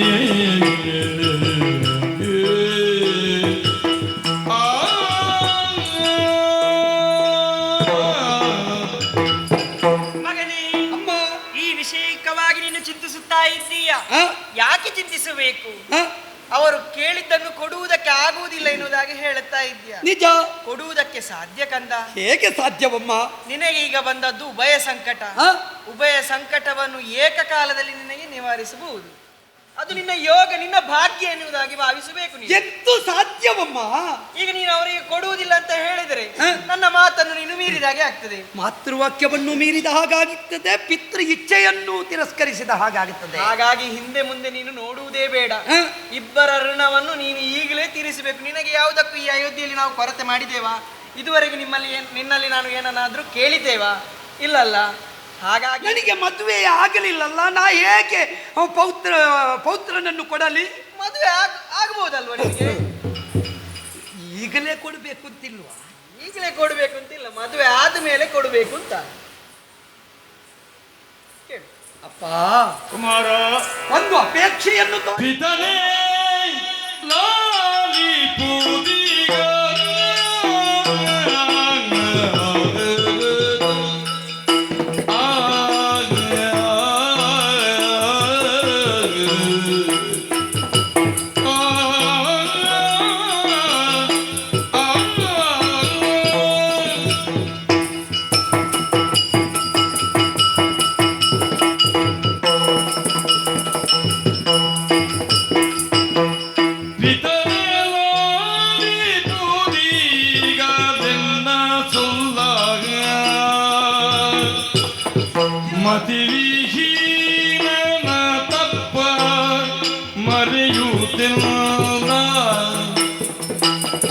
ಮತಿವಿಹೀನನ ತಪ್ಪ ಮರೆಯುವುದ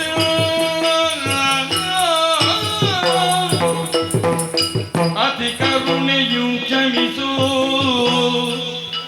ಅತಿ ಕರುಣೆಯು ಕ್ಷಮಿಸುಗೋ. ಮತಿ ಶೂನ್ಯನಾದೆಲ್ಲ ಹಿತವನ್ನೇ ಬಯಸಿ ನೀ ಬೇಡಿರುವುದನ್ನು ರತಿಪತಿಯ ಪಿತವನೇ ದಿಟವಾಗಿ ಸರಿಸುವೆನು.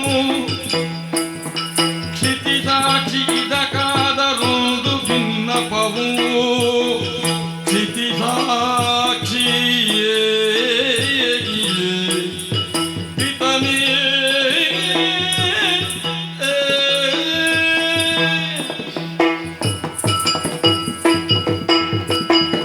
ಅಪ್ಪಯ್ಯ ಕುಮಾರ, ನಿನ್ನ ಅಂತರಂಗವನ್ನು ಅರ್ಥ ಮಾಡಿಕೊಂಡೆ.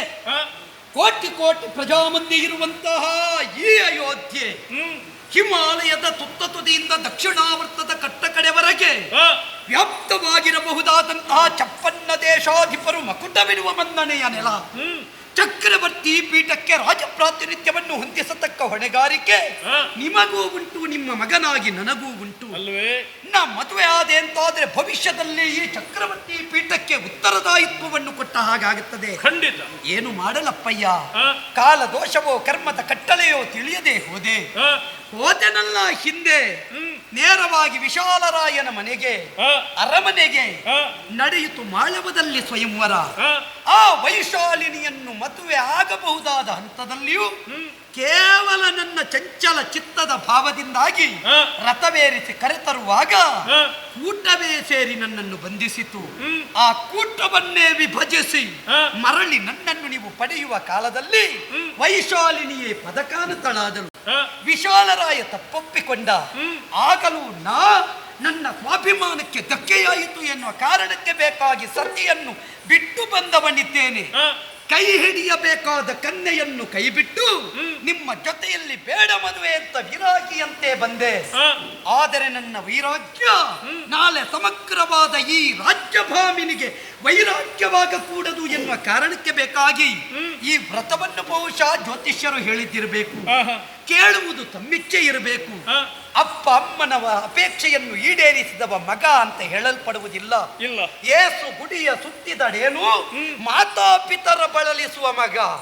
ಯಾವ ಜಪತಪ ಮಾಡಿದರೇನು ತಂದೆ ತಾಯಿಯ ಇಚ್ಛೆಯನ್ನು ಈಡೇರಿಸದ ಮಗ. ಲೋಕದಲ್ಲಿ ಯಾವುದನ್ನಾದರೂ ಪಡೆಯಬಹುದು. ಅಪ್ಪ ಅಮ್ಮ ಎನ್ನುವ 2 ಸೊತ್ತನ್ನು ಮತ್ತೊಮ್ಮೆ ಪಡೆಯುವುದಕ್ಕೆ ಯಾವನಿಂದಲೂ ಸಾಧ್ಯ ಇಲ್ಲ. ಒಬ್ಬಳು ಹೆಂಡತಿ ಕೈ ಬಿಟ್ಟರೆ ಇನ್ನೊಬ್ಬಳನ್ನು ಕೈ ಹಿಡಿಯಬಹುದು. ಒಬ್ಬ ದಾತಾರ ಕೈ ಬಿಟ್ಟರೆ ಇನ್ನೊಬ್ಬನನ್ನು ದಾತಾರನಾಗಿ ಅಂಗೀಕರಿಸಬಹುದು. ಆದರೆ ಒಬ್ಬಳು ಹೆತ್ತವಳು ಹೆರುವುದಕ್ಕೆ ಕಾರಣನಾದವನು ಕೈ ಬಿಟ್ಟ ಅಂತಾದ್ರೆ ಇನ್ನೋರ್ವರನ್ನು ಪಡೆಯುವುದಕ್ಕೆ ಸಾಧ್ಯವೇ ಇಲ್ಲ ಅಪ್ಪಯ್ಯ. ಆದ್ದರಿಂದಲೇ ಮಾತಾಪಿತೃ ಮುಕ್ತನಾಗುವುದಕ್ಕಷ್ಟು ಸುಲಭ ಇಲ್ಲ. ಅಪ್ಪ, ನಿಮ್ಮ ಅಪೇಕ್ಷೆಯನ್ನು ಈಡೇರಿಸ್ತೇನೆ. ಎಲ್ಲಿವರೆಗೆ ನನ್ನ ಪಂಥ ಬಲ್ಲಿರ ಈ ಭೂಮಿ ತಾಯಿ ಆಣೆಯಾಗಿ ಹೇಳುತ್ತೇನೆ, ನಿಮ್ಮ ಅಪೇಕ್ಷೆಯನ್ನು ಈಡೇರಿಸ್ತೇನೆ. ಸಂತೋಷವಾಯಿತು. ಆದರೆ ಮಗನಾಗಿ ನನ್ನ ಕೋರಿಕೆ ಉಂಟು. ಏನಪ್ಪ? ಯಾವ ಹೆಣ್ಣು ನನ್ನ ಕಾಲಿಗೆ ಬಿದ್ದು ನೀನೇ ನನ್ನ ಪತಿಯಾಗಬೇಕು ಅಂತ ಅಪೇಕ್ಷೆ ಪಟ್ಟಳು, ಅವಳನ್ನು ಪರಿಗ್ರಹಿಸುವಲ್ಲಿ ನಾ ಹಿಂದೆ ಸರಿದವ. ಮುಂದಕ್ಕೆ ವಿಶಾಲರಾಯನ ನಂದನೆಯಾದಂತಹ ವೈಶಾಲಿನಿಯನ್ನೇ ನಾ ಕರಗ್ರಹಣ ಮಾಡುತ್ತೇನೆ.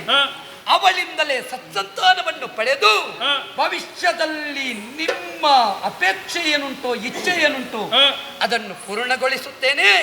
ಅದಕ್ಕೆ ಅವಧಿ ತುಂಬಾ ಬೇಕಾದೀತು, ಅವಕಾಶ ಮಾಡಿಕೊಡ್ಬೇಕಪ್ಪಯ್ಯ. ಕುಮಾರ, ದುರಾಗ್ರಹ ಪೀಡಿತನಾಗಿ ನೀನಂದು ಸ್ವಯಂವರ ವೇದಿಕೆಯಿಂದ ಹೊರಬಂದವ. ಆ ಕಾಲದಲ್ಲಿ ನೊಂದಾತ ವಿಶಾಲರಾಯ ನಿಜ. ಮಾತ್ರವಲ್ಲ, ಆತನ ಮಗಳಾದಂತಹ ವೈಶಾಲಿನಿ. ಸತ್ಯ. ಅನ್ಯರ ಕಣ್ಣೀರನ್ನು ನಾವು ಒರೆಸುವವರಾಗಬೇಕೇ ಹೊರತಾಗಿ ನಮ್ಮ ವಿಚಾರದಿಂದಲಾಗಿ ಮತ್ತೊಬ್ಬರು ಕಣ್ಣೀರು ಸುರಿಸುವ ಹಾಗಾಗಬಾರದು. ಕೂಡದು. ಆಗಲಪ್ಪ. ಇನ್ನೂ ಕೂಡ ನಿನ್ನ ನಿರೀಕ್ಷೆಯಲ್ಲೇ ಇರಬಹುದು ಆ ಕನ್ಯೆ. ಸತ್ಯ. ಅವಳನ್ನು ವರಿಸು, ನಮ್ಮ ಕುಲವನ್ನು ಬೆಳಗುವಂತಹ ಕಾಯಕವನ್ನು ವಹಿಸು. ಆ ಪ್ರಯತ್ನದಲ್ಲಿ ತೊಡಗಿಕೊಳ್ಳುತ್ತೇನೆ.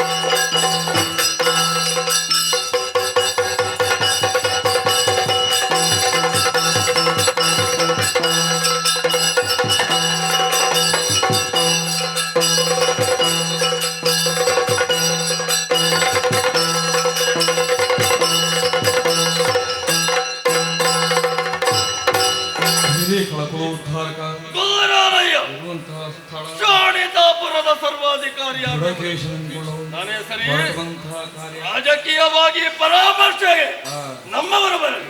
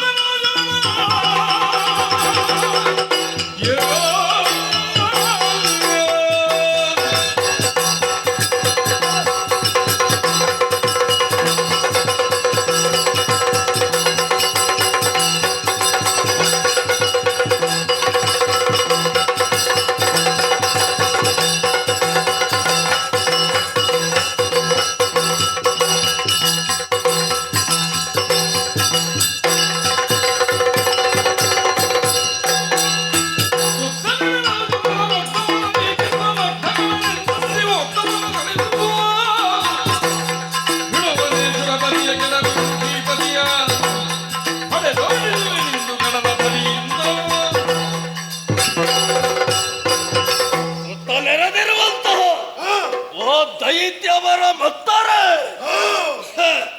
ಘನತ್ತಮಾನಿಧಿಗಳಾಗಿರುವಂತ ಕಶ್ಯಪ ಬ್ರಹ್ಮರ ಸಂತಾನಗಳು ಲೋಕಗಳಲ್ಲಿ ಮೆರೆಯುತ್ತಾ ಇದ್ದಾರೆ, ಬದುಕುತ್ತಾ ಇದ್ದಾರೆ, ತುಂಬಿ ತುಳುಕುತ್ತಾ ಇದ್ದಾರೆ. ಅವರದ್ದೇ ಸಂತಾನ ನಾವು. ದೈತ್ಯರು, ದಾನವರು, ಅಸುರರು, ರಾಕ್ಷಸರು. ಆದ್ರೆ ಏನು ಮಾಡೋಣ, ನಮಗೊಂದು ನೆಲೆಯೂ ಇಲ್ಲ, ಬೆಲೆಯೂ ಇಲ್ಲ. ಇರುವುದಕ್ಕೆ ಇಲ್ಲವೇ ಅಂತ ಕೇಳಿದ್ರೆ ಆದಿ ದೈತ್ಯರಿಂದಲೇ ನಿರ್ಮಿಸಲ್ಪಟ್ಟಿರುವಂತಹ ಶೋಣಿತಾಪುರ ಇದೆ. ನಮ್ಮವರೆಲ್ಲ ಅನೇಕರು ಇಲ್ಲಿ ಹುಟ್ಟಿದರು, ಬದುಕಿದರು, ಬಾಳಿದರು, ಮೇಲೆ ನೋಡಿದರು, ಸ್ವರ್ಗವನ್ನು ಸಂಪಾದಿಸಿದರು, ಆಮೇಲೆ ಸತ್ತೇ ಹೋಗುತ್ತಾರೆ. ನೋಡಿ ನೋಡಿ ನನಗೆ ಬೊಡುದು ಹೋಯಿತು. ಹೇಗೆ ನಮ್ಮವರು ಧರಿಸುವುದು, ನಮ್ಮವರನ್ನೆಲ್ಲ ಹೇಗೆ ಒಂದು ಮೇಲೆ ಕೊಂಡು ಹೋಗುವುದು ಅರ್ಥವಾಗಲಿಲ್ಲ. ದೃಢಕೇಶ ಎಂಬುದಾಗಿ ನನಗೆ ಹೆಸರಿಟ್ಟಿದ್ದಾರೆ. ದೃಢವಾಗಿ ನಮ್ಮವರೆಲ್ಲ ನನ್ನನ್ನು ನಂಬಿ ಬದುಕುತ್ತಾ ಇದ್ದಾರೆ. ಏನಾದರೂ ಒಂದು ಮಾಡುತ್ತಾನೆ ಇವ ಅಂತ. ಏನು ಮಾಡುವುದಕ್ಕಾಗುತ್ತದೆ? ಏನಾದರೂ ಮಾಡಿ ನಮ್ಮವರನ್ನೊಂದು ಮೇಲೆ ಹಾಕಬೇಕು ಎನ್ನುವ ಹಾಗೆ ತಿಳಿದು ಕಾನನಕ್ಕೆ ಹೋದೆ. ತಪಸ್ಸನ್ನು ಆಚರಿಸಿದೆ. ಬಂದನಲ್ಲ ವಿಧಿ, ಏನು ಬೇಕು ಅಲ್ಲ, ನನಗೆ ಗೊತ್ತಿದೆ ಅವ ಕೇಳಿದನ್ನು ಕೊಡುವುದಿಲ್ಲ ಅಂತ. ಮರಣ ಇಲ್ಲದೆ ಇರುವಂತಹ ವರವನ್ನು ಅನುಗ್ರಹಿಸು. ಒಲ್ಲೆ ಇಲ್ಲ ಅಂತ ಹೇಳಿಬಿಟ್ಟನಲ್ಲ, ಗೊತ್ತಿದೆ ಅಷ್ಟು ಹೇಳ್ತಾನೆ ಅಂತ. ಆದರೆ ಒಂದು ದೂರೀಕರಿಸುವಂತ ಮರಣವನ್ನು ದೂರೀಕರಿಸುವಂತ ವರವನ್ನು ಅನುಗ್ರಹಿಸಿದ್ದಾನೆ. ಹಿಂದೆ ಕೊಟ್ಟ ಹಾಗಲ್ಲ, ಹಿಂದೆ ಉಳಿದ ರಾಕ್ಷಸರಿಗೆ ಕೊಟ್ಟ ಹಾಗಲ್ಲ. ನನಗೆ ವಿಶೇಷವಾಗಿ ವ್ಯತಿರಿಕ್ತವಾಗಿರುವಂತಹ ಒಂದು ವರ. ಹೇಗೆ ಗೊತ್ತಾ? ಮದುವೆಯಾಗಿ ಬ್ರಹ್ಮಚರ್ಯ ವ್ರತವನ್ನು ಪಾಲಿಸುತ್ತಿರುವ ಅಲ್ಲ, ಮದುವೆಯಾದವರು ಬ್ರಹ್ಮಚರ್ಯ ವ್ರತವನ್ನು ಪಾಲಿಸ್ತಾರೆ. ಅದಲ್ಲ, ಮದುವೆಯಾದವನು ತನ್ನ ಹೆಂಡತಿಯೊಡನೆ ಸಂಗಮಿಸದೆ ಇರುವ ಅಲ್ಲ ಅನುಭವಿಸದೆ ಇರುವ ಅಂತಹ ವ್ಯಕ್ತಿಯಿಂದ ನನಗೆ ಮರಣ. ಬೆಕ್ಕು ತಕ್ಕಡಿ ಆ ಬ್ರಹ್ಮ ಸನಿಹದಲ್ಲಿ ಒಬ್ಬಳು ಸರ್ವಾಂಗ ಸೌಂದರ್ಯವತಿ ಹೆಂಡತಿ ಇರುವಾಗ ಆಕೆಯ ಮೈ ಮುಟ್ಟದೇ ಇರುತ್ತಾನೊಬ್ಬ. ಮುಟ್ಟುವುದಿಲ್ಲ ಅಂತ ಆದ್ರೆ ಅವ ಪುರುಷನೇ, ಖಂಡಿತವಾಗಿಯೂ ಪುರುಷ ಅಂತ ಒಪ್ಪಿಕೊಳ್ಳುವುದಕ್ಕಾಗುವುದಿಲ್ಲ. ಅವ ನಪುಂಸಕನಿರಬೇಕು, ಅಲ್ಲದೆ ಇದ್ರೆ ಷಂಡನಿರಬೇಕು. ಒಂದು ವೇಳೆ ಅಂತವನಿಂದ ನನಗೆ ಮರಣ ಬರುವುದಕ್ಕಿಲ್ಲ. ಹೆಂಡತಿಯನ್ನು ಮುಟ್ಟಿಯೇ ಮುಟ್ತಾನೆ, ಮುಟ್ಟದಿದ್ರೆ ಅವ ಷಂಡನಾಗುತ್ತಾನೆ. ಎರಡು ವಿಧಾನದಲ್ಲಿಯೂ ನನಗೆ ಮರಣ ಇಲ್ಲ. ಸಂತೋಷ ಆಯಿತು. ಈಗ ನನಗೆ ನೆನಪಾಗುವುದು ದೌರ್ಜನ್ಯಕ್ಕೊಳಗಾಗಿರುವಂತಹ ನಮ್ಮವರಿಗೆಲ್ಲ ಒಂದು ಸರಿಯಾದಂತಹ ಒಂದು ದಾರಿಯನ್ನು ಕಂಡುಕೊಳ್ಳುವುದಕ್ಕಾಗಿ ಸ್ವರ್ಗಲೋಕಕ್ಕೆ ಹೋಗಬೇಕು.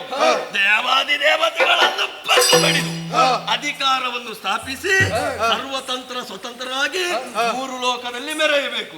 ಏನು ನಿಮ್ಮ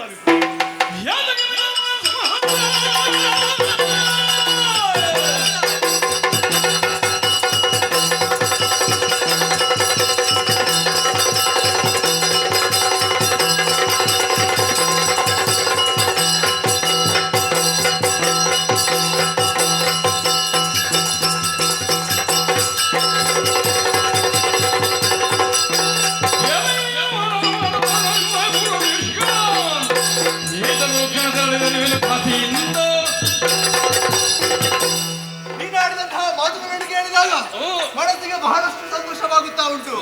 ಯಾಕೆ ಬಲ್ಲೆಯ ನ್ಯಾಯವಾಗಿ ಸಿಗಬೇಕಾದಂತಹ ದುರಗತಿಗೆಯನ್ನು ಆ ಕನಿಷ್ಠರ ಪಾಲಾಗಿದೆ. ಆದ್ದರಿಂದ ತಡಮಾಡು ಸರಿಯಲ್ಲ. ದೌರ್ಜನ್ಯಕ್ಕೆ ಒಳಗಾದಂತಹ ನಾವು ಸರಿಯಾದಂತಹ ನ್ಯಾಯವನ್ನು ಒದಗಿಸಬೇಕು. ಆದ್ದರಿಂದ ಸೈನ್ಯ ಸಮೇತವಾಗಿ ಸುರಲೋಕವನ್ನು ಮುತ್ತಿಗೆಡೋಣ.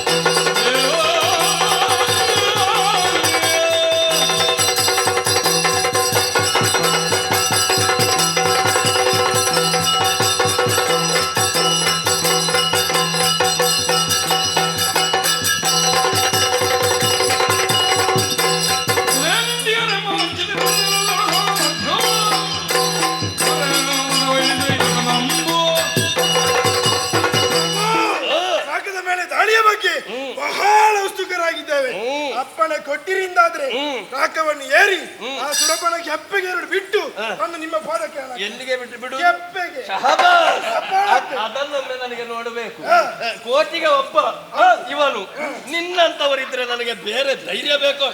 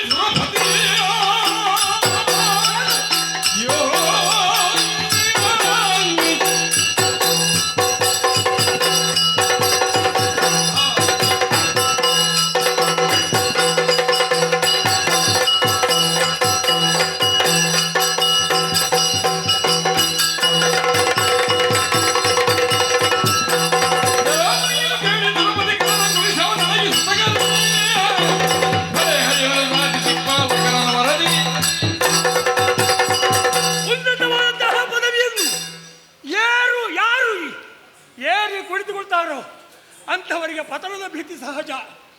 ಏನು ಮಾಡೋಣ? ದುರಾಡಳಿತವನ್ನೇ ಬಯಸುವಂತಹ ದುಷ್ಟರು ದೃಢಕೇಶಿ ಇನ್ನೋರ್ವರು ಬ್ರಹ್ಮನ ವರ ಬಂದಿದ್ದಾರೆ ಎನ್ನುವಾಗ ಹೋರಾಟ ಅನಿವಾರ್ಯ. ಎಲ್ಲಿ ತಿಪ್ಪತಿಗಳು ಬನ್ನಿ.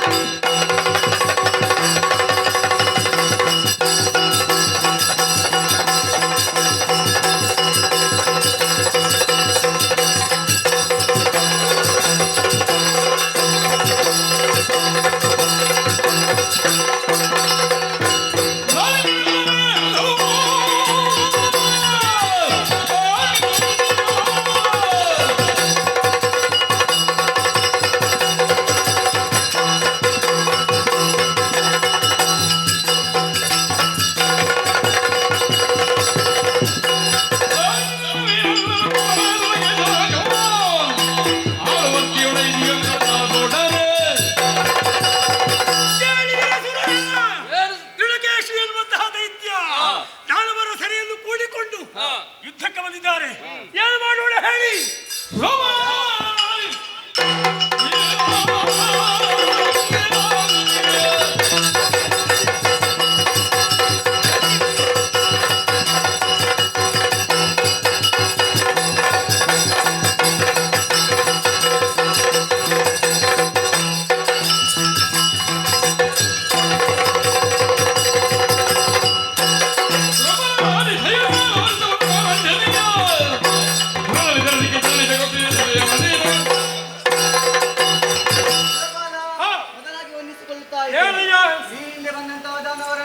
ತ್ರಿಮೂರ್ತಿಗಳ ದಯೆಯಿಂದ ವಧಿಸಿದ್ದೇವೆ. ಹೌದು. ಹಿಂದೆ ಬಂದಂತಹ ದಾನವರನ್ನು ನಾನು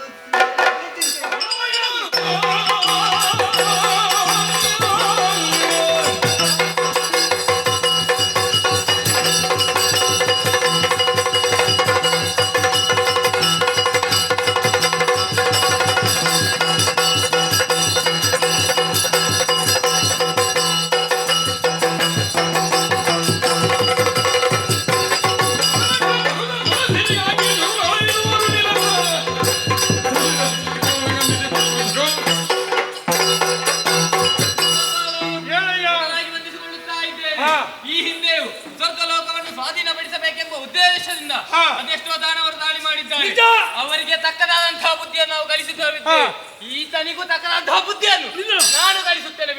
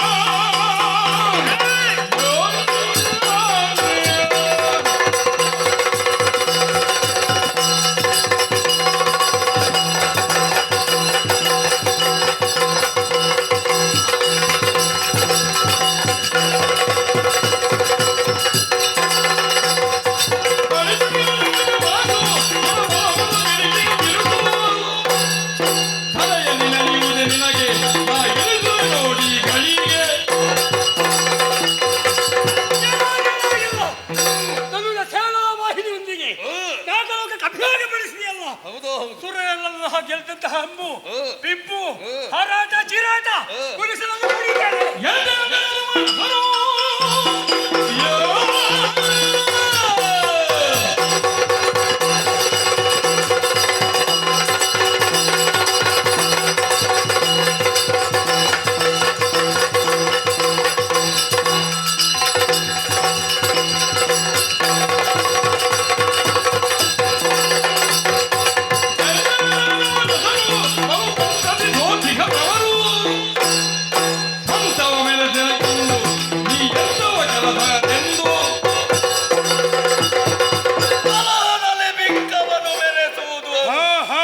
ಎಷ್ಟು ಏನು ಎಂಬುದನ್ನು ತಿಳಿದಿದ್ದೇನೆ. ನಿನ್ನಲ್ಲಿ ಮಾತನಾಡುವ ವ್ಯವಧಾನ ಇವತ್ತಿಲ್ಲ.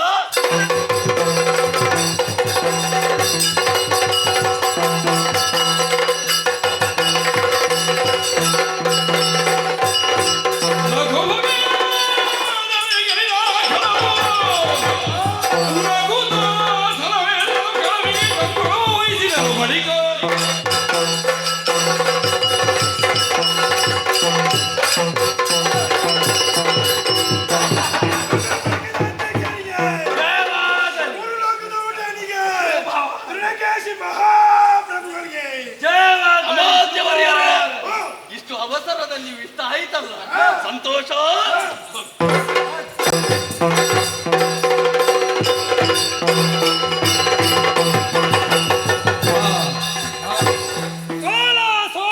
ಸೋಲ ಪರಿಣಾಮ ಮುಂದೆ ಗೆಲುವು. ಆದ್ದರಿಂದ ವಿಧಿಯನ್ನು ಹಾಗೆ ಹೇಳಿಕೊಂಡೆ ಸಮಾಧಾನ ಪಡಿಸಿದ. ಸ್ವಲ್ಪ ಶಾಂತಿ ಸಹನೆ ಇಂದ ಬದುಕಿ ಸ್ವಲ್ಪ ಸಮಯ ಕಾಲ ಬಂದಾಗ ಈ ರಾಕ್ಷಸರಿಗೆ ಅವರದ್ದೇ ಆಗಬೇಕಿದ್ರೆ ಮದುವೆಯಾಗಿದ್ದು ಬ್ರಹ್ಮಚರ್ಯ ವ್ರತವನ್ನು ಪಾಲಿಸಿಕೊಂಡಿರಬೇಕು. ಅಂಥವನಿಂದಲೇ ಮರಣಾಯ. ಆದ್ದರಿಂದ ಕಾಲ ನಿರೀಕ್ಷೆಯಲ್ಲಿ ಸಮಾಧಾನ ಹೇಳಿದ್ದಾನೆ. ಅದರಂತೆ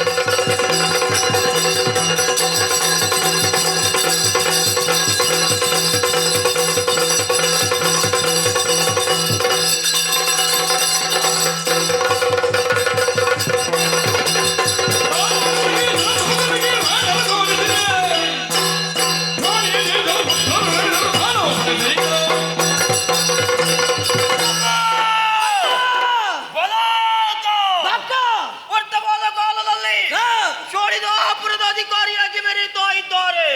ನಮ್ಮಪ್ಪ ಏನಾದಂತಹ ದೃಢಕೇಶ ದೊರೆಗಳು ನಿಜ ಅವರ ಉಭಯ ನೇತ್ರಗಳಂತೆ ಉಭಯ ಬಾಹುಗಳಂತೆ ನಾವು ಮೆರೀತಾ ಇದ್ದೇವೆ.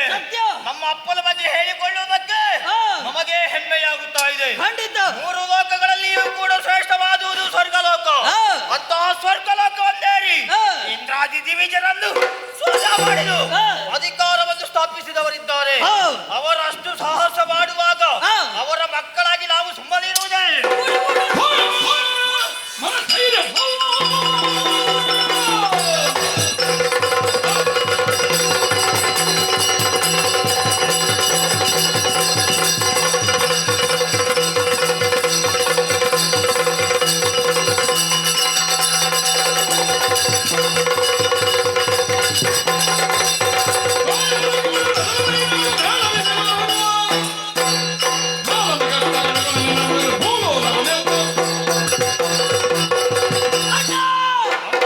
ನಾವು ಕೂಡ ತಂದೆಯಂತೆ ಸಾಧನೆ ಮಾಡಬೇಕೆನ್ನುವಂತ ಉದ್ದೇಶದಿಂದ ಒಂದು ತೀರ್ಮಾನವನ್ನು ಕೈಗೊಂಡೆವು.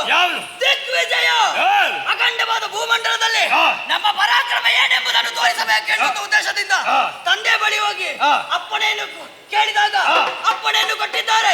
ತಡ ಮಾಡುವುದು ಯಾಕೆ?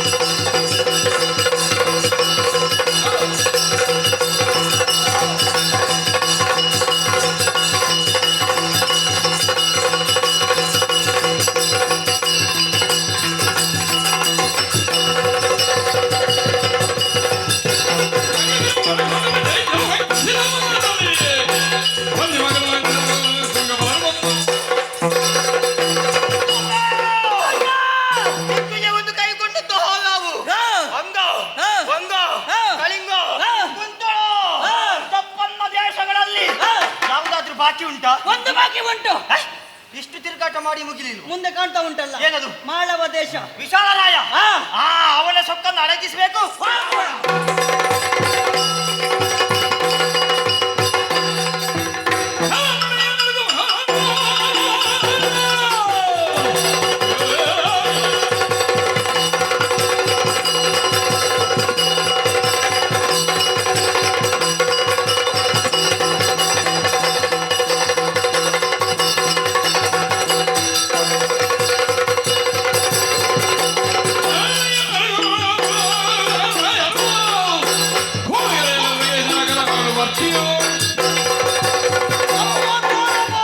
ಬಂದು ಆಡಿದ್ರು. ದುರುಳರ ದಾಳಿಯಾಗಿದೆ. ಎಲ್ಲಿ ಸೇನಾಧಿಪತಿ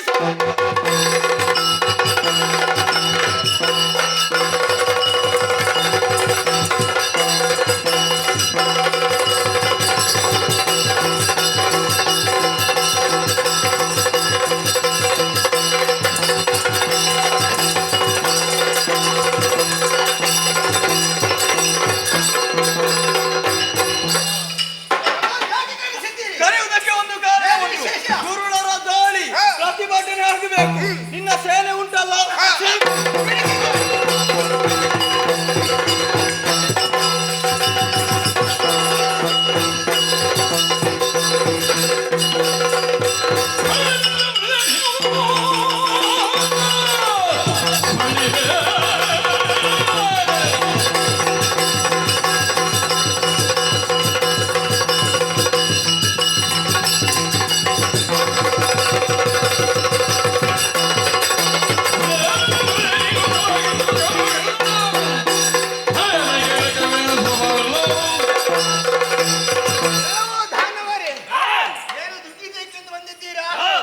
ನಿಮ್ಮ ಸೊಂಟವನ್ನು ಮರಿತೇನೆ ಬಂದಾಗಿ ನಡೀರಿ ಇಲ್ಲಿಂದ. ನೀನು ಬರುವ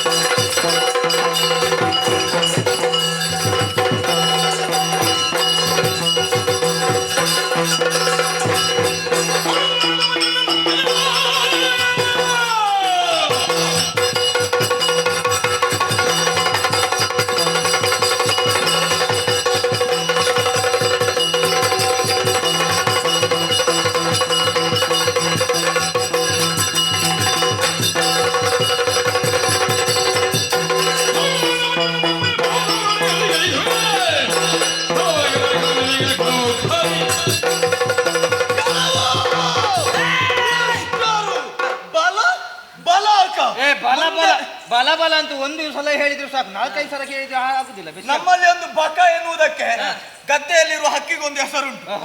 ಮುಂದೆ ಬಂದ್ರಿಂತ ಆದ್ರೆ ಎದುರಿಸುವುದಕ್ಕೆ ನಿಂತವ ಮಾಳವ ದೇಶದ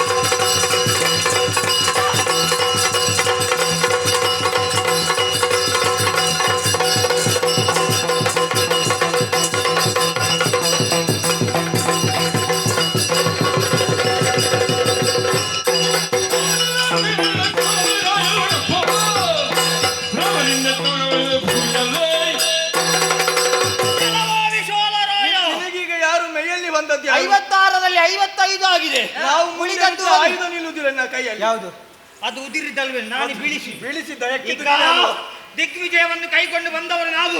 ಕಪ್ಪ ಕೊಟ್ಟರೆ ಹೊಳಿತು ಇಲ್ಲ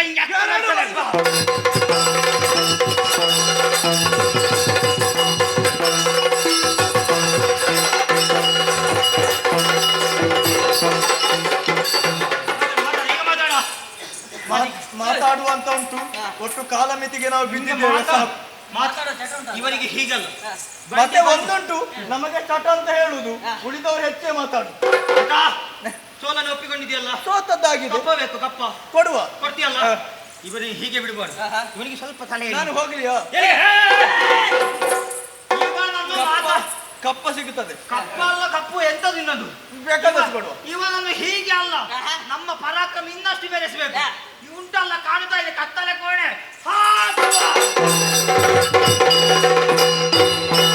ಇನ್ನು ಪಟ್ಟಿಯಲ್ಲಿ ಯಾವ್ದು ಉಳಿದಿಲ್ಲಲ್ಲ? ಯಾವ್ದು ಉಳಿಲಿಲ್ಲ. ಸ್ವಲ್ಪ ವಿಶ್ರಾಂತಿ ಪಡೆಯುವ.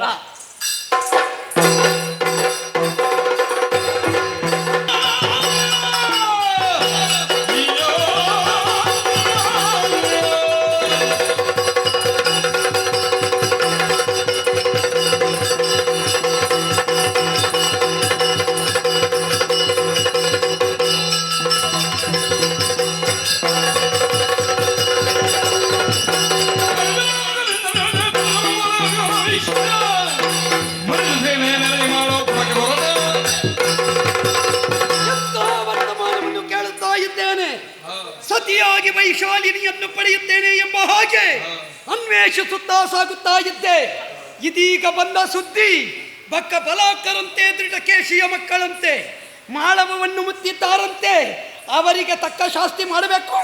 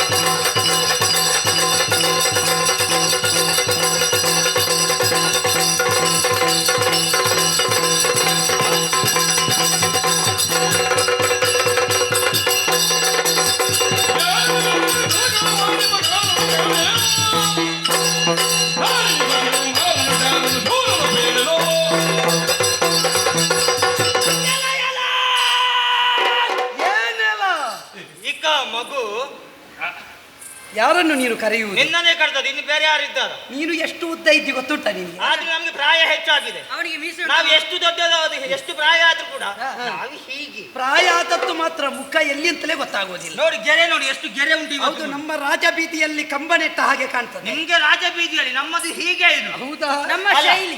ಹೌದು. ನಿಮ್ಗೆ ಅಲ್ಲ, ನಿಮ್ಗೆ ಒಂದು ಚಟ ಉಂಟು. ಎಂತದ್ದು ಮಹಾರಾಜ, ಏನು? ಒಂದು ಹೆಣ್ಣು ಮಕ್ಕಳಿಗೆ ಒಂದು ಇಷ್ಟು ಚಟ ಇರಬಾರ್ದು, ಗೊತ್ತಾಯ್ತು? ಏನಾಯಿತು? ಒಮ್ಮೆ ಆವತ್ತು ಅಲ್ಲಿ ಸೆರೆಮನೆಯ ಒಳಗೆ ಬಿದ್ದು ಪುನಃ ಎದ್ದು ಅದೇ ಹುಡುಗಿಯ ಹಿಂದೆ ಹೋಗ್ತೀಯಲ್ಲ, ನಿಮ್ಗೆ ಮಾನ ಮರ್ಯಾದೆ ಏನಾದ್ರೂ ಉಂಟಾ? ಗಂಡು ಜಾತಿಗೆ ಅವಮಾನ ಇವ. ಈಗ ನಾ ಅದೇ ಹೆಣ್ಣನ್ನು ಅಪೇಕ್ಷೆ ಪಟ್ಟಿದ್ದೇನೆ, ಅದೇ ಹೆಣ್ಣನ್ನು ಕೈ ಹಿಡಿಯುವುದಕ್ಕೆ ಇಲ್ಲಿಗೆ ಕರೆದದ್ದು ಯಾರು? ನೀವು ಯಾಕೆ ಬಂದದ್ದು? ನಾವು ದಿಗ್ವಿಜಯಕ್ಕೆ ಬಂದದ್ದು. ದಿಗ್ವಿಜಯಕ್ಕೆ ಬಂದವರಿಗೆ ಮತ್ತೆ ಹೆಣ್ಣಿನ ವಿಷಯ ಯಾಕೆ? ಅಲ್ಲ, ನಿನ್ನ ಬಗ್ಗೆ ನಿನ್ನ ನಾ ಹೆಣ್ಣಿಗಾಗಿ ಬಂದದ್ದಲ್ಲ. ನೀವು ಯಾಕೆ ಬಂದದ್ದು? ನಾವು ದಿಗ್ವಿಜಯ ಅವನ ಒಳಗೆ ಹಾಕಿದ್ದೇವೆ. ದಿಗ್ವಿಜಯ ಬಂದವ ಯಾಕೆ?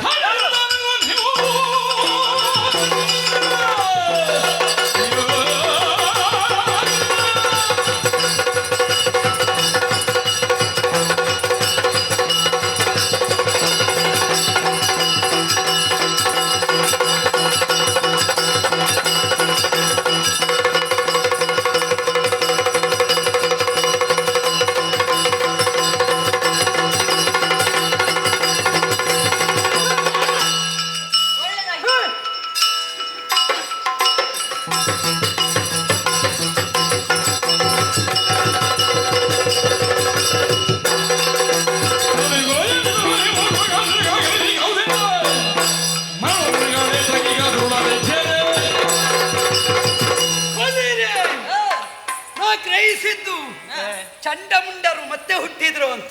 ಚಂಡಮುಂಡರು ಹೀಗ? ಅದೇ ಹೀಗೆ ಚಂಡಮುಂಡರು ಅಂತ ಆಗ್ಬಾರ್ದು ಅಂತ ನಾವು ಹೀಗೆ ಮಾಡಿ ಗೊತ್ತಾಗಿದೆ ನನಗೆ. ಮತ್ತೊಂದು ಆದ್ರೆ ನೋಡ್ಲಿಕ್ಕೆ ಹಾಗೆ ಸ್ವಭಾವವು ಅಷ್ಟೇ. ಕೂಡ ಅವನಿಗಿದ್ದ ಏನು ಕಡಿಮೆ ಇಲ್ಲ.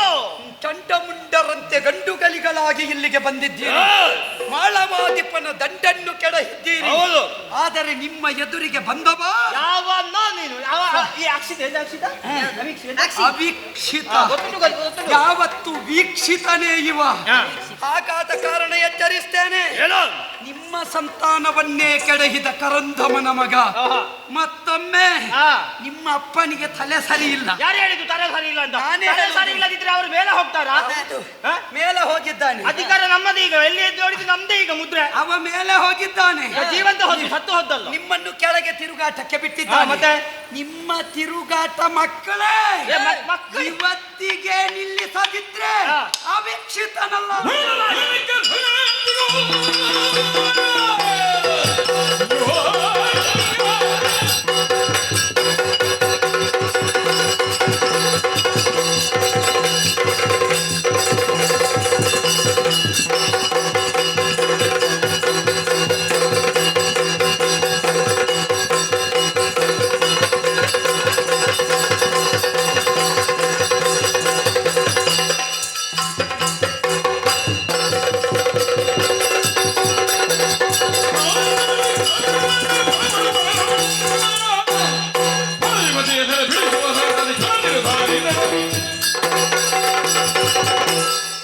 ನಾವು ಇಲ್ಲಿ ಬಂದು ಇಷ್ಟು ಮಾಡಿದ್ದೆ, ಮತ್ತೆ ನಮ್ಗೆ ಗೊತ್ತಾಗಿದೆ. ಈಗ ಇದ್ದ ಕಡೆಯಲ್ಲೆಲ್ಲ ಸಂಚಾರ ಮಾಡಿ ಧರಣಿ ಪಾಲಕರ ದರ್ಪವನ್ನು ಮುರಿದು ದರ್ಪವನ್ನು ಸಂಗ್ರಹಿಸಿದವರು ನಾವು. ಮಿಕ್ಕವರನ್ನು ಗೆದ್ದ ಹಾಗಲ್ಲ, ಭರತ ಖಂಡದ ವೀರಪುತ್ರ.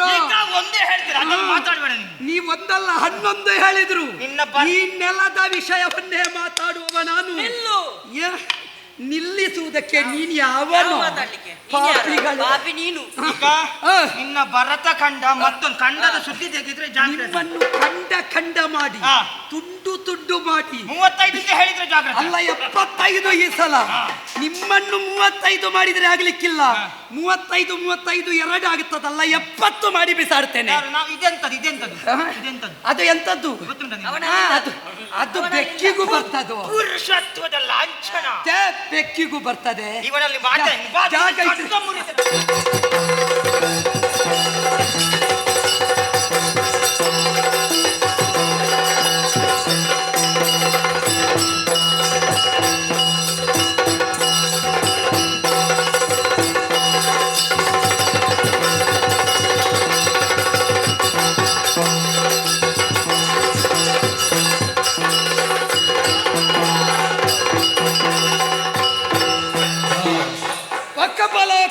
ಸಂಹಾರ ಮಾಡಿದ್ದೇನೆ. ಯಾರಲ್ಲಿ? ವಿಶಾಲರಾಯನನ್ನು ಸೆರೆಬಿಡಿಸಿ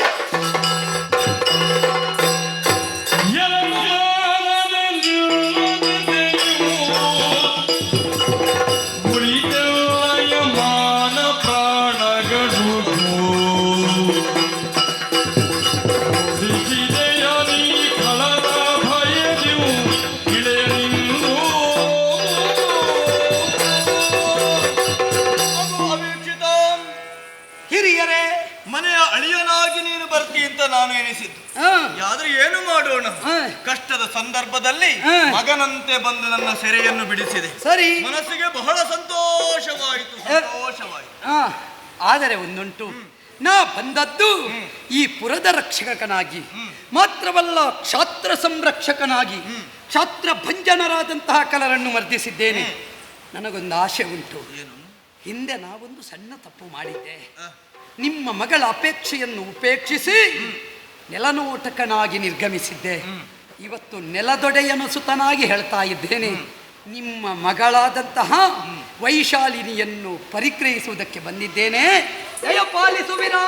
ಏನು ಹೇಳಲಿ ಮಗು, ಮದುವೆ ಆಕಾಂಕ್ಷೆಯಿಂದ ನೀನು ಬಂದಿ ಅಂತ ಆದ್ರೆ ಮಗಳಿದ್ರೆ ನಿನಗೆ ಮಗಳನ್ನು ಕೊಡಬಹುದಿತ್ತೆ. ಏನು ಮಾಡೋಣ, ನೀನಿಲ್ಲ ಎನ್ನುವಂತ ಕೊರಗಿನಿಂದ ತಪಸ್ಸನ್ನ ಆಚರಿಸುವುದಕ್ಕೆ ಕಾರಣಾಂತರವನ್ನು ಹೊಕ್ಕಿದ್ದಾಳೆ. ಮಗಳು ನನ್ನ ಬಳಿಯಲ್ಲಿ ಇಲ್ಲ ಮಗು, ಮಗಳು ಇಲ್ಲ ನನ್ನ ಬಳಿಯಲ್ಲಿ. ವೈಶಾಲಿನಿ ನಿಮ್ಮ ಬಳಿ ಇಲ್ಲ? ಯೋಚನೆ ಮಾಡಬೇಡಿ, ಅವಳು ಎಲ್ಲೇ ಇರಲಿ, ಶಿವನ ಕುರಿತು ಪಾರ್ವತಿಯ ತಪದಂತೆ ಅವಿಕ್ಷಿತನ ಕುರಿತು ಅವಳ ತಪ ಇರಬಹುದು. ಅವಳನ್ನು ಹುಡುಕುತ್ತಾ ನಾ ಸಾಗುತ್ತೇನೆ. ನಿಶ್ಚಿಂತೆಯಿಂದ ರಾಜ್ಯಭಾರ ಮಾಡಿ ನನ್ನ ಮಗು ವಧು ವೈಶಾಲಿನಿ ಆಗುವ ಸೌಭಾಗ್ಯವನ್ನು ಕಾಣಿಸಿದೆ. ಸರಿ,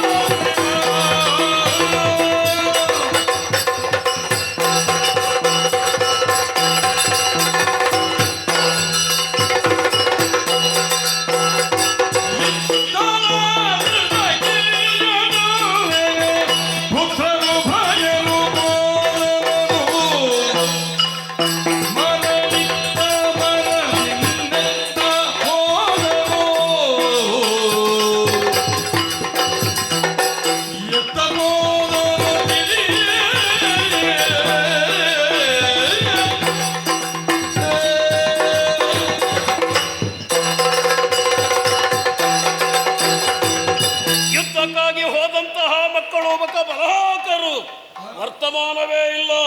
ಶುಭ ವರ್ತಮಾನದ ನಿರೀಕ್ಷೆಯಲ್ಲಿ ನಾನಿದ್ದೇನೆ.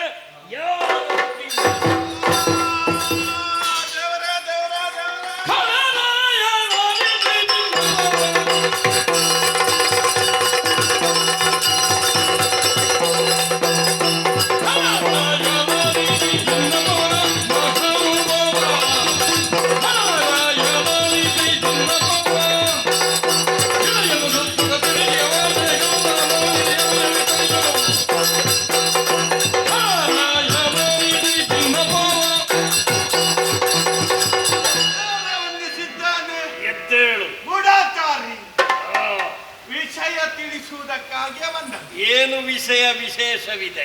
ನಿಮ್ಮ ಮಕ್ಕಳೊಂದಿಗೆ ನನ್ನನ್ನು ಹಿಂದೆಯಿಂದ ಅಟ್ಟಿದರು. ಹೌದು, ಹೋಗಿ ಅವರ ಸಾಹಸವನ್ನೆಲ್ಲ ನೋಡಿ ಬಂದು ಹೇಳಬೇಕು. ಬಂದು ವಿವರಿಸಿ ಸಾಹಸಗಳನ್ನೆಲ್ಲ ಕಾಲ ಕಾಲಕ್ಕೆ ಹೇಗೆ ಮೆರೆದರೆ ನನ್ನ ಮಕ್ಕಳು ಎಷ್ಟಾದ್ರೂ ನನ್ನ ಮಕ್ಕಳಲ್ವಾ? ಆದ್ರೂ ಎಲ್ಲಾ ಭೂಭುಜರ ದರ್ಪವನ್ನೆಲ್ಲ ಮುರಿದು ಅವರದಾದಂತಹ ಶಕ್ತಿಯನ್ನು ಅವರ ಮುಂದೆ ಪ್ರದರ್ಶಿಸಿ ಅವರನ್ನು ಸೋಲಿಸಿ ಎಲ್ಲರದ್ದು ಸ್ವಲ್ಪ ಸ್ವಲ್ಪ ಕಪ್ಪ ತಗೊಂಡು ಬಂದು. ಆಗಲಿ, ಕಪ್ಪ ಕಪ್ಪ ಕಪ್ಪ ಯಾಕೆ ಕಪ್ಪ ಕಪ್ಪ ಕಪ್ಪ ತಗೊಂಡು ಎಲ್ಲ ನಮ್ಮದಾದಂತ ಪುರಕ್ಕೆ. ಹಾಗಿದ್ದರೆ ಪುರದ ಹೊರಬಾಹಿಯಲ್ಲಿದ್ದಾರೆ, ಸ್ವಾಗತಕ್ಕೆ ವ್ಯವಸ್ಥೆ ಮಾಡು. ಒಳ ಬರುವುದಕ್ಕೆ ಸ್ವಾಗತ. ಅದೇ ವ್ಯವಸ್ಥೆ ಮಾಡಬೇಕು. ಸಮಸ್ಯೆ ಅದೇ, ಇಲ್ಲಿಗೆ ಮುಗಿಲಿಲ್ಲ. ಮತ್ತೇನಾಯ್ತು? ಇಲ್ಲೆಲ್ಲ ವಿಜಯ ಪತಾಕೆಯನ್ನು ಹಾರಿಸಿ ನೇರ ಮಾಳವ ಮಾಳ ಮಾಳ ಮಾಡವ ಮಾಡಲ್ಲ ಮಾಡಲ್ಲ ಮಾಳ ಮಾಳ ಮಾಳವ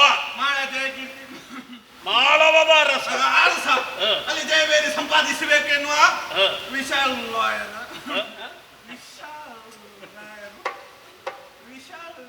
ಯಾರೋ ಒಬ್ಬ ಇದ್ದಾನೆ ವಿಶಾಲರಾಯ. ಆಗಲಿ ಆಗಲಿ. ಅವನ ಬಳಿಗೆ ಹೋಗಿ ಅವನೊಂದಿಗೆ ಹೋರಾಡಿ ಕಣನ್ನು ಕೂಡ ಸೆರೆಮನೆಗೆ ನನ್ನ ಮಕ್ಕಳಲ್ವೇನೋ ಸೋಲುವುದಕ್ಕೆ ಉಂಟೆ. ಆಮೇಲೆ ಸಂತೋಷದ ವರ್ತಮಾನ ಇಲ್ಲಿ ಅನುಭವಿಸಬೇಕು ಅಂತ ಸ್ವಲ್ಪ ಕ್ಷಣ ಕಳೆದ ಹೊತ್ತು ವಿಷಯ ಇದು ಅಯೋಧ್ಯೆ ಅವೀಕ್ಷಿತ ಅಲ್ಲಿಗೆ ಮುಟ್ಟಿಸಿದ್ರು. ಬಂದ ಸೇನೆಯನ್ನೆಲ್ಲ ಇವನೊಬ್ಬನೇ ಬಂದದ್ದು. ನಿಮ್ಮ ಮಕ್ಕಳ ಮುಂದೆ ನಿಂದ ಯುದ್ಧಕ್ಕೆ ಬರುವುದಕ್ಕೆ ಹೇಳಿದ. ಅವರಿಗೆ ಸಾಯುವ ಕಾಲಕ್ಕೆ ಬಂದ ಬುದ್ಧಿ ಏನಾಯ್ತು? ಯುದ್ಧ ಮಾಡಿ ಇನ್ನೇನು ನಿಮ್ಮ ಮಕ್ಕಳವರನ್ನು ಜಯಿಸ್ತಾರೆ ಎನ್ನುವಷ್ಟರಲ್ಲಿ ದೇವರೇ ಹೇಗೆ ಹೇಳುದು? ಇಂಥದನ್ನೇ ಹೇಳೋ ಏನಷ್ಟು ಬೇಸರ ನಿನಗೆ? ಅವ ಬಿಟ್ಟಂತಹ ಬಾಣದಿಂದ ನಿಮ್ಮ ಮಕ್ಕಳ ದರೆಗವಳೆ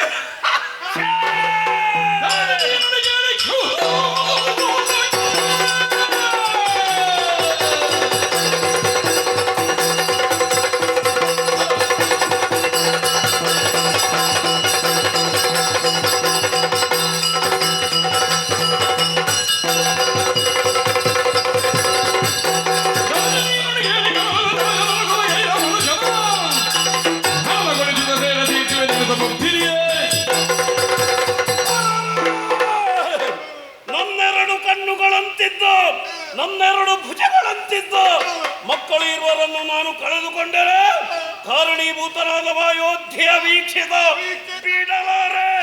ಅವನ ಎದೆಯನ್ನು ಸೀಳಿ ಗುಂಡಿಗೆಯ ಒಂದು ಹನಿ ರಕ್ತವನ್ನು ನಾನು ಹೀರದಿದ್ರೆ ದೃಢಕೇಶನಲ್ಲ ಹೊರಗೆ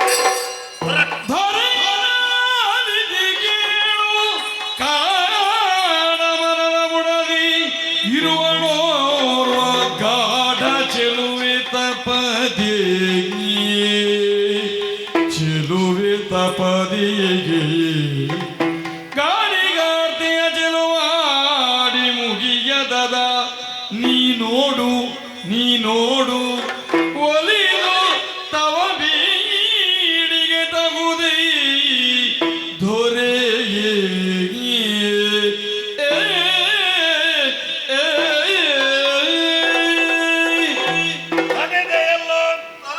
ತಡೆದೆ ಹೇಳು. ಸ್ವಲ್ಪ ಕೋಪವನ್ನು ಸೈರಿಸಿಕೊಳ್ಳಬೇಕು. ಒಂದು ಮಾತು ಇನ್ನೊಂದು ಉಂಟು, ಹೇಳು. ಮೊದಲಾಗಿ ಕೊಟ್ಟದ್ದು ಕಹಿ ಸುದ್ದಿ ನಿಜ. ಆದರೆ ಈ ವಿಷಯವನ್ನು ಅರುಹಿಕೊಂಡು ಬರುವಾಗ ಒಂದು ಘಟನೆ ನಡೆಯಿತು. ಏನು ಘಟನೆ? ಅದರೊಂದಿಗೆ ಒಂದು ಸಿಹಿ ಸುದ್ದಿ ಕೂಡ ಉಂಟು. ಏನದು ಸಿಹಿ? ನಾನು ಕಾಣನವ ಆದಿಯಾಗಿ ಸಂಚರಿಸುತ್ತಾ ಬರುವಾಗ ಆ ಕಾಡಿನಲ್ಲಿ ಒಬ್ಬಳಕ್ಕೆ ಹೆಣ್ಣು ಮಗಳು ಕಾಡಿನಲ್ಲಿ ಇರಬಹುದು, ಇನ್ನು ಊರು ಬಿಟ್ಟು ಓಡಿದ್ದಾಗಿರ್ಬಹುದು. ಏನಾದ್ರಲ್ಲಿ ವಿಶೇಷ? ಕಾಡಿನಲ್ಲಿಯೂ ಇರಬಹುದು, ಊರಿನಲ್ಲಿಯೂ ಬೇಕಾದಷ್ಟು ಇರಬಹುದು. ಮತ್ತೇನು ವಿಶೇಷ? ಆದರೆ ನಾನು ಇವರ ದಿಗ್ವಿಜಯಕ್ಕೆಲ್ಲ ಇವರೊಂದಿಗೆ ಹೋಗಿದ್ದೇನಲ್ಲ, ಇಷ್ಟೂ ದೇಶವನ್ನು ಸಂಚರಿಸಿದರೂ ಕೂಡ ಅಂತದ್ದೊಂದು ರೂಪವತಿ ಚೆಲುವೆಯನ್ನು ನಾನು ಇಷ್ಟರವರೆಗೆ ಕಂಡದ್ದಿಲ್ಲ. ಅಷ್ಟು ರೂಪವತಿ ಕಾಡಿನಲ್ಲಿ ಒಬ್ಬಳ ಇದ್ದಾಳೆ. ಒಬ್ಬಳಾಕೆ ಏನು ಮಾಡ್ತಾ ಇದ್ದಾಳೆ? ತಪ್ಪಿಸಿಕೊಂಡು ಕುಳಿತಿದ್ದಾಳೆ. ಎಲ್ಲಿಂದ ತಪ್ಪಿಸಿದ್ದವಳು? ಅಲ್ಲ, ಈಗ ಕಣ್ಣು ಮುಚ್ಚಿದ್ದಾಳೆ, ಒಂದೇ ಸ್ವರ. ತಪ್ಪಿಸಿದ್ದಲ್ವೇನು? ತಪಸ್ಸು ಮಾಡ್ತಾ ಇದ್ದಾಳೆ. ತಪಸ್ಸು ಮಾಡ್ತಾ ಇದ್ದಾಳೆ. ಸುಂದರಿ, ಸುಂದರಿ, ತ್ರಿಲೋಕ ಸುಂದರಿ. ತ್ರಿಲೋಕ ಅಲ್ಲ, ಅದು 6 ಲೋಕಕ್ಕಿಂತ ಜಾಸ್ತಿ ಉಂಟು. ಹಾಗಿದ್ರೆ ಏನು ಮಾಡೋಣ? ಅಂತದ್ದೊಂದು ರತ್ನ ಕಾಡಿನಲ್ಲಿ ಹಾಳಾಗುವುದಕ್ಕಿಂತ ಮೊದಲು ನೀವೊಂದು ಅರಮನೆಗೆ ತಂದಿಟ್ರೆ ದಿವಾಸಗಳು ನೋಡುವಾಗ ದಿವಾಸಗಳು ಸತ್ಯ ಹೇಳಬೇಕ, ಬೇರೆ ಯಾರಲ್ಲಿ ಹೇಳಬೇಡ. ನನ್ನ ಮಕ್ಕಳು ಸತ್ತಂತಹ ಬೇಸರ ಉಂಟಲ್ಲ, ಅದು ದೂರ ಆಗಿದೆ. 100 ಮಕ್ಕಳು ಬೇಕಾದ್ರೆ ಬಹಳಷ್ಟು ಸಂತೋಷವಾಯಿತು. ಸರಿಯಾಗಿ ಆಲೋಚನೆ ಮಾಡು. ಎರಡು ದಾರಿ ಇದೆ ನನಗೆ. ಒಂದು ಪ್ರತೀಕಾರವನ್ನು ತೀರಿಸುವುದಕ್ಕಾಗಿ, ಮತ್ತೊಂದು ಆ ಚೆಲುವೆಯಾದಂತಹ ಹೆಣ್ಣನ್ನು ಸ್ವಾಧೀನ ಮಾಡುವುದಕ್ಕಾಗಿ. ನೋಡಿ, ಪ್ರತೀಕಾರ ಯಾವಾಗ ಬೇಕಾದ್ರೂ ತೀರಿಸಬಹುದು. ಅವ ಅಲ್ಲಿಯೇ ಇದ್ದಾನೆ, ಅಯೋಧ್ಯೆಯಲ್ಲೇ ಇರಬಹುದು. ಇವಳು ಒಮ್ಮೆ ತಪಸ್ಸಿಗೆ ಕುಳಿತವಳು ತಪ್ಪಿಸಿದ್ರೆ ಮತ್ತೆ ಸಿಗುವುದಕ್ಕೆ ಸಾಧ್ಯ ಇಲ್ಲ. ವಿಷಯ ಹೌದಾ? ನನಗೆ ನನ್ನ ಮಕ್ಕಳು ಸತ್ತದಲ್ಲಿ ಬೇಸರ ಇಲ್ಲ. ಯಾಕೆ ಗೊತ್ತುಂಟ, ನಾವು ಹುಟ್ಟಿಸುವಾಗ ತುಂಬಾ ಮಂದಿಗಳನ್ನು ಹುಟ್ಟಿಸ್ತೇವೆ. ಇದು ಮನೆಯಲ್ಲಿರುವಂತಹ ಹೆಂಡತಿಗೆ ಹುಟ್ಟಿದವಳು, ಬೇರೆ ಊರಿನಲ್ಲಿ ಎಲ್ಲ ಎಷ್ಟೆಷ್ಟು ಹುಟ್ಟಿಕೊಂಡಿದ್ದಾರೆ.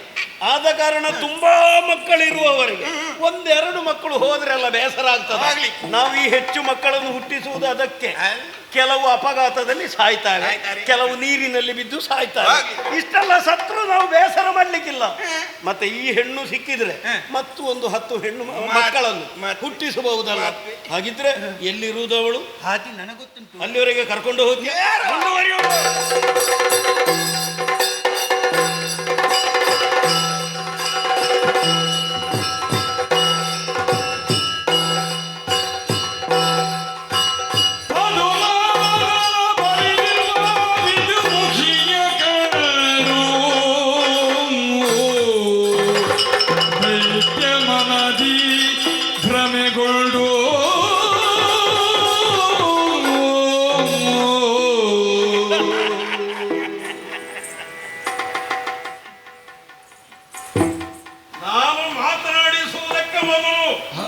ಧ್ಯಾನಾಸಕ್ತವಾದಂತಹ ಅವಳನ್ನು ಹೊರ ಪ್ರಪಂಚಕ್ಕೆ ಎಳೆಯಬೇಕಲ್ಲ. ಹರಿತನಮ್ಮೆ ನಾರೀಮಣಿ ಬಂಗಾರದ ಗಿಳಿ ಹೇಳುವುದಿಲ್ವ ಹೇಳು? ಓ ಹೆಣ್ಣೆ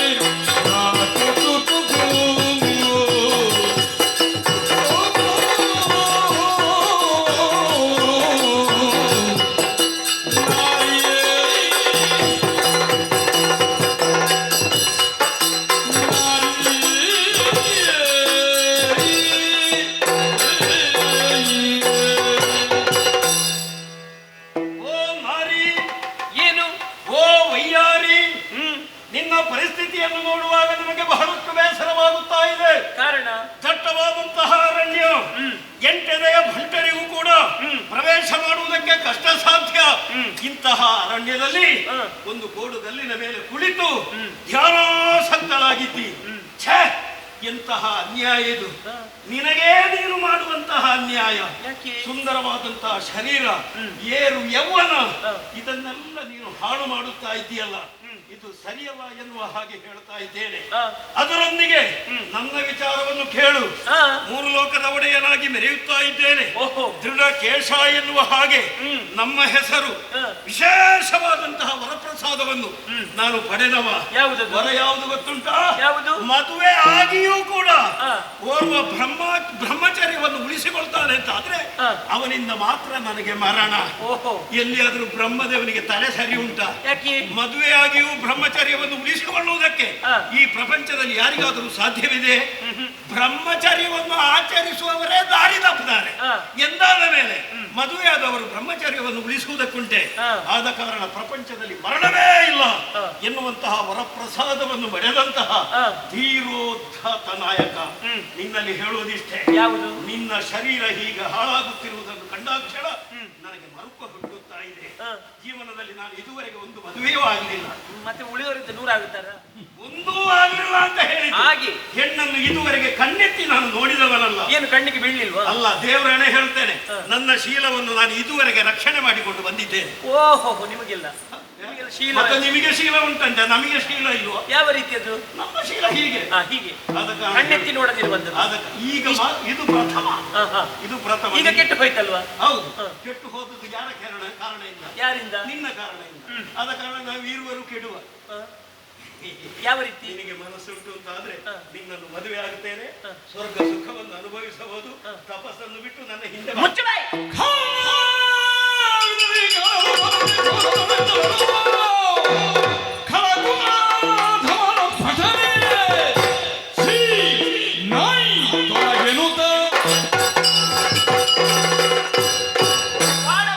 ತಪಸ್ಸಿನಲ್ಲಿ ನಾನು ಮಗ್ನಳಾಗಿದ್ದೆ.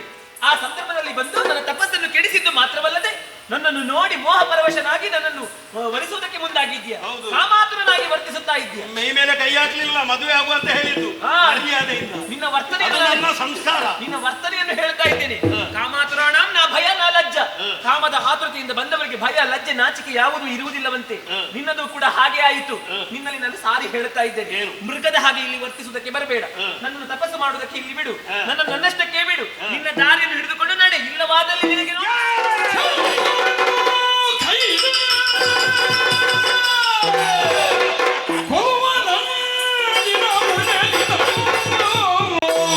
ಉಳಿಸೆನನ್ನು ಗಜರಿ ಮುಂಬರೆ ತರುಣಿ ಬಿಡಲು.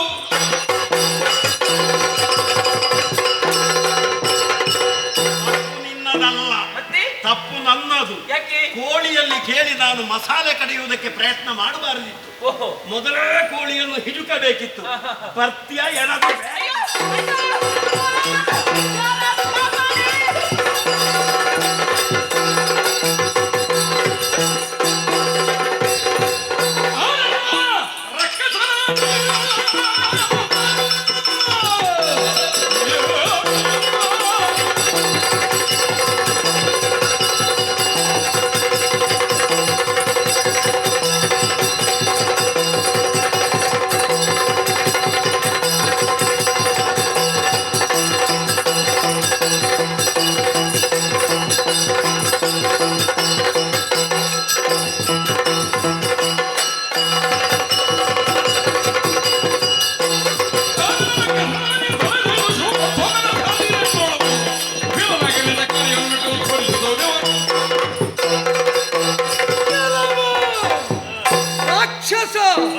ಘೋರಕಾಂತಾರಬಿದು ತಪಸ್ವಿನಿಯಾಗಿದ್ದಾಳೆ ಹೆಣ್ಣೋರ್ವಳು.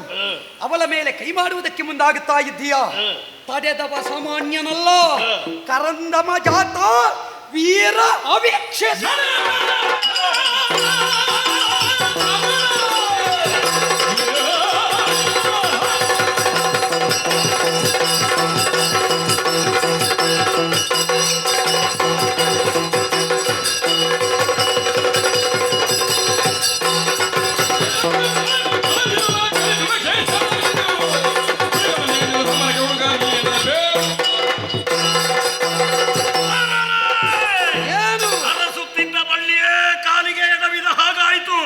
ನನ್ನ ಮಕ್ಕಳನ್ನು ನಾಶ ಮಾಡಿದವ, ಈಗ ನನ್ನ ಸುಖಕ್ಕೆ ಅಡ್ಡ ಬಂದವ, ನಿನ್ನ ಶಿರಸದು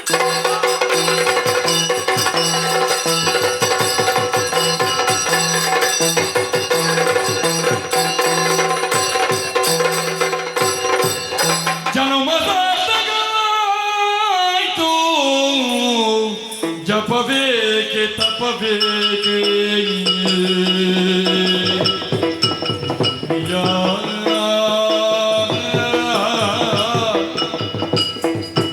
ಇನಿಯ ನಿನ್ನನು ಕಂಡ ಮೇಲೆ ಧನುಜನ ಗೆದ್ದೆನ ಹೊರಿದವನೇ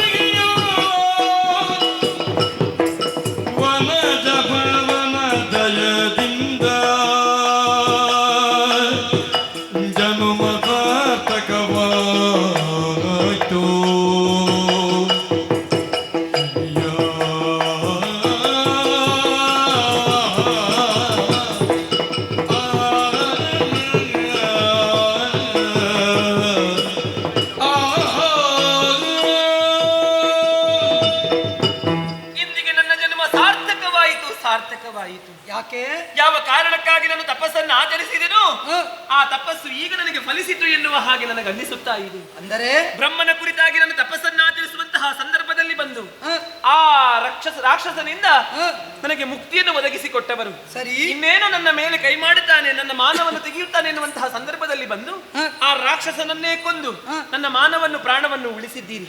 ನನ್ನ ಮಾನವನ್ನು ಪ್ರಾಣವನ್ನು ಉಳಿಸಿದವರು ಬೇರೆ ಯಾರೂ ಅಲ್ಲ, ನನ್ನನ್ನು ಯಾವಾತನು ವರಿಸಬೇಕಿತ್ತು, ನನ್ನನ್ನು ಯಾವಾತ ನನಗೆ ಜೀವನವನ್ನು ಕೊಡಬೇಕಿತ್ತು ಅಂತಹ ಅವೀಕ್ಷಿತ ಮಹಾರಾಜರೇ ನನ್ನನ್ನು ರಕ್ಷಿಸಿದ್ದಾರೆ ಎನ್ನುವುದರಲ್ಲಿ ಯಾವುದೇ ಅನುಮಾನವಿಲ್ಲ. ಇದು ನಿಮಗೆ ಮಡದಿಯಾಗಬೇಕಾದಂತಹ ಈ ವೈಶಾಲಿನಿ ನಾನಿದ್ದೇನೆ. ನನ್ನನ್ನು ವರಿಸಬೇಕು, ನೀವು ವರಿಸಬೇಕು. ಏನೇ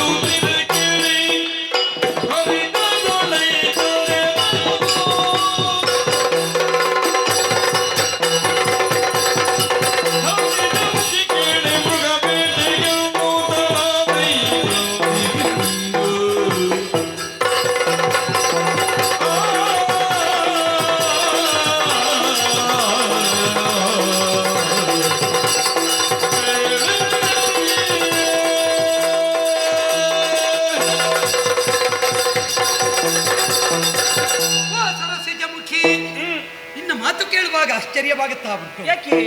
ನಾ ಬಂದದ್ದು ಮೃಗಬೇಟೆಗಾಗಿ. ಆ ಹೊತ್ತಿನಲ್ಲಿ ಕೇಳಿದ್ದು ಮೃಗಾಕ್ಷಿಯಾದ ನಿನ್ನ ಅರ್ಥಧ್ವನಿ. ಕಾರಣ ಏನು ಅಂತ ನೋಡಿದ್ರೆ ಅಸುರನೊಬ್ಬ ನಿನ್ನ ಮೇಲೆ ಕೈಮಾರೆ ಮಾಡುವುದಕ್ಕೆ ಮುಂದಾಗಿದ್ದ. ಅವನನ್ನು ನಿಗ್ರಹಿಸಿದ್ದೇನೆ.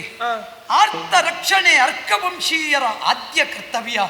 ಆ ನಿಟ್ಟಿನಿಂದ ಅದನ್ನು ನಾ ಮಾಡಿದ್ದೇನೆ. ನಾ ಅಪೇಕ್ಷಿಸಿದ ವೈಶಾಲಿನಿಯಲ್ಲಿ ತಪಸ್ವಿನಿಯಾದ ನೀನಲ್ಲಿ. ಆದ್ದರಿಂದ ನೀನು ನನ್ನ ವೈಶಾಲಿನಿ ಅಲ್ಲ. ನಿನ್ನ ಅಪೇಕ್ಷೆಯನ್ನು ಈಡೇರಿಸುವುದು ನನ್ನಿಂದ ಸಾಧ್ಯವಿಲ್ಲ. ವೈಶಾಲಿನಿ ಲಾಲಿ ಪೂದೀಗ ಪುತಿಯಲ್ಲ ಇಡವಿದು ಮನದಲ್ಲಿ ಕೊರಗಿದೆ ನಾನಿನಗಾಗಿ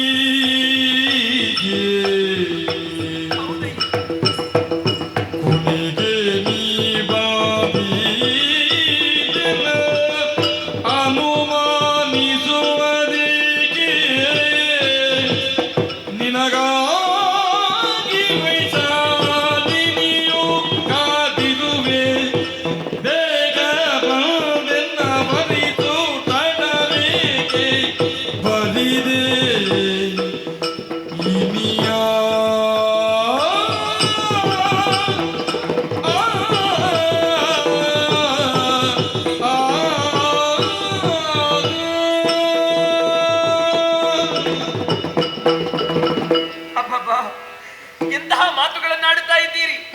ನೀವು ಆಡುವಂತಹ ಮಾತುಗಳನ್ನು ಕೇಳಿ ಸಹಿಸುವಂತಹ ಶಕ್ತಿ ನನಗಿಲ್ಲ, ಶಕ್ತಿ ನನಗಿಲ್ಲ. ಅಂದು ನೀವು ನನ್ನನ್ನು ಮದುವೆಯಾಗಿ ಎನ್ನುವಂತಹ ಸಂದರ್ಭದಲ್ಲಿ ಇಲ್ಲ, ನಾನು ಯಾವ ವೀರಾದಿ ವೀರರನ್ನು ಸೋಲಿಸಿಯೂ ಕೂಡ ನಿನ್ನನ್ನು ಮದುವೆಯಾಗುವುದಕ್ಕೆ ಸಾಧ್ಯವಿಲ್ಲ ಎನ್ನುವ ಹಾಗೆ ಹೇಳಿದಿರಿ. ಮದುವೆಯ ಮಂಟಪದಲ್ಲಿ ಲಕ್ಷ್ಮೀ ಸ್ವರೂಪಳಾದ ನಿನ್ನನ್ನು ಕಂಡವ ನಾನು ಇವತ್ತೊಬ್ಬಳು ತಪಸ್ವಿನಿಯನ್ನು ಕಾಣುತ್ತಾ ಇದ್ದೇನೆ ಎಂದು ಒಪ್ಪುವುದಕ್ಕೆ ಸಾಧ್ಯ? ಜೀವನದಲ್ಲಿ ವೈರಾಗ್ಯವನ್ನು ಬಂದು ಅರಮನೆಯನ್ನು ತೊರೆದು ಹೋದವರು. ಅದೇ ಸಂದರ್ಭದಲ್ಲಿ ನಾನೂ ಕೂಡ ನಿರ್ಧಾರವನ್ನು ಮಾಡಿದೆ. ನಾನಿನ್ನು ವರಿಸುವುದಿದ್ದರೆ ಅವೀಕ್ಷಿತ ಮಹಾರಾಜನನ್ನು ಅಳಿದೆ ಉಳಿದು ಬೇರೆ ಯಾರನ್ನು ವರಿಸುವುದಕ್ಕೆ ನನ್ನಿಂದ ಸಾಧ್ಯವಿಲ್ಲ ಎನ್ನುವ ಹಾಗೆ ಮನಸ್ಸಿನಲ್ಲಿ ದೃಢ ಸಂಕಲ್ಪವನ್ನು ಮಾಡಿ ಬ್ರಹ್ಮನ ಕುರಿತಾಗಿ ತಪಸ್ಸನ್ನು ಆಚರಿಸುವುದಕ್ಕೆ ಕಾನನಕ್ಕೆ ಹೊರಟು ಬಂದವಳು ನಾನು. ಅಂತೆಯೇ ನಾರದರ ಸಲಹೆಯಂತೆ ಇಂದೀಗ ನಾನು ತಪಸ್ಸನ್ನು ಆಚರಿಸಿದೆ.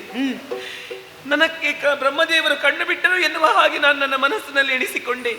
ಇಲ್ಲ, ನನ್ನ ಮೇಲೆ ಬ್ರಹ್ಮದೇವರಿಗೆ ಕೂಡ ಕರುಣೆ ಇಲ್ಲದೇ ಹೋಯಿತು.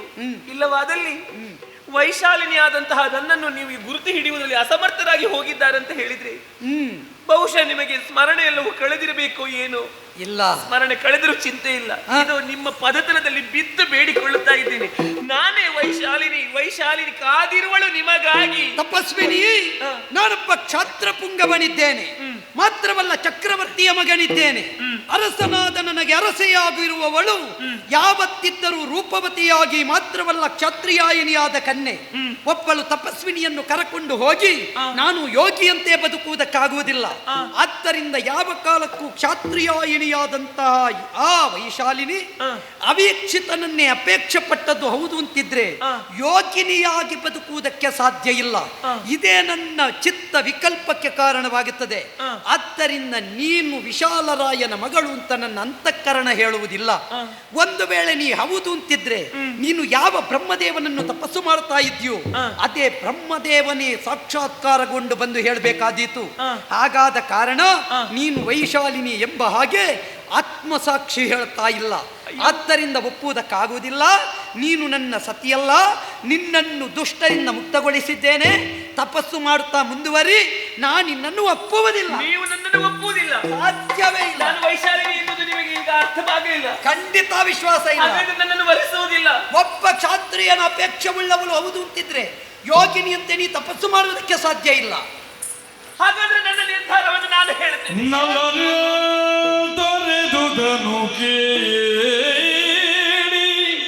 ಪ್ರಫುಲ್ಲಲೋಚನೆಯ ಮಿತ ದುಃಖದಿ ಸ್ವಾಮಿ ಸಲ್ಲದಿ ಬಾಡುವೆಯು ಪ್ರಿಯನಿಂದದೇ ತ್ಯಜಿಸಿದೆನು.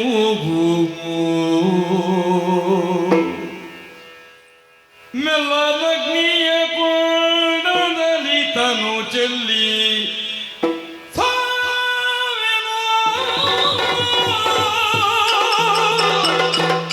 ಸಾವಿನ ಮಮ ನುಡಿಯು ಸಟೆಯಲ್ಲವಾದರೆ ಬರಲಿ ಸತ್ಯವ ತಿಳಿಸಲಿ ಸುಮನಸರು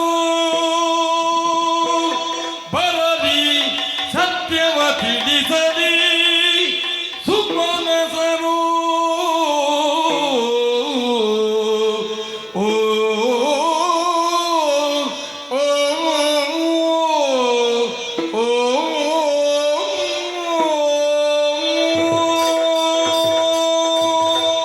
ಹಾಗಾದ್ರೆ ನಾನು ಎಷ್ಟು ಪರಿಪರಿಯಾಗಿ ಬೇಡಿಕೊಂಡರೂ ಕೂಡ ನೀವು ನನ್ನನ್ನು ವೈಶಾಲಿನಿ ಎನ್ನುವುದು ಒಪ್ಪುವುದಕ್ಕೆ ನಿಮ್ಮಿಂದ ಸಾಧ್ಯವೇ ಇಲ್ಲ. ಅಂತಃಕರಣ ಒಪ್ಪುವುದಿಲ್ಲ. ನಾನಿನ್ನು ಯಾವ ರೀತಿಯಾಗಿ ನಿಮ್ಮನ್ನು ಒಪ್ಪಿಸಲಿ ಎನ್ನುವುದು ನನಗೂ ಕೂಡ ತೋಚುತ್ತಾ ಇಲ್ಲ. ಆದರೆ ಒಂದಂತೂ ಸತ್ಯ, ಏನು? ನಾನು ವರಿಸುವುದಿದ್ದರೆ ಅವೀಕ್ಷಿತ ಮಹಾರಾಜನನ್ನು ಮಾತ್ರ. ನಾ ವರಿಸುವುದಿದ್ರೆ ವಧು ವೈಶಾಲಿನಿಯನ್ನು ಮಾತ್ರ, ತಪಸ್ವಿನಿಯನ್ನಲ್ಲ. ಹಾಗಾದ್ರೆ ನೀವು ವರಿಸುವುದಿಲ್ಲವೆಂದಾದ ಮೇಲೆ ನನ್ನ ಬಾಳ್ವೆ ಹೀಗೆ ಬರಡಾಗಿ ಹೋಗುವುದರಲ್ಲಿ ಯಾವುದೇ ಸಂದೇಹವಿಲ್ಲ. ನಾನು ಹೀಗೆ ನನ್ನ ಜೀವನವನ್ನು ಕಳೆದುಕೊಳ್ಳುವುದಕ್ಕೆ ನನ್ನಿಂದ ಸಾಧ್ಯವಿಲ್ಲ. ಹಾಗಾದ್ರೆ ನಿಮಗೆ ಸತ್ಯ ತಿಳಿಯಲೇಬೇಕು. ಅಪೇಕ್ಷೆ ಉಳ್ಳವರು ತಪಸ್ವಿನಿಯಾಗುತ್ತಾರೇನೆ? ನೀವು ಬೇಕೆನ್ನುವ ಹಾಗೆ ನಾನು ತಪಸ್ಸಿಗೆ ತೊಡಗಿದ್ದು, ಅದೇ ಅಪೇಕ್ಷೆಯು ನನ್ನಲ್ಲಿ ಇದ್ದದ್ದು. ಅದು ಉಂಟು ಅಂತಾದ್ರೆ ನೀ ಅಯೋಧ್ಯೆಗೆ ಬರಬಹುದಿತ್ತಲ್ಲ, ಕಾಡಿನಲ್ಲೇನು ಕೆಲಸ? ಅಯ್ಯೋ ದೇವರೇ, ಎಂತಹ ಸಂಕಷ್ಟದ ಪರಿಸ್ಥಿತಿ ನನ್ನ ಪಾಲಿಗೆ ಒದಗಿ ಬಂತು. ಇಲ್ಲ, ನಿಮಗೆ ಸತ್ಯ ಗೊತ್ತಾಗಬೇಕು. ನಾರದರ ಮಾತು ನನಗೀಗ ನೆನಪಾಗುತ್ತಾ ಇದೆ. ನಿಮಗೆ ಸತ್ಯ ತಿಳಿಯಲೇಬೇಕು. ನಿಮಗೆ ನಾನು ತಿಳಿಸಿದ್ರೆ ನಿಮಗೆ ಸತ್ಯವಾಗುವುದಿಲ್ಲ. ಇತ್ತ ಕಡೆ ಎಲ್ಲ ಹೋಗುವ ನಾರದರಿಗೆ ಅಯೋಧ್ಯೆಗೆ ದಾರಿ ಗೊತ್ತಿರಲಿಲ್ವೇ? ಗೊತ್ತಿತ್ತು. ಆದ್ರೆ ಜೀವನ ಹೀಗೆ ನಡೆಯಬೇಕೆನ್ನುವ ಹಾಗೆ ವಿಧಿ ಸಂಕಲ್ಪ ಇದ್ರೆ ಅದನ್ನು ಯಾರಿಂದಲೂ ತಪ್ಪಿಸುವುದಕ್ಕೆ ಸಾಧ್ಯವಿಲ್ಲವಲ್ಲ. ಹಾಗಾದ್ರೆ ಒಂದಂತೂ ಸತ್ಯ, ಏನು? ನಿಮಗೆ ತಿಳಿಸಬೇಕಾದವರೇ ತಿಳಿಸುತ್ತಾರೆ. ನೋಡೋಣ. ಸುಮನಸರೇ ಬಂದು ನಿಮಗೆ ಈ ಸತ್ಯವನ್ನು ತಿಳಿಸಲಿ. ಬರಲಿ. ನಿಮ್ಮ ಕಣ್ಣ ಮುಂಭಾಗದಲ್ಲಿ ನಾನು ಅಗ್ನಿಯನ್ನು ಸೃಷ್ಟಿ ಮಾಡುತ್ತೇನೆ, ರಾಷ್ಟ್ರವನ್ನು ಸಿದ್ಧಪಡಿಸಿದ್ದೇನೆ, ಬೇಡ. ಅಗ್ನಿಗೆ ಆಹುತಿ ಆಗುತ್ತೇನೆ. ಬೇಡ. ಇದೋ ವೈಶಾಲಿ ಅಗ್ನಿಗೆ ಆಹುತಿ ಆಗುತ್ತಾಳೆ.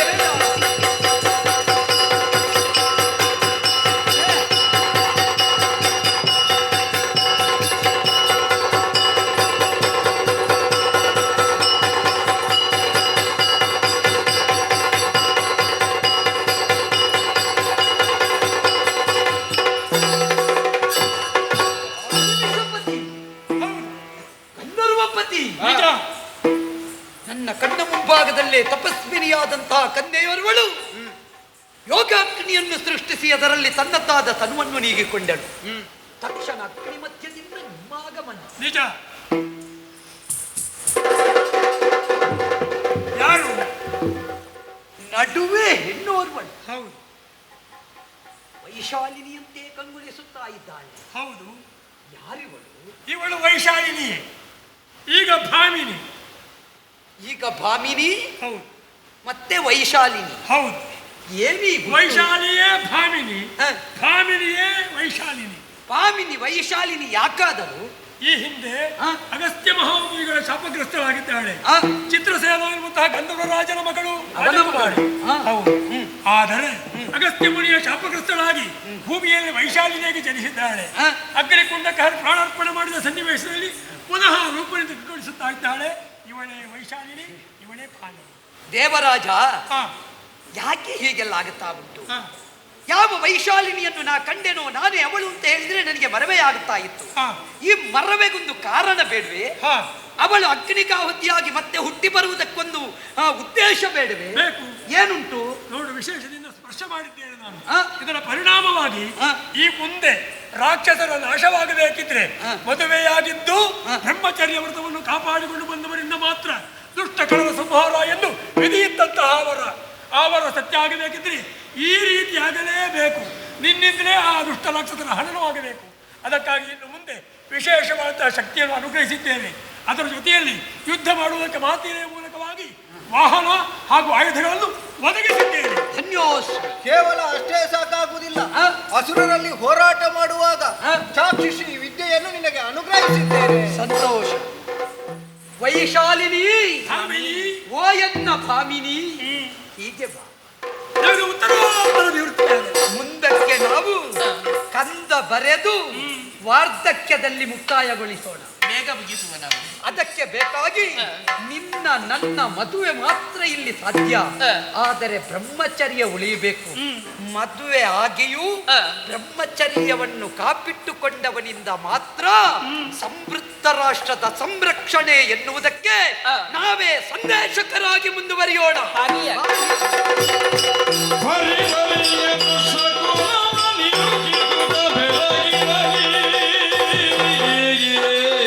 ಇದುವರೆಗೆ ಅಜೇಯವಾಗಿ ಮೆರೆದಂತಹ ಈ ದೃಢಗೇಶಿಗೆ ಸೋಲ ಪ್ರಾಪ್ತವಾಗಿದೆ. ಪ್ರತೀಕಾರವನ್ನು ಮಾಡಬೇಕು ಎಂದಾದರೆ ಗುರುಗಳ ಮಾರ್ಗದರ್ಶನವಾಗಬೇಕು. ಗುರುದೇವ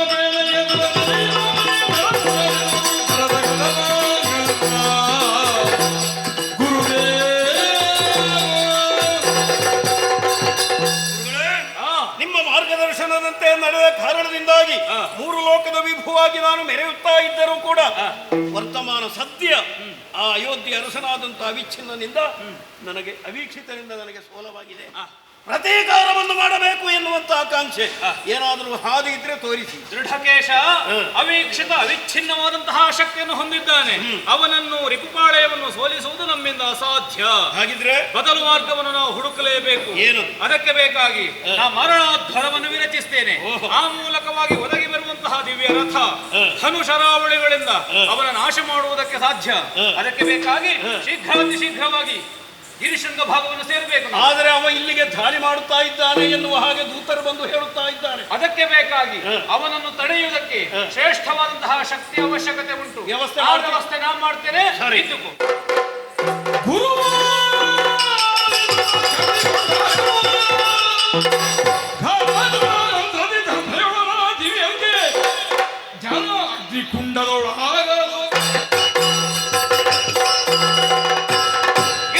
ಭಾಗವನ್ನು ಸೇರಿದ್ದೇನೆ. ಮರಣಾಧ್ವರವನ್ನು ವಿರಚಿಸುವುದರ ಪೂರ್ವದಲ್ಲಿ ಈ ಯಾಗಕುಂಡದ ಬಳಿಗೆ ಅವರು ಬರಲೇ ಕೂಡದು.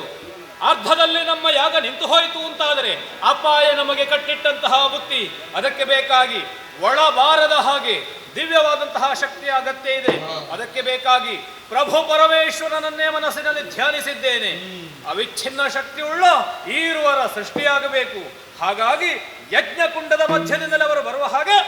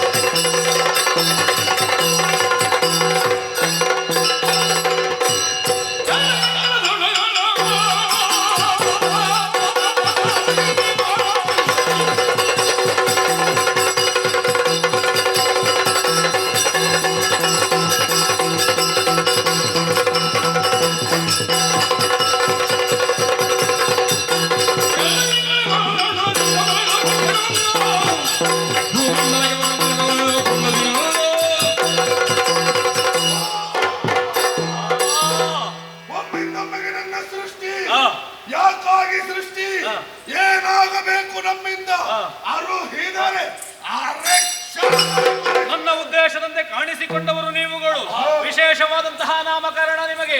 ನೀ ತಾಮ್ರಕೇಶಿನಿ, ಇವ ರಜತಕೇಶಿನಿ. ಹುಟ್ಟಿಸಿದ್ದು ಯಾಕೆ ಬಂದಿರ? ಆ ಅವೀಕ್ಷಿತ ಪ್ರಬಲನಾಗಿ ಮೆರೆಯುತ್ತಾ ಇದ್ದಾನೆ.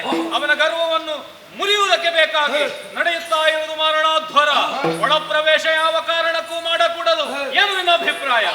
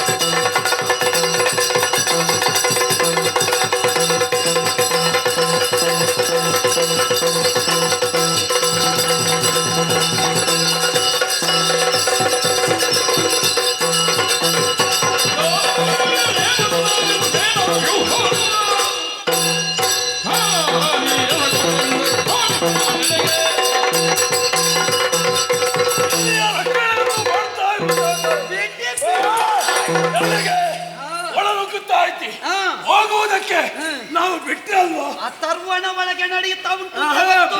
ಬಿಡುವುದಿಲ್ಲ. ಏನೇ ಹೇಳಿದ್ರು ಏನೇ ಮಾಡಿದ್ರು ಬಿಡುವವರು ನಾವಲ್ಲ. ಮುಂದೆ ಹೋಗುವುದಕ್ಕಾಗಿ ಬಂದ್ರೆ ನಿನ್ನ ಉದರವನ್ನು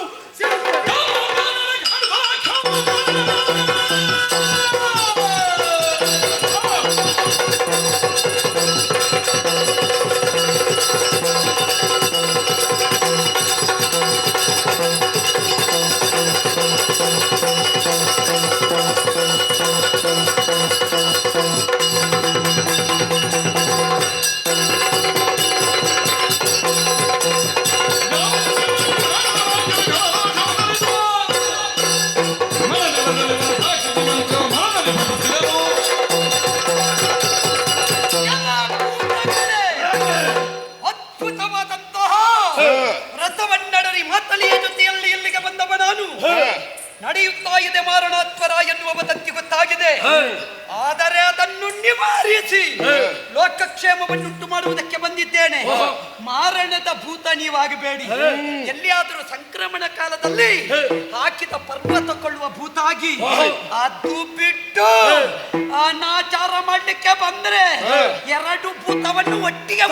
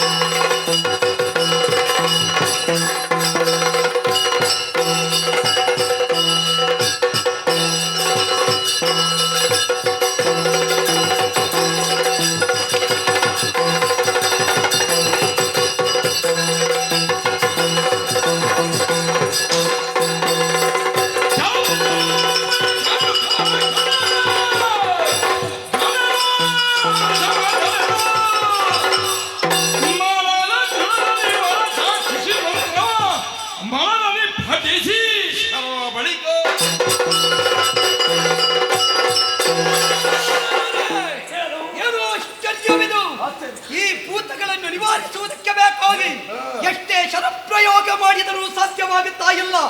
ಗೆಲ್ಲುವ ಬಗೆಯಂತೂ ಎಂಬ ಹಾಗೆ ಯೋಚಿಸಿದ್ರೆ ಚಿತ್ರಸೇನ ಕೊಟ್ಟಿರುವ ಚಾಕ್ಷುಷಿ ವಿದ್ಯೆ ಆ ಮಾಯಾಶಕ್ತಿಯ ಬಲದಿಂದ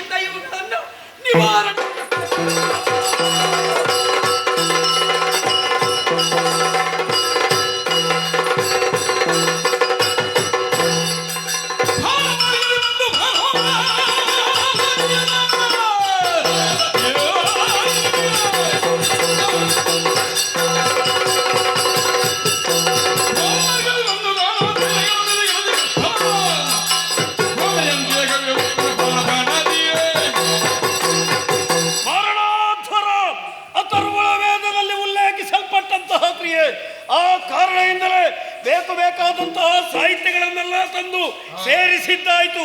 ಗುರುಗಳ ಆದೇಶದಂತೆ ಯಾಗವನ್ನು ಪ್ರಾರಂಭಿಸ್ತೇನೆ.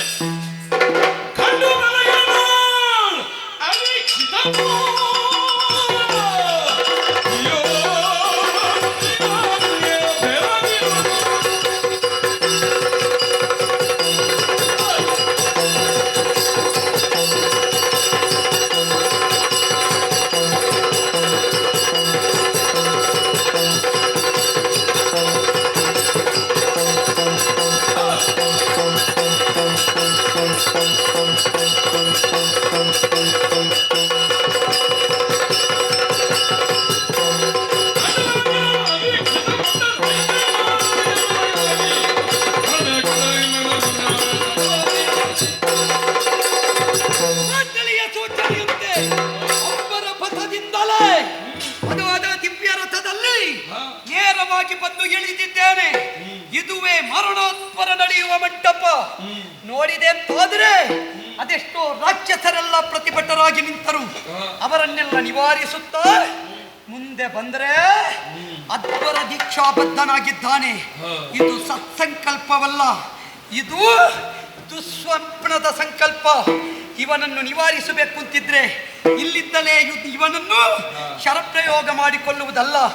ಯಜ್ಞ ದೀಕ್ಷಾಬದ್ಧನಾದವನನ್ನು ಅಲ್ಲಿಗೆ ನಿರ್ನಾಮ ಮಾಡಕೂಡದು. ಅವನನ್ನು ಎದ್ದು ಬರುವ ಹಾಗೆ ಮಾಡಬೇಕು. ಇವ ಮಾಡುತ್ತಾ ಇರುವುದು ಹೀನ ಕೃತ್ಯ.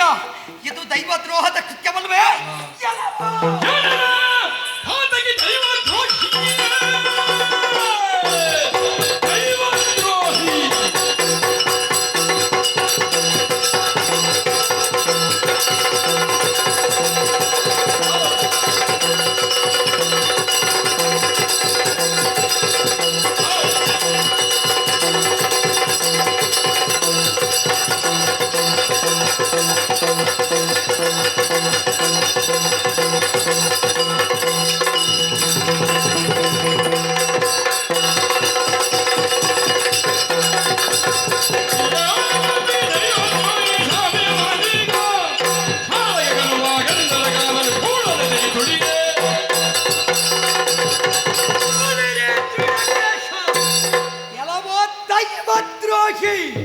ನಿನ್ನತ್ತಾದಂತಹ ಮನೋಕಾಮನೆಯ ಈಡೇರಿಕೆಗೆ ಬೇಕಾಗಿ ಮರಣಾತ್ಮರ ವಿರಚಿಸಿದೆಯಾ?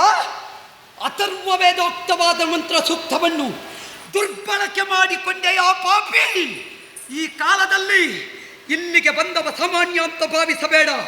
ಹರಿಪಾದ ಸೇವಕ, ಹರಿವಂಶ ಸಂಭವ, ಕರಂದಮ ಸಂಜಾತ, ವೀರ ಕಲಿಯ ವೀಕ್ಷಿತನಿದ್ದೇನೆ. ಈಗಲೂ ಎಚ್ಚರಿಸ್ತೇನೆ. ಈ ದುರಾಸೆಯ ದುರ್ವಾಂಚೆಯ ಯಜ್ಞದ ಸಂಕಲ್ಪ ಬಿಡು. ನಿನ್ನಲ್ಲಿ ಗಂಡು ಗಲಿತನ ಉಂಟಾದ್ರೆ ಎಲ್ಲೆಲ್ಲೋ ಅವಿತು ನಿನ್ನ ವ್ಯವಹಾರ ನಡೆಸಬೇಡ. ಎದುರಿಗೆ ನಿಲ್ಲೋ, ಎದುರು ಬಾ. ಯಜ್ಞದಿಂದ ಏಳು ಏಳು ಏಳು. ಇವ ಎಲ್ಲಿ ಹೇಳ್ತಾನೆ? ಇವರು ಏನಿದ್ರು ಕಣ್ಣು ಮುಚ್ಚಿ ಮಾಡುವ ಅವ್ಯವಹಾರ ಈ ಪಾಪಿಗಳು ಉಂಟಲ್ಲ, ಯಾರಿಗೂ ಗೊತ್ತಾಗುವುದಿಲ್ಲ. ಹೊರಗೆ ಬಂಗಾರ, ಒಳಗೆ ಬೆಟ್ಟೆ, ಏನು ಇಲ್ಲ. ಆದ್ದರಿಂದ ಇವನನ್ನು ಎಬ್ಬಿಸುವುದೇ ಹೇಗೆ? ಇವನಿಗೆ ಉತ್ತರ ಬಲಗಾಲಲ್ಲ ಅಲ್ಲ, ಎಡಗಾಲಿಂದ ಇವನ ಕಪಾಲಕ್ಕೆ.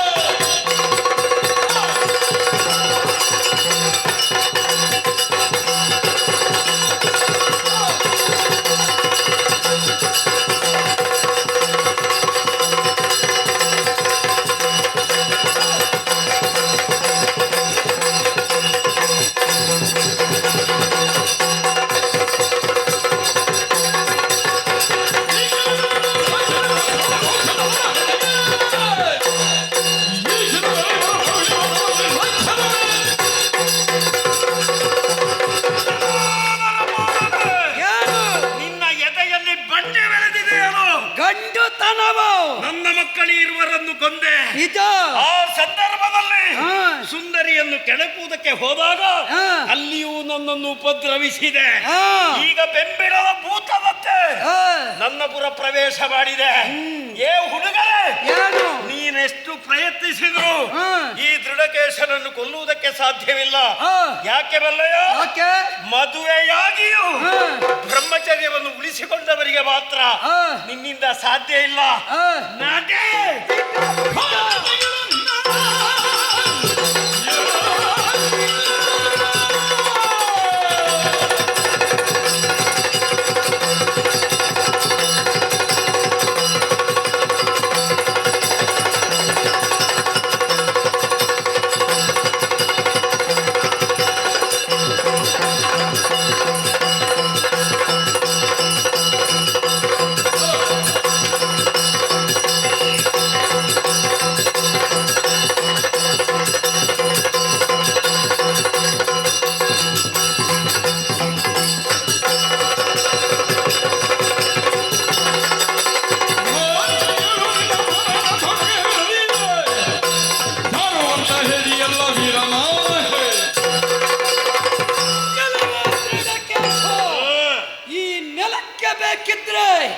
ಇಲ್ಲಿಯ ಧಾರ್ಮಿಕತೆಗೆ ಬೇಕಿದ್ರೆ ಮದುವೆಯಾದ ಹೆಣ್ಣು ಒಟ್ಟಿಗಿದ್ದರೂ ಬ್ರಹ್ಮಚರ್ಯವನ್ನು ಪಾಲಿಸುವ ಪುಣ್ಯಾತ್ಮರು ಹುಟ್ಟಿದ ಭೂಮಿ ಕಣ ಈ ಭಾರತ ಭೂಮಿ. ಅಂತಹ ಪವಿತ್ರ ನೆಲದಲ್ಲಿ ಜನ್ಮ ಪಡೆದಿದ್ದೇನೆ. ಇದೀಗ ನಿನ್ನ ಸಮಕ್ಷಕ್ಕೆ ಬಂದಿದ್ದೇನೆ. ನೀವು ಎಲ್ಲೇ ಹೋಗಿ ಏನೇ ಮಾಡಿ ನಿಮ್ಮನ್ನು ಈ ಸಲ ಮೂಲೋತ್ಪಟನ ಮಾಡಲಿಲ್ಲ. ಸಾಕೇತದ ರಘುವರನಲ್ಲ, ವೀರ ಅವಿಕ್ಷಿತನಲ್ಲ.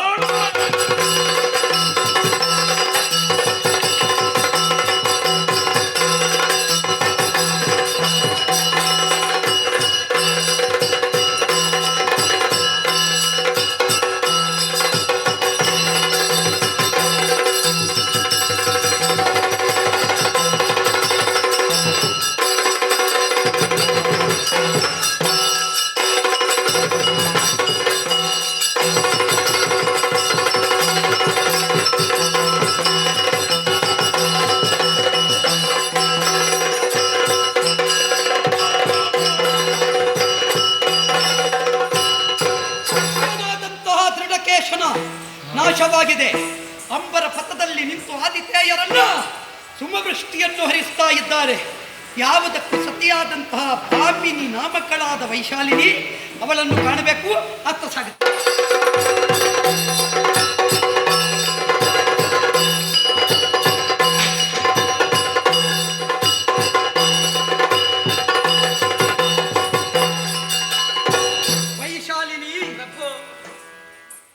ಆರಿಂದಲೇನಹುದು ಆರೇನ ಮಾಡುವರು ಪೂರ್ವ ಜನ್ಮದ ಕರ್ಮ ವಿಧಿ ಬೆನ್ನ ಬಿಡದು ಅಂತ ಆಡಿದ್ದು ಸುಮ್ಮನೆ ಅಲ್ಲ. ಇಲ್ಲದೆ ಇದ್ರೆ ನಿನ್ನ ನನ್ನ ಮದುವೆ ಆರಂಭದಲ್ಲೇ ಆಗುತ್ತಾ ಇದ್ರೆ ಪ್ರಸಂಗ ಇಷ್ಟು ವಿಸ್ತಾರ ಹೋಗುತ್ತಾ ಇತ್ತೋ ಯೋಚನೆ ಮಾಡು. ಬೇಗ ಮುಗೀತಿತ್ತು. ಆದ್ದರಿಂದ ಇದೆಲ್ಲ ಪುರುಷೋತ್ತಮನ ಸಂಕಲ್ಪ, ಇದು ಅವನಿಗರ್ಪಿತ. ಆದ್ದರಿಂದ ಅವನ ಸಂಕಲ್ಪವನ್ನು ಮೀರುವುದಕ್ಕೆ ಯಾರಿಂದಲೂ ಸಾಧ್ಯ ಇಲ್ಲ. ಸತ್ಯ. ಅವನು ಹೇಗೆ ಬರೆಯುತ್ತಾನೋ ಹಾಗಾಗಬೇಕು. ವಿಧಿ ಲಿಪಿ. ವಧು ವೈಶಾಲಿನಿಯಾಗಿಯೇ ನೀ ಉಳಿದೆ. ಆದರೆ ಸತಿ ವೈಶಾಲಿನಿ ಆಗಬೇಕು ಅಂತಿದ್ರೆ ಭಾಮಿನಿಯಾಗಿಯೇ ಬರಬೇಕು. ಆದ್ದರಿಂದ ನಿನ್ನನ್ನು ಪ್ರೇಮಿಸಿ ಪಡೆದೆ, ಮಾತ್ರವಲ್ಲ ಪ್ರೀತಿಸಿ ಪಡೆದೆ. ನಿನ್ನ ನನ್ನ ವೈವಾಹದ ಫಲ ದುಷ್ಟನ ವಧೆ ಮಾತ್ರವಲ್ಲ, ಮತ್ತೆ ನಮ್ಮ ಅಪ್ಪ ಕರಂದಮ ಭೂಪತಿಗಳು ಅಮ್ಮನ ವ್ರತ ಇನ್ನೂ ಮುಗಿಯಲಿಲ್ಲ. ಕೆಲವು ಹೆಂಗಸರ ವ್ರತ ಯಾವಾಗ ನಿಲ್ಲುತ್ತದೆ ಅಂತ ಹೇಳಿಕ್ಕಾಗೋದಿಲ್ಲ. ಆದ್ರೆ ನಮ್ಮ ಅಮ್ಮನ ವ್ರತ ಹಾಗಲ್ಲ. ಯಾವತ್ತು ಸಂಕಲ್ಪಿಸಿದ್ರೂ ಆ ಸಂಕಲ್ಪ ಕೈಗೂಡುವಲ್ಲಿವರೆಗೂ ಮುಂದುವರಿದಿದೆ. ನನಗೆ ಪೌತ್ರನನ್ನು ಕೊಡುವಂತ ಅಪ್ಪನ ಅಪೇಕ್ಷೆ, ಅವರ ಅಪೇಕ್ಷೆಯನ್ನು ಈಡೇರಿಸುವುದಕ್ಕೆ ಬೇಕಾಗಿ ನಿನ್ನ ಗರ್ಭದಲ್ಲಿ ಪಡೆದೆ ಸತ್ಕುಲ ಪ್ರಸೂತನಾದ ಮಗ ಮರುತ್ತ ಭವಿಷ್ಯದಲ್ಲಿ ಮರುತ್ತರಾಯ ಎನ್ನಿಸಿಕೊಳ್ಳಬಲ್ಲ ಸಾಮರ್ಥ್ಯ ಅವನಿಗೆ ಬರಬೇಕು ಎನ್ನುವುದೇ ನಮ್ಮ ಅಪೇಕ್ಷೆ. ಮರುತ್ತನನ್ನು ಪಡೆದೆವು. ನಮ್ಮ ಅಪ್ಪನಿಗೆ ವಾನಪ್ರಸ್ಥ ಲೇಸು ಅಂತ ಕಂಡಿತು. ಮಗು ಏರು ಪದವಿ ಅಂತ ಹೇಳಿದ್ರು. ಪದವಿಗಾಗಿ ಬದುಕಲ್ಲ, ನಮ್ಮ ಬದುಕೆ ಇನ್ನೊಬ್ಬರ ನಾಲಗೆಯಲ್ಲಿ ಪದವಾಗಿ ಹೊರಬರಬೇಕು ಅಪ್ಪಯ್ಯ ಅಂತಾಡಿದೆ. ಆವಾಗಲೇ ಅವರು ಒಪ್ಪಿದರು. ನನ್ನ ಮಗನಾದ ಮರುತ್ತನನ್ನೇ ಪಟ್ಟವೇರಿಸಿದರು. ಅವರು ವಾನಪ್ರಸ್ಥವನ್ನೈದಿದರು. ನಮಗೆ ಈ ರಾಷ್ಟ್ರ ರಕ್ಷಣೆ, ಧರ್ಮ ರಕ್ಷಣೆ, ಸಂಸ್ಕೃತಿಯ ರಕ್ಷಣೆ, ಸಂಸ್ಕಾರದ ರಕ್ಷಣೆ ಪ್ರಧಾನ. ಈ ಪುಣ್ಯ ಭೂಮಿಯಲ್ಲಿ ಹುಟ್ಟಿದ ಒಬ್ಬೊಬ್ಬ ಗಂಡು ಮಗು ಹೆಣ್ಣು ಕೂಡ ಇಲ್ಲಿಯ ಧರ್ಮದ ರಕ್ಷಣೆಗೆ ಬೇಕಾಗಿ ಏನು ಕೊಟ್ಟಿದ್ದೇವೆ ಎನ್ನುವುದನ್ನು ತರ್ಕಿಸಿದಾಗ ಮಾತ್ರ ಭರತ ಕಂಡ ನಿಜವಾದ ಭಾರತ ಪುಣ್ಯಭೂಮಿಯಾಗಿ ಉಳಿಯುತ್ತದೆ. ಅದನ್ನು ಮಾಡಬೇಕು ಎನ್ನುವ ಅಪೇಕ್ಷೆಯೊಂದಿಗೆ ರಾಜ ಪ್ರಾತಿನಿಧ್ಯವನ್ನು ಕೈಕೊಂಡಿದ್ದೇನೆ, ಮಗನನ್ನು ಪಟ್ಟವೇರಿಸಿದ್ದೇನೆ ಎನ್ನುವಲ್ಲಿಗೆ ವಧು ವೈಶಾಲಿನಿ ಎನ್ನುವಂತಹ ಈ ಆಖ್ಯಾನವನ್ನು ಯಾರು ಆಡಿದರೋ, ಯಾರು ಆಡಿಸಿದರೋ, ಯಾರು ಹಾಡಿದರೋ, ಯಾರು ಕುಣಿದರೋ, ಯಾರು ಭಕ್ತಿ ಶ್ರದ್ಧೆಯಿಂದ ನೋಡಿದರೋ, ಯಾರು ಸಂಗ್ರಹಿಸಿ ಮುಂದೆ ಕಾಣಿಸ್ತಾರೋ ಅಂತಹವರಿಗೆಲ್ಲ ನಾವು ನಂಬಿದಂತಹ ಜ್ಞಾನಶಕ್ತಿ ಸುಬ್ರಹ್ಮಣ್ಯ ಸ್ವಾಮಿ, ಕಲಾಮಾತಿಕತೆಯರು ಶ್ರೀ ದುರ್ಗಾಪರಮೇಶ್ವರಿ ದೇವರು, ಸ್ಥಳದಲ್ಲಿ ವಾಸವಾಗಿರತಕ್ಕ ಸಮಸ್ತ ಸತ್ತ ಶಕ್ತಿಗಳು ಜೀವನದಲ್ಲಿ ಆಯುಷ್ಯ, ಆರೋಗ್ಯ, ಸಕಲ ಸೌಭಾಗ್ಯವನ್ನು ಅನುಗ್ರಹಿಸಲೆಂದು ಪ್ರಾರ್ಥಿಸುತ್ತಾ ಪುಣ್ಯ ಆಖ್ಯಾನಕ್ಕೆ ಮಂಗಳ ಗೀತೆಯನ್ನು ಹಾಡುವರೇ. ಸಭ್ಯರಿಂದಪ್ಪಣೆ ಭದ್ರಂ ಶುಭಂ ಮಂಗಳಂ. ಮಂಗಳ ಸುಬ್ರಹ್ಮಣ್ಯನಿಗೆ ಜಯ ಮಂಗಳ